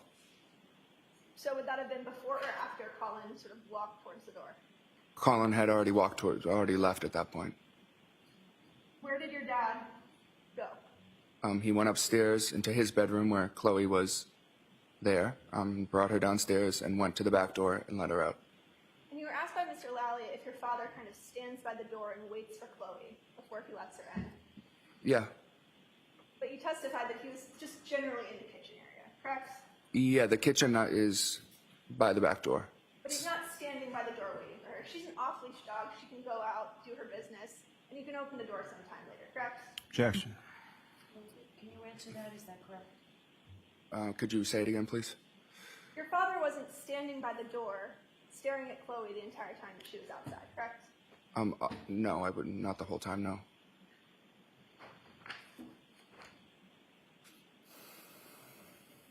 You testified earlier that Julie Nagel went outside to speak with her brother to indicate that she no longer needed a ride. Do you recall that testimony?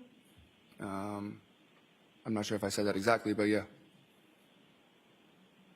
Can you describe sort of what you saw the first time you looked out the window? I just saw a little in front of the driveway a little bit. I saw a truck. I saw my friend Julie at the passenger door. I suppose talking to the people in the truck. And a little ways up, I saw another dark SUV that I wasn't aware of. And so you agree that there was nothing obstructing the view between the truck and the dark SUV, correct? Well, not from my vantage point, no. And the second time you looked out the window, the only difference you saw was that Ms. Reed's vehicle had pulled up, correct? Well, I didn't know it was Miss Reed's vehicle, but the car that was there had moved up, yes. And the truck was no longer there, correct? The second time I looked out the window? That I'm not sure of. Would it refresh your recollection to take a look at your testimony Sure. from July 6, 2020, or sorry, May 18, 2023?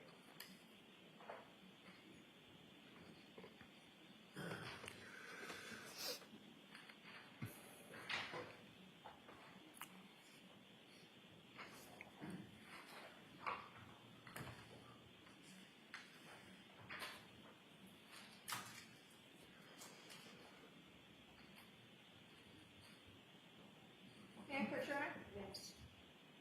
So show Mr. Lally.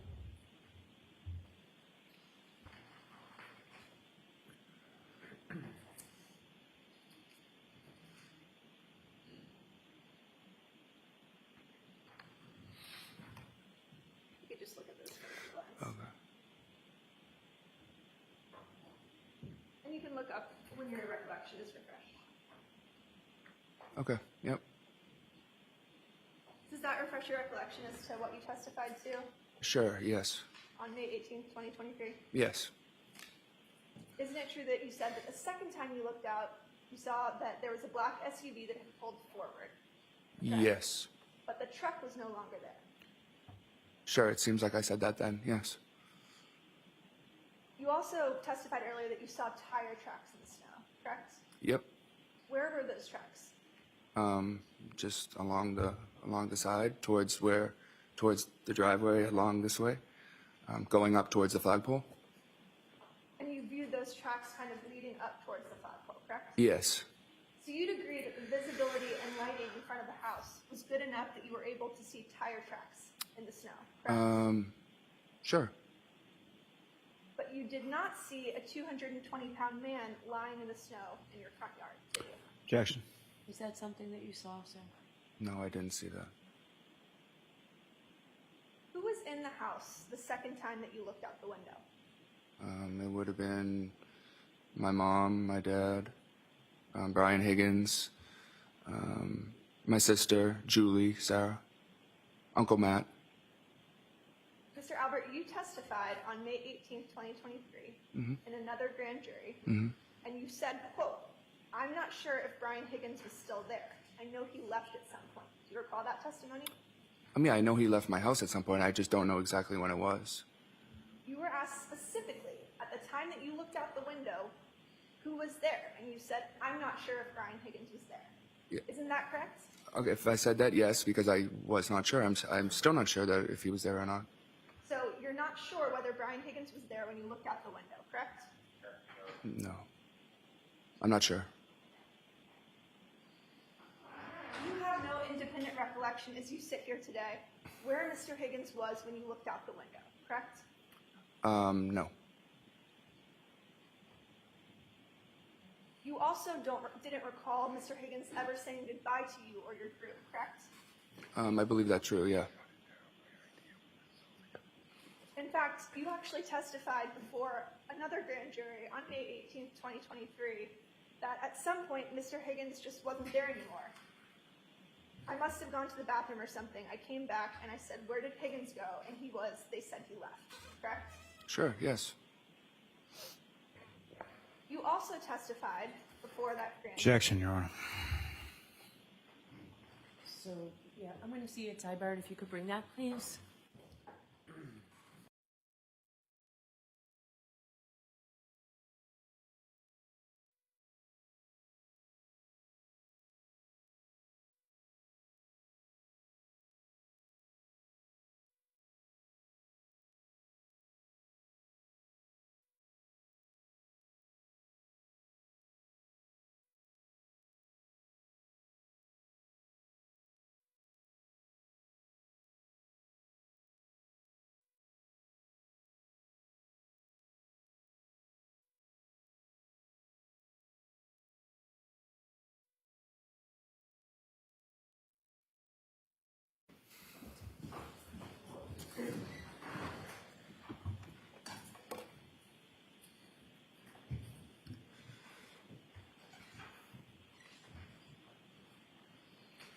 When did your father leave in relation to Brian Higgins? Leave? You mean like go upstairs, go to bed, or? Leave your view. He would have left after Brian Higgins had gone. Mr. Albert, isn't it true that you weren't quite so sure about that when you testified on May 18th, 2023? I don't know. You would have to show me. Do you have a specific recollection of your father leaving after Mr. Higgins was gone? Yep, I'm pretty sure he went upstairs after Brian Higgins left.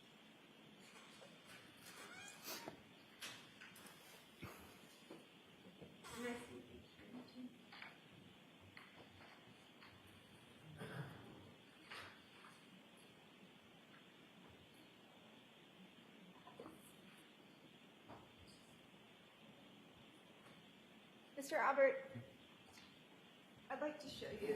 May I approach, Your Honor? Yes.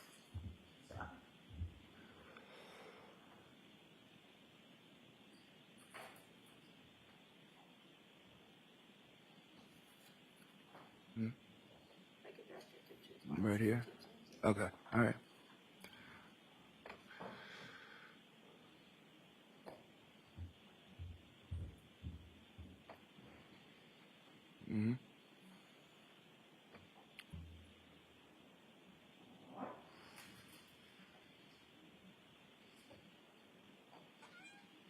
Mr. Albert, isn't it true that you told the grand jury, "I'm pretty sure Mr. Higgins left first before my dad went upstairs, because he wouldn't have left if his friend was still there"? Yes, I just said that here as well. I mean, you don't have any specific recollection as you sit here today where your father was or where Mr. Higgins was when you looked out the window that night, No. correct? No, that's not true. I know that my father was in the room with us. I'm saying I don't know when Brian Higgins left the house. And when Brian Higgins left the house, then my father went upstairs into his bedroom. But what you actually said was, quote, "I'm pretty sure Mr. Higgins left first before my dad went upstairs because he wouldn't have left if his friend was still there," correct? I see what you're saying. Yes, but I still say that my dad wouldn't have went upstairs until Brian Higgins left the house. Right, and that's based on an assumption, correct? Sure, yeah. Because you weren't interviewed about this case until 18 months later, correct? Yeah. You did not personally observe your father go upstairs, correct? No, I did. I watched him go up the stairs. I was in the kitchen. You can see the stairs right there. Your testimony is you can see individuals walk upstairs in your house? Depending on, Kitchen? yes, the dining room, from the dining room I meant.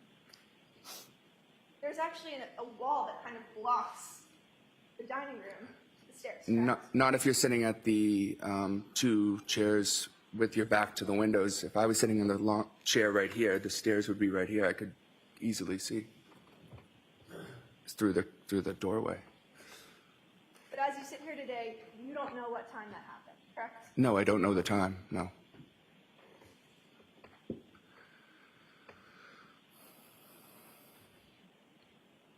Mr. Albert, I'd like to direct your attention to the morning of January 29th. Sure. Can you describe sort of how you woke up that morning? My dad just knocked on my door, and I woke up and opened the door.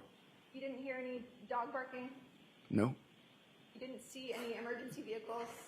no, Didn't hear any ambulances? no, Didn't hear any screaming outside? no. What did you do once you woke up? I went downstairs. Did you ever look out the window? I don't recall if I did or not. Would it refresh your recollection to take a look at your grand jury testimony? from Sure, May 18th, sure. 2023? Thank you.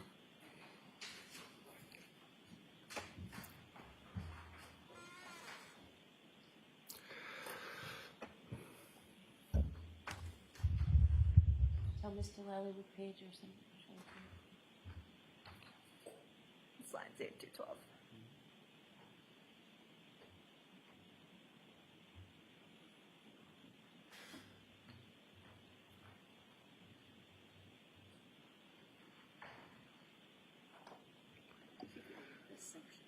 Okay.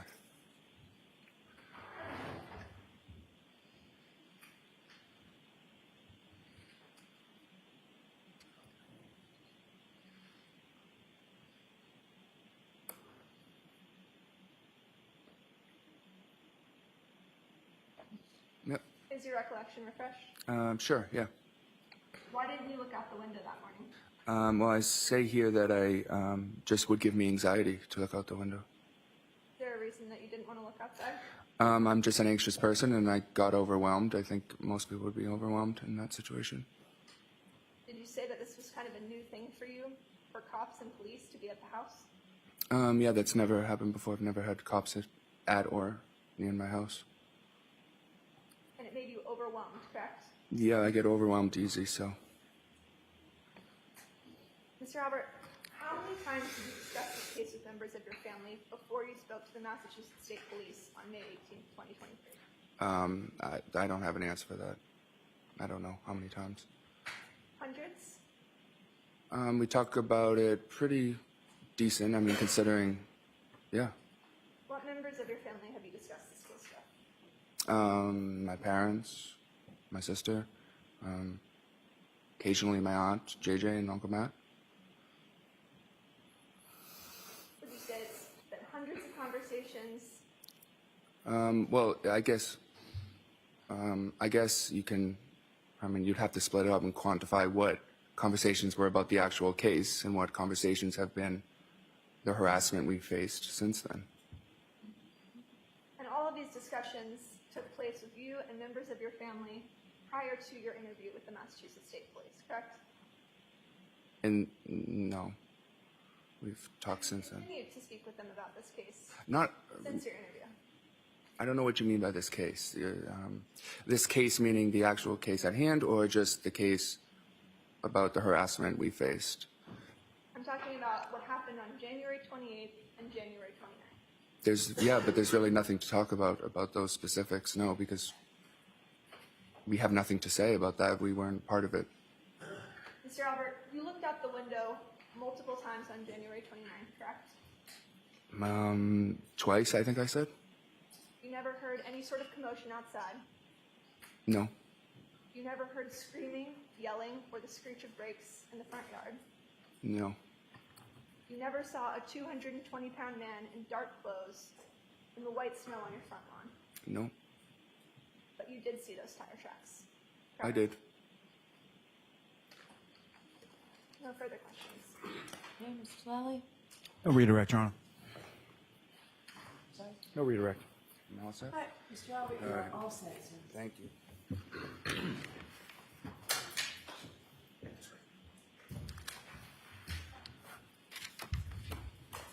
All right. Lally, your next witness, please. Yes, Your Honor. The Commonwealth call Ms. Caitlin Albert to the stand.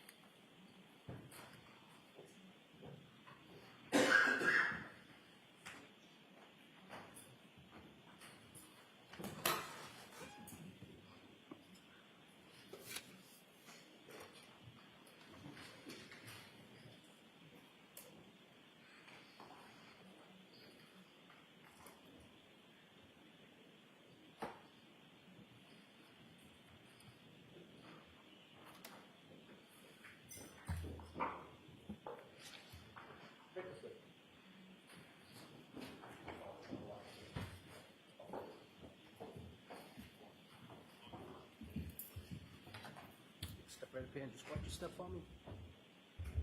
Step right up. Remain standing and face the clerk. Can you raise your right hand? Do you solemnly swear the evidence given to the court and jury in the case now and here and to be the truth, the whole truth, and nothing but the truth, so help you God? I do. Thank you. You may take the stand.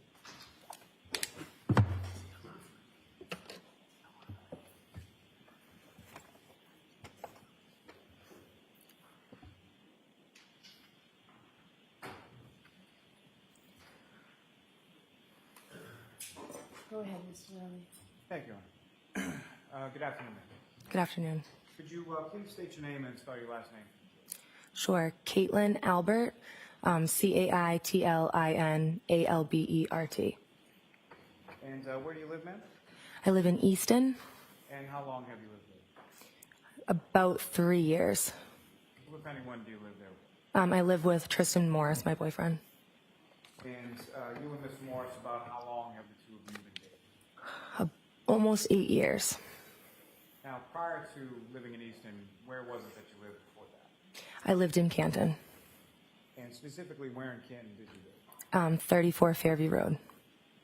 And how long was it that you lived at 34 Fairview Road?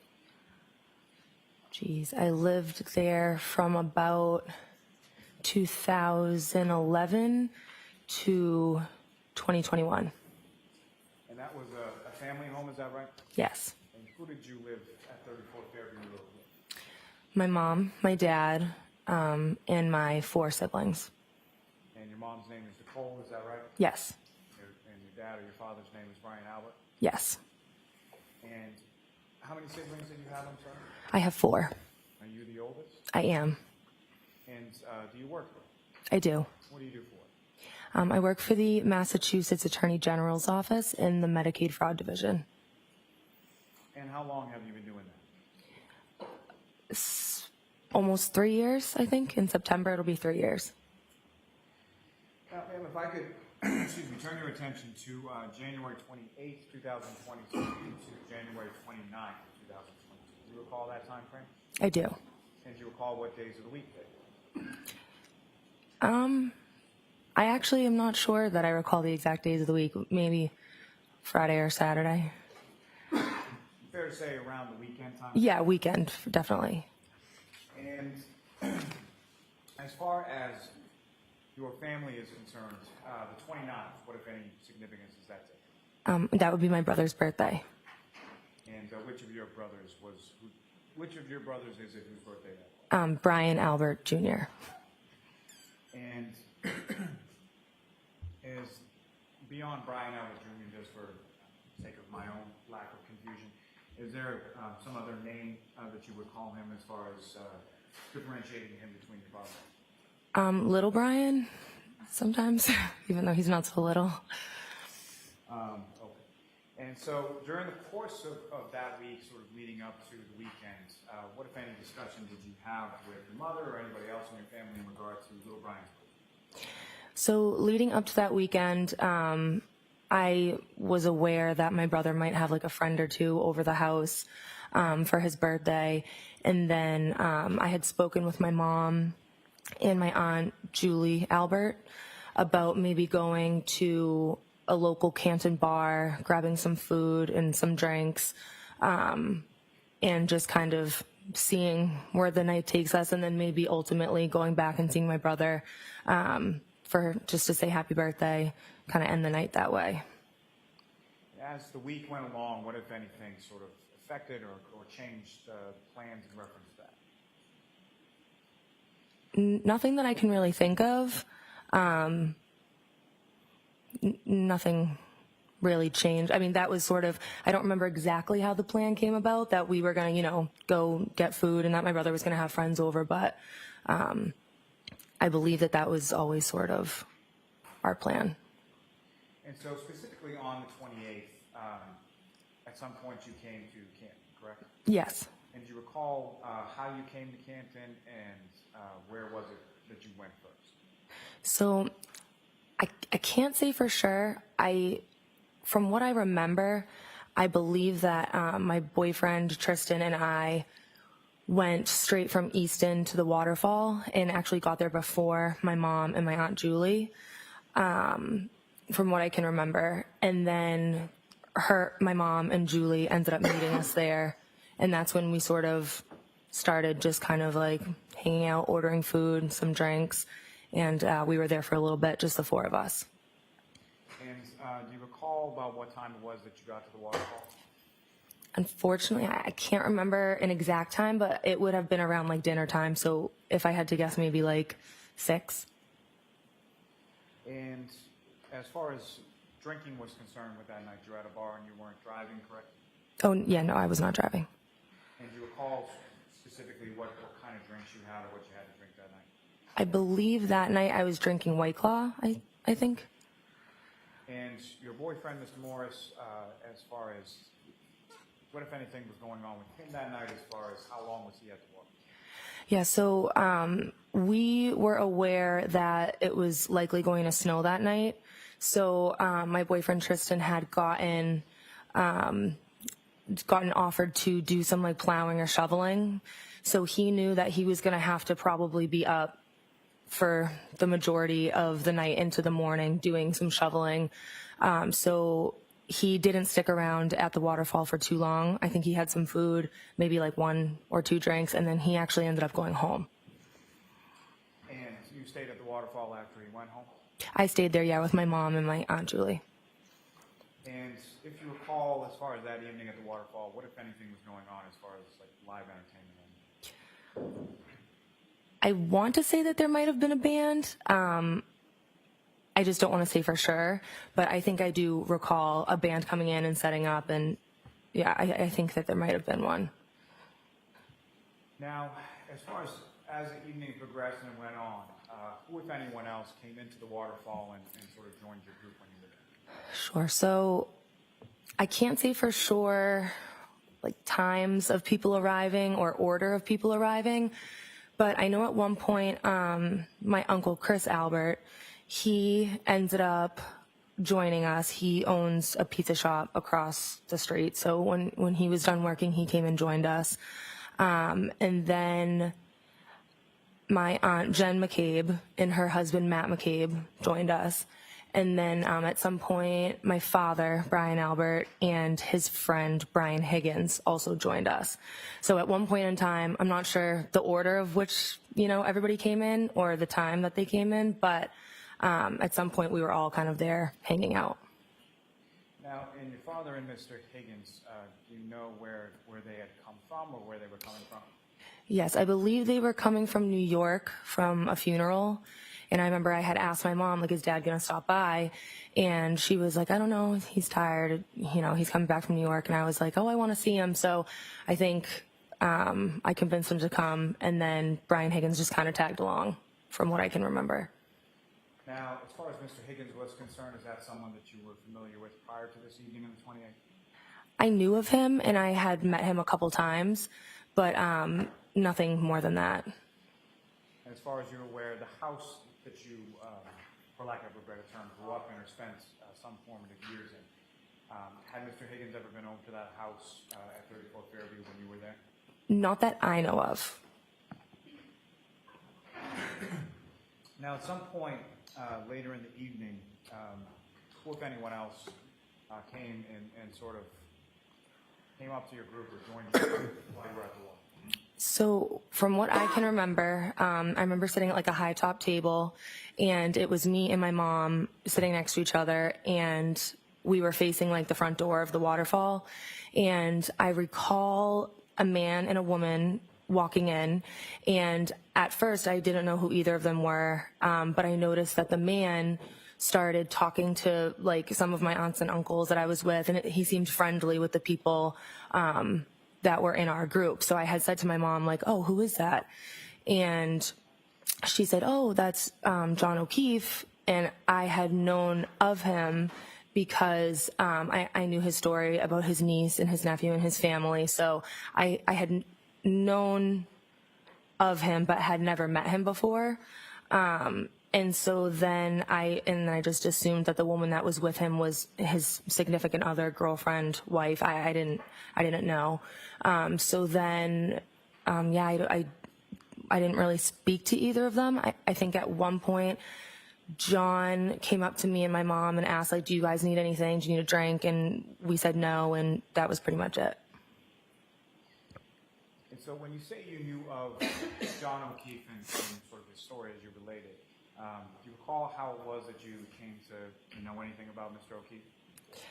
Or who was it through that you came to know about Mr. O'Keefe? Well, in general, it was kind of like a known thing. The tragedy of what happened in the O'Keefe family. And so I had just kind of heard that story. And then on top of that, John O'Keefe's niece is either the same age or around the same age as some of my younger cousins. So I knew that she was friendly with them. I knew that my Aunt Jen McCabe would like help out here and there, going to sports, going to different events, whatever. I know that my Aunt Jen was friendly with John O'Keefe. And I knew that my Aunt Julie and Uncle Chris were somewhat friends with him as well. And just to be clear, when you're talking about some of your younger cousins, the younger cousins you're speaking of, who are their parents? So the younger cousins that I'm referring to would be the McCabe girls, and their parents are Jen McCabe and Matt McCabe. And they were present at the waterfall that evening as well? Jen and Matt were, yes. Now, with reference to Mr. O'Keefe and his significant other that you described, had you ever met them prior to that evening? I had not to my knowledge. I wouldn't be surprised if there was maybe like a sporting event or something where we, met each other in passing, but I had never formally met John or the woman that he was with. And so on that evening on January 28th, you had never met nor were you aware of anybody by the name of Karen? No, I was not. And if you know, about what time was it that they came into the waterfall and came over to you? I can't say for sure. I'm not sure a time. So fair to say, the other people that you testified about, as far as your uncles, your aunts, and things like that, were they all there at the time that Mr. O'Keefe and this group came in? I believe so. I believe that everyone who was there in the group that I was with was present when John O'Keefe and Karen Reed arrived. And about what time was it that things started to wind down as far as the waterfall was concerned? Again, I'm the worst with times, but I would say it was around like 12-ish that we kind of said, let's kind of head out and head home. I would say 12-ish, approximately. Now, during the course of the time that you were at the waterfall, either before or after Mr. O'Keefe and Ms. Reed arrived, how would you describe sort of the mood or the demeanor of the group that you were with? I mean, I didn't notice any issues or any negative things happening. All the conversation seemed positive, lighthearted. Everyone was just kind of having a good time, getting along. I didn't notice anything out of the ordinary, really. So no issues as far as fighting or tension between your group, is that correct? Correct. And as far as you saw, with regards to Mr. O'Keefe and Ms. Reed, no issues as far as fighting or tension that you observed between the two of them? Not that I observed, no. And when you, around 12-ish or so, when you started to leave, who was it that, how did you come to leave and who did you leave with? So I left with my mom and my dad. And again, I'm not sure the order of when like everybody else left. But I went with my mom and my dad back to 34 Fairview Road. And if you recall, who drove home from the waterfall to 34 Fairview? My dad. And about how long a drive is that from the waterfall to Fairview Road? I would say like 5 or 6 minutes, give or take. And when you arrived to the house at 34 Fairview, do you recall where your father parked in relation to the house?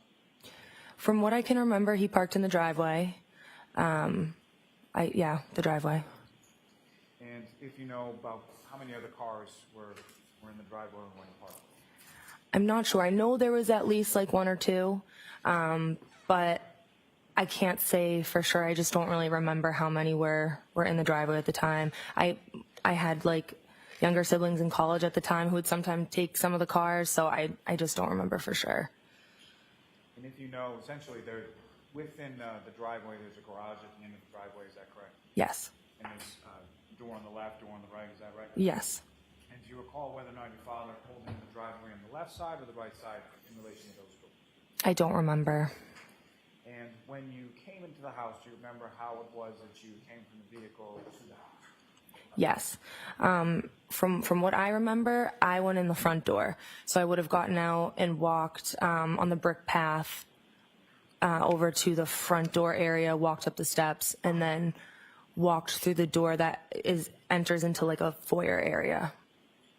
And just to be clear, sort of when you walk into that front door with the foyer area, what if anything's right in front? So when I first walked in, I actually had seen my cousin Colin. He was standing in the foyer area. And I remember I said to him, like, "Oh, hi, what are you doing?" Next question. Not what you said to me. Taking you back to sort of when you're exiting the waterfall and when you're exiting your parents' vehicle and walking into the house, what, if anything, did you observe as far as the weather at that time? I remember at that point, snow was definitely coming down. And I could tell that it was like progressively getting worse. And so you walk into the home in the front foyer area, that's where you run into your cousin Colin? Yes. How is Colin related to you as far as, how is he your cousin?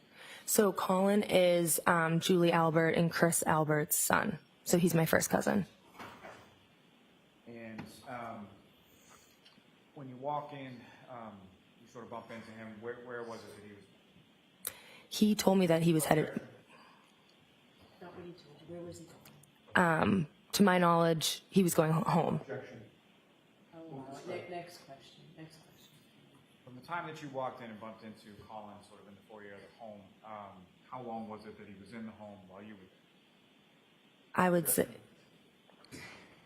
No, how long was he in the home when you were there? minutes. And from your group, this includes yourself, your mother, your father, is that correct? Sorry, what was that? From your group, when you enter the home, that includes you, your mother, and your father, correct? Yes. And who, if anyone else from the waterfall, arrived at your home around the same time as yourself, your mother, and your father? I believe that Brian Higgins was the next to arrive. I think he very shortly after came inside, after myself, my mom and dad. And so when Mr. Higgins comes into the house at 34 Fairview, are you already in the house? I was already inside, yes. And so do you have any idea what Mr. Higgins was driving that evening or where he parked it? I do not. And then once you come into the house, when you come into the house, where is it within the home that you go? So I walked in through the foyer, and then I took a right turn, which leads into like the dining room area. And that's where my brother Brian and two of his friends were just sitting around the dining room table. So I said happy birthday to him and was just kind of hanging out in there for a little bit. And the friends that you observed in that sort of kitchen dining area, the friends of your brother Brian, little Brian, what were their names? Sarah Levinson and Julie Nagel. And were those people that you were familiar with prior to this evening in January 28th? Yes. Familiar with them as they're friends of your little brother? Yes, exactly. And with regard to the house, after yourself, your mother, and your father arrived, and then Mr. Higgins after that, who, if anyone else, from the waterfall came to the house that you saw? My Aunt Jen and my Uncle Matt McCabe. And when your Aunt Jen and your Uncle Matt McCabe arrived, where was Colin? Colin had left by then. Objection. I'm going to allow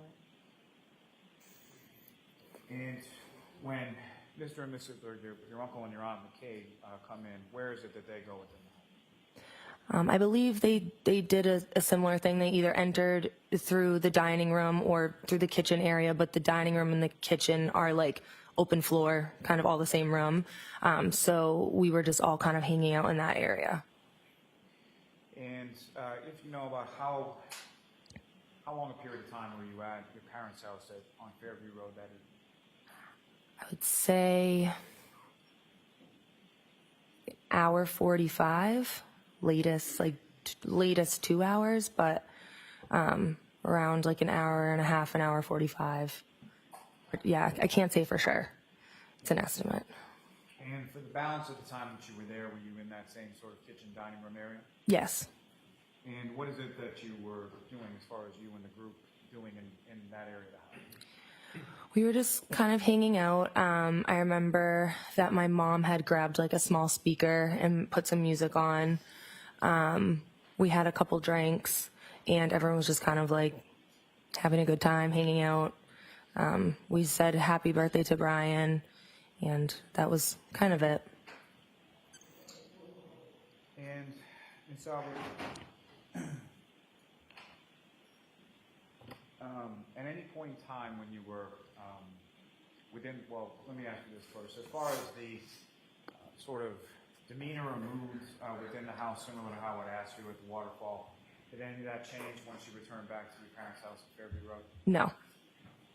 So everyone getting along, no arguments, no tension, anything you observed? Correct, yeah. Now, beyond the people that you just described, did anyone else come into your house, or into your parents' house that evening while you were there? No. And specifically, Mr. O'Keefe and or his significant other, Ms. Reed, at any point in time while you were there, did they come into your house? No, neither of them ever came into the home. Now, with regard to the people that you were describing before, at any point in time, did the people in the kitchen dining room area, any of them leave that area of the house? I think when my mom, my dad, and I first got there, I believe my dad went upstairs to grab the dog to let her out.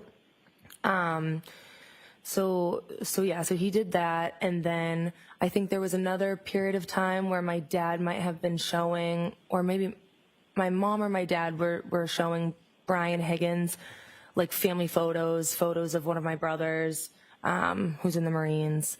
So that would have been in like the family room area, which still is like there's an open doorway, so it's not like the door was shut or anything. But other than that, we all kind of stayed within that dining room kitchen vicinity.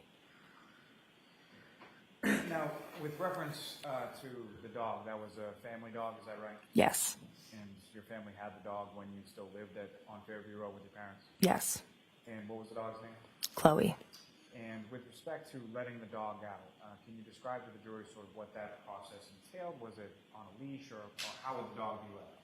Sure. So we had like a fenced-in backyard, and we had a back door. So we would just kind of open the back door, let her out. She would kind of do her thing, and then she would come back in when she was done. And your father took care of that when you got home from the waterfall that evening? Yes. In the family room that you were talking about, where your father and or your mother and Mr. Higgins were, as far as the photographs, where is that in relation to the dining room kitchen area, and specifically, can you see into that area from the dining room kitchen? Into the family room? Yes. Yes. So there's just sort of it's like a doorway, but there's no door there. It's pretty open.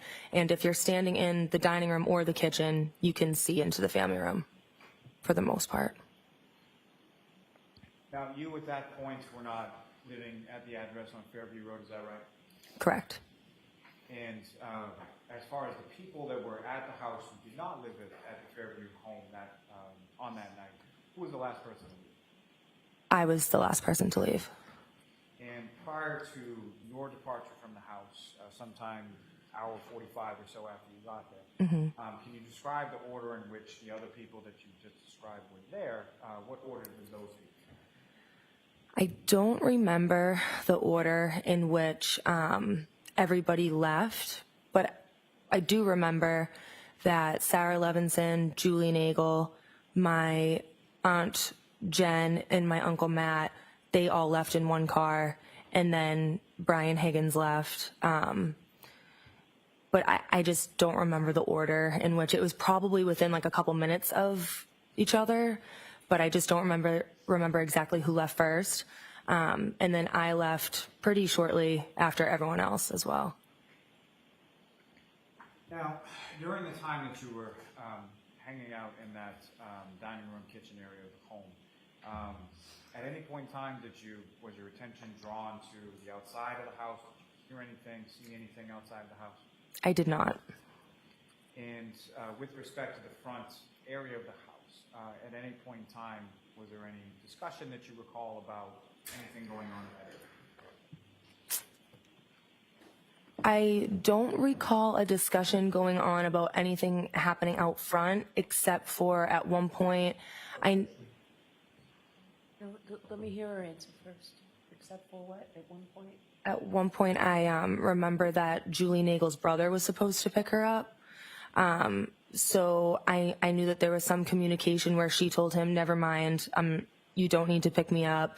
You can go home. I'm going to go home with Jen and Matt. Now, with respect to your aunt, Jennifer McKay,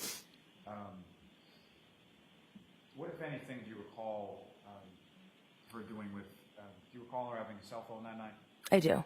And what, if anything, do you recall her doing with respect to that cell phone? I remember at one point we were standing in the kitchen and I had noticed she was on the phone. And I remember she said something to the effect of like, oh. No, not what she said. Okay. So next question, Steve. At some point, did you see her talking on the phone? I did. Okay, and at some point, did you see her appear to be texting on the phone? I'm not sure about texting. I definitely saw her speaking with somebody on the phone though. And at some point, where did she put her phone in relation to where you guys were in the kitchen and dining room? I'm not sure.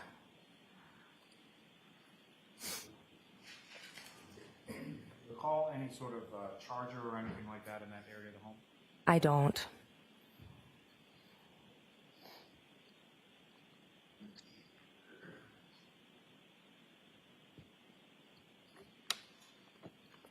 Now, as far as who picked you up from the house that night?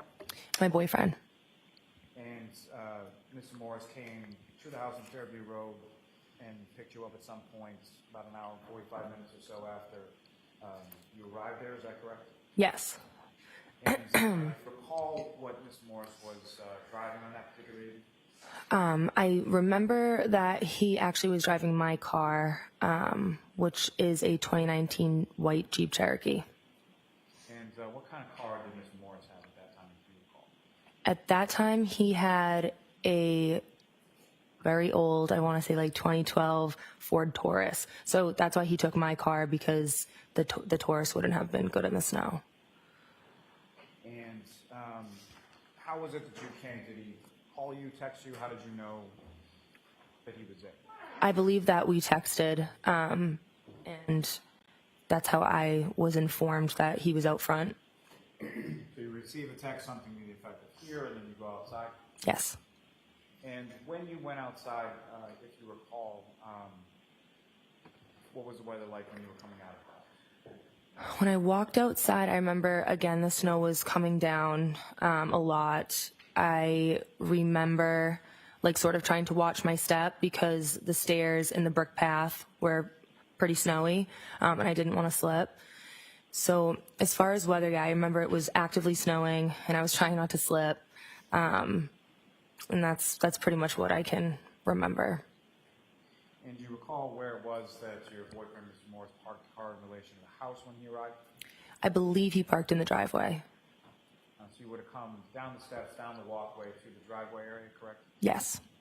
And who drove from Fairview Road to back home that evening? Tristan did. Now, if you recall, when Mr. Morris, I'm assuming, backs out of the driveway, is that correct? Mm-hmm. When he backs out of the driveway, where does the vehicle go in relation to the house? We went up Fairview Road, so towards the flagpole in our yard. And so towards the flagpole with the passenger side facing the house, is that right? Yes.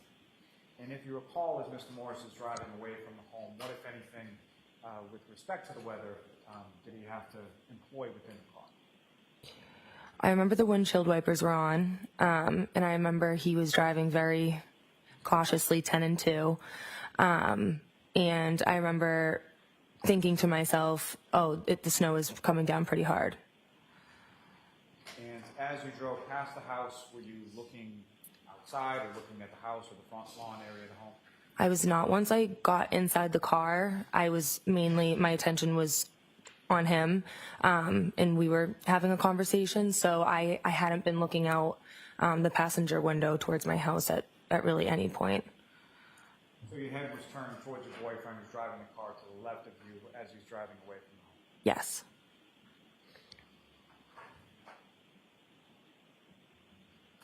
I have one moment, Your Honor. Yes.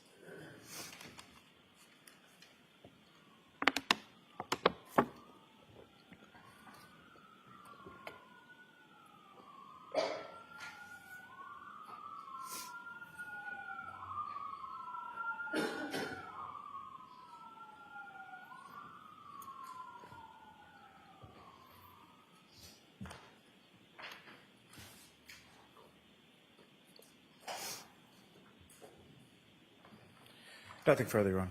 Okay. Mr. Yannetti?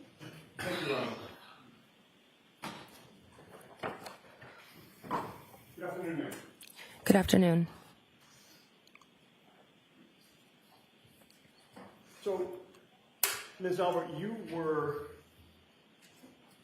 at your parents' home on January 29th by midnight or shortly thereafter, correct? Correct. And you were the last one to leave at 1:45, 2 o'clock, somewhere in that area? Yes.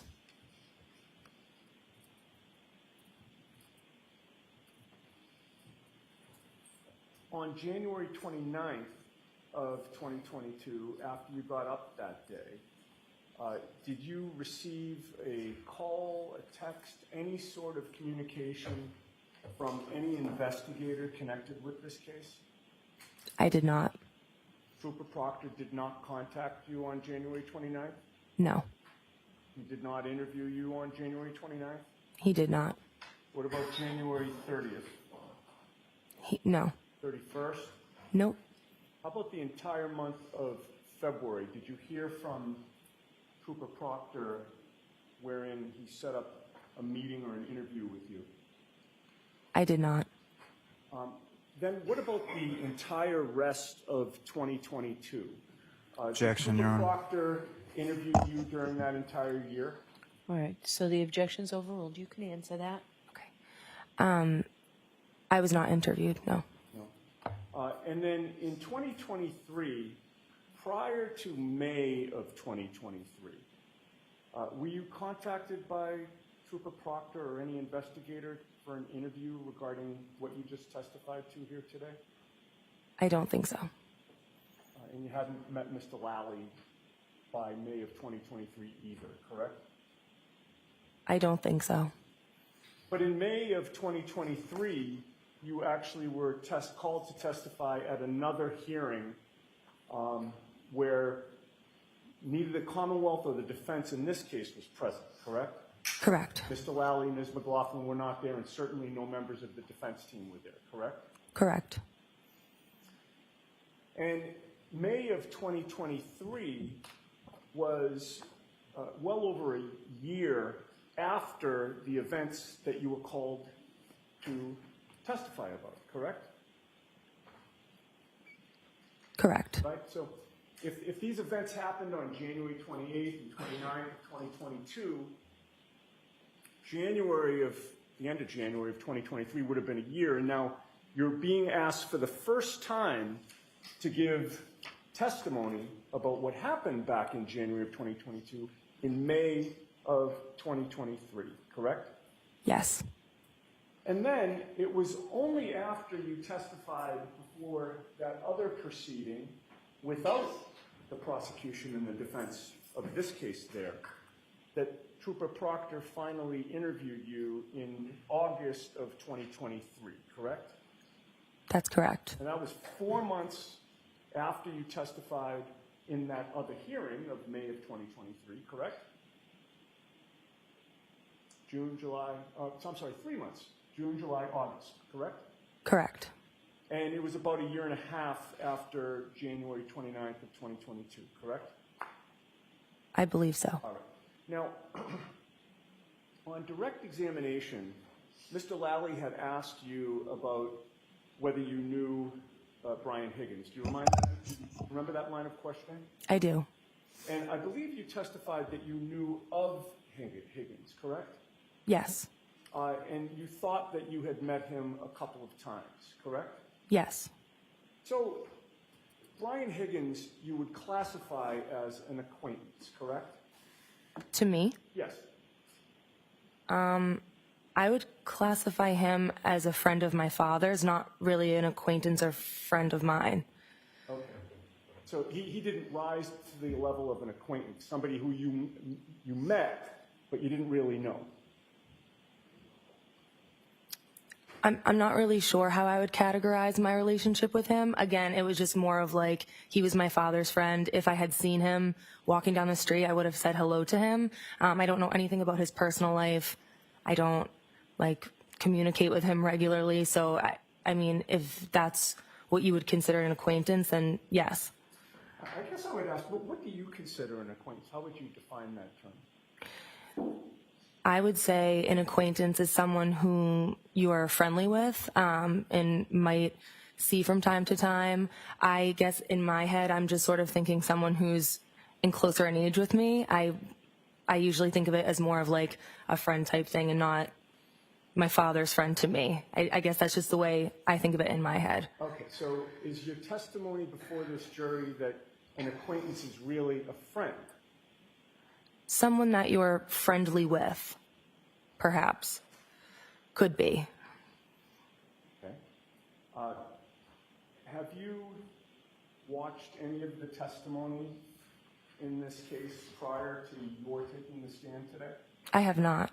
Has anybody told you anything about any of the testimony that has occurred prior to your taking the stand today? No. Okay. Who is Katie McLaughlin?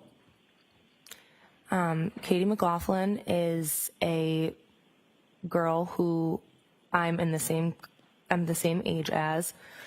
We went to high school together. We graduated the same year, and we have a couple mutual friends. We interact with some of the same people socially. I can't think of a time, possibly ever, where her and I ever hung out one-on-one or individually. So more of like a friend of a mutual friend. Okay. So, Kate, you would not consider Katie McLaughlin to be a friend? She's not a close personal friend of mine. I asked you if she was a close personal friend. Objection. Just let her finish her answer. I'm sorry. Go ahead. Finish your answer. I would not consider her one of my, again, close friends. Okay. All right. So let's get back to my question. Would you consider her to be a friend. Objection. I'll allow that. Your Honor, may we approach? Okay, jurors, feel free to stand up and stretch.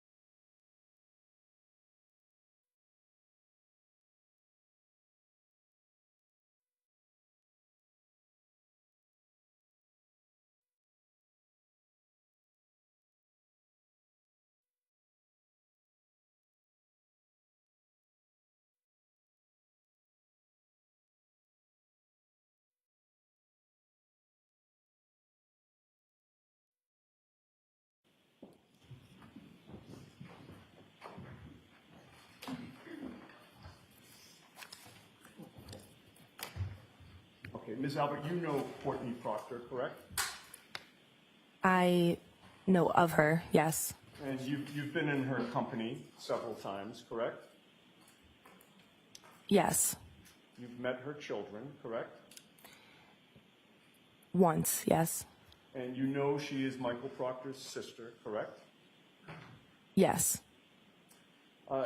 When Michael Proctor ultimately interviewed you in August of 2023, did he ever ask you how well you knew his sister, Courtney Proctor, did that subject ever come up? Not that I remember. And did you ever mention it to him that, you had met his sister and met his sister's kids? I did not. Now, on January 28th of 2022, you went to the waterfall with your boyfriend, Tristan Morris, correct? Yes. And ultimately, he left and you stayed, correct? Yes. The reason that you stayed is you wanted to go back to 34 Fairview, your old home, to be there by midnight when your brother was turning 23, correct? Not necessarily. My plan was always to stay and just spend some time with my mom and my aunt. But Tristan left very early because he knew that he was going to have to be up at 3 o'clock in the morning shoveling or plowing. So my plan was never to go back with him. But it wasn't necessarily because it was my brother's birthday. It was just what my plan was for the night. Certainly the fact that it was your brother's birthday didn't deter you from going back there, right? In other words, the fact that it was your brother's birthday didn't cause you to hesitate to go back. You wanted to be there, right?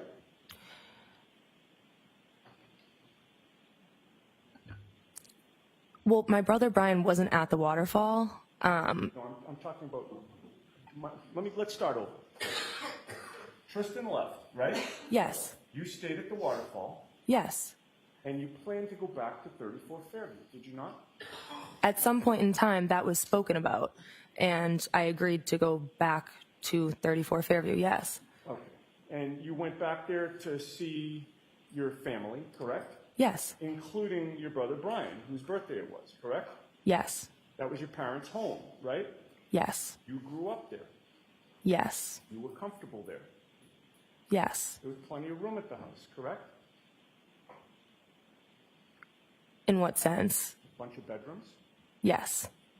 Not all of them were taken up, correct? At that time, correct. You certainly felt welcome there, correct? Yes. And there was no problem with you staying there overnight, correct? Correct. And when you made the decision to go there after the waterfall, you knew that there was a snowstorm that was starting, correct? Yes. And you've already testified that when you went back to 34 Fairview, you saw your cousin, Colin Albert, inside the home, correct? Yes. In fact, you walked in and he was one of the first people that you saw, correct? Correct. He's been over your house many times, correct? Correct. You're close with him as your first cousin, are you not? I am. And your brother Brian Jr. is close with him as well, correct? Yes. Colin Albert is close with your parents, correct? Yes. He's certainly welcome at your parents' home, correct? Correct. And it was certainly not shocking to see your first cousin, Colin Albert, at your home, correct? Correct. And you had a brief interaction with him, correct? Yes. That was sort of toward the foyer of the house? Yes. And then you continued deeper into your parents' home and you saw other people there, correct? Yes. Where did you go within the home after you had seen Colin? I believe I entered through the foyer into the dining room area. All right. And when you were there, you saw your brother Brian, whose birthday it was, correct? Yes. He had two friends with him, Julie Nagel and Sarah Levinson, in that same area? Yes. You greeted them as well? Yes. And that's where your attention was focused, fair to say?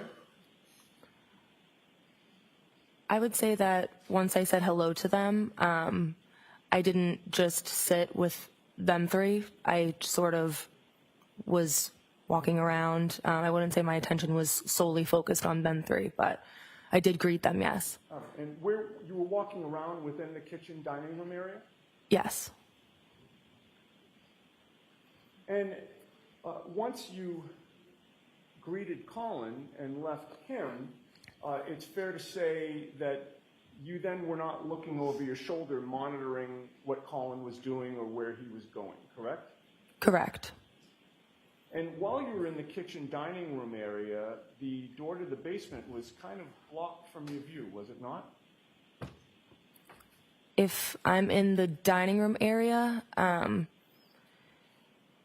there is a spot in there where I could see it, but I don't believe I could see the basement door, no. Right, and from your vantage point, the door to the basement's kind of blocked from the area that you were in. For the most part, yes. And you weren't watching Colin to see where he went after you left him, correct?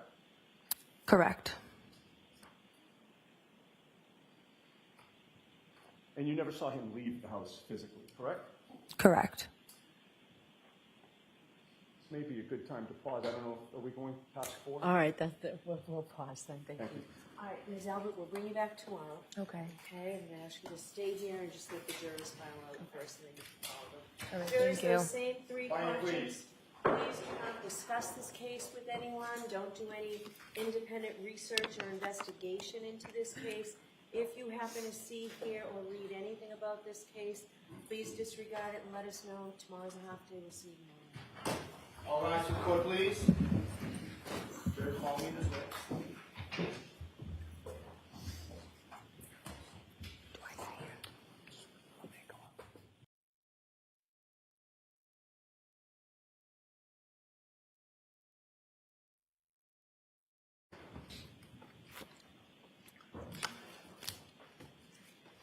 I followed on that.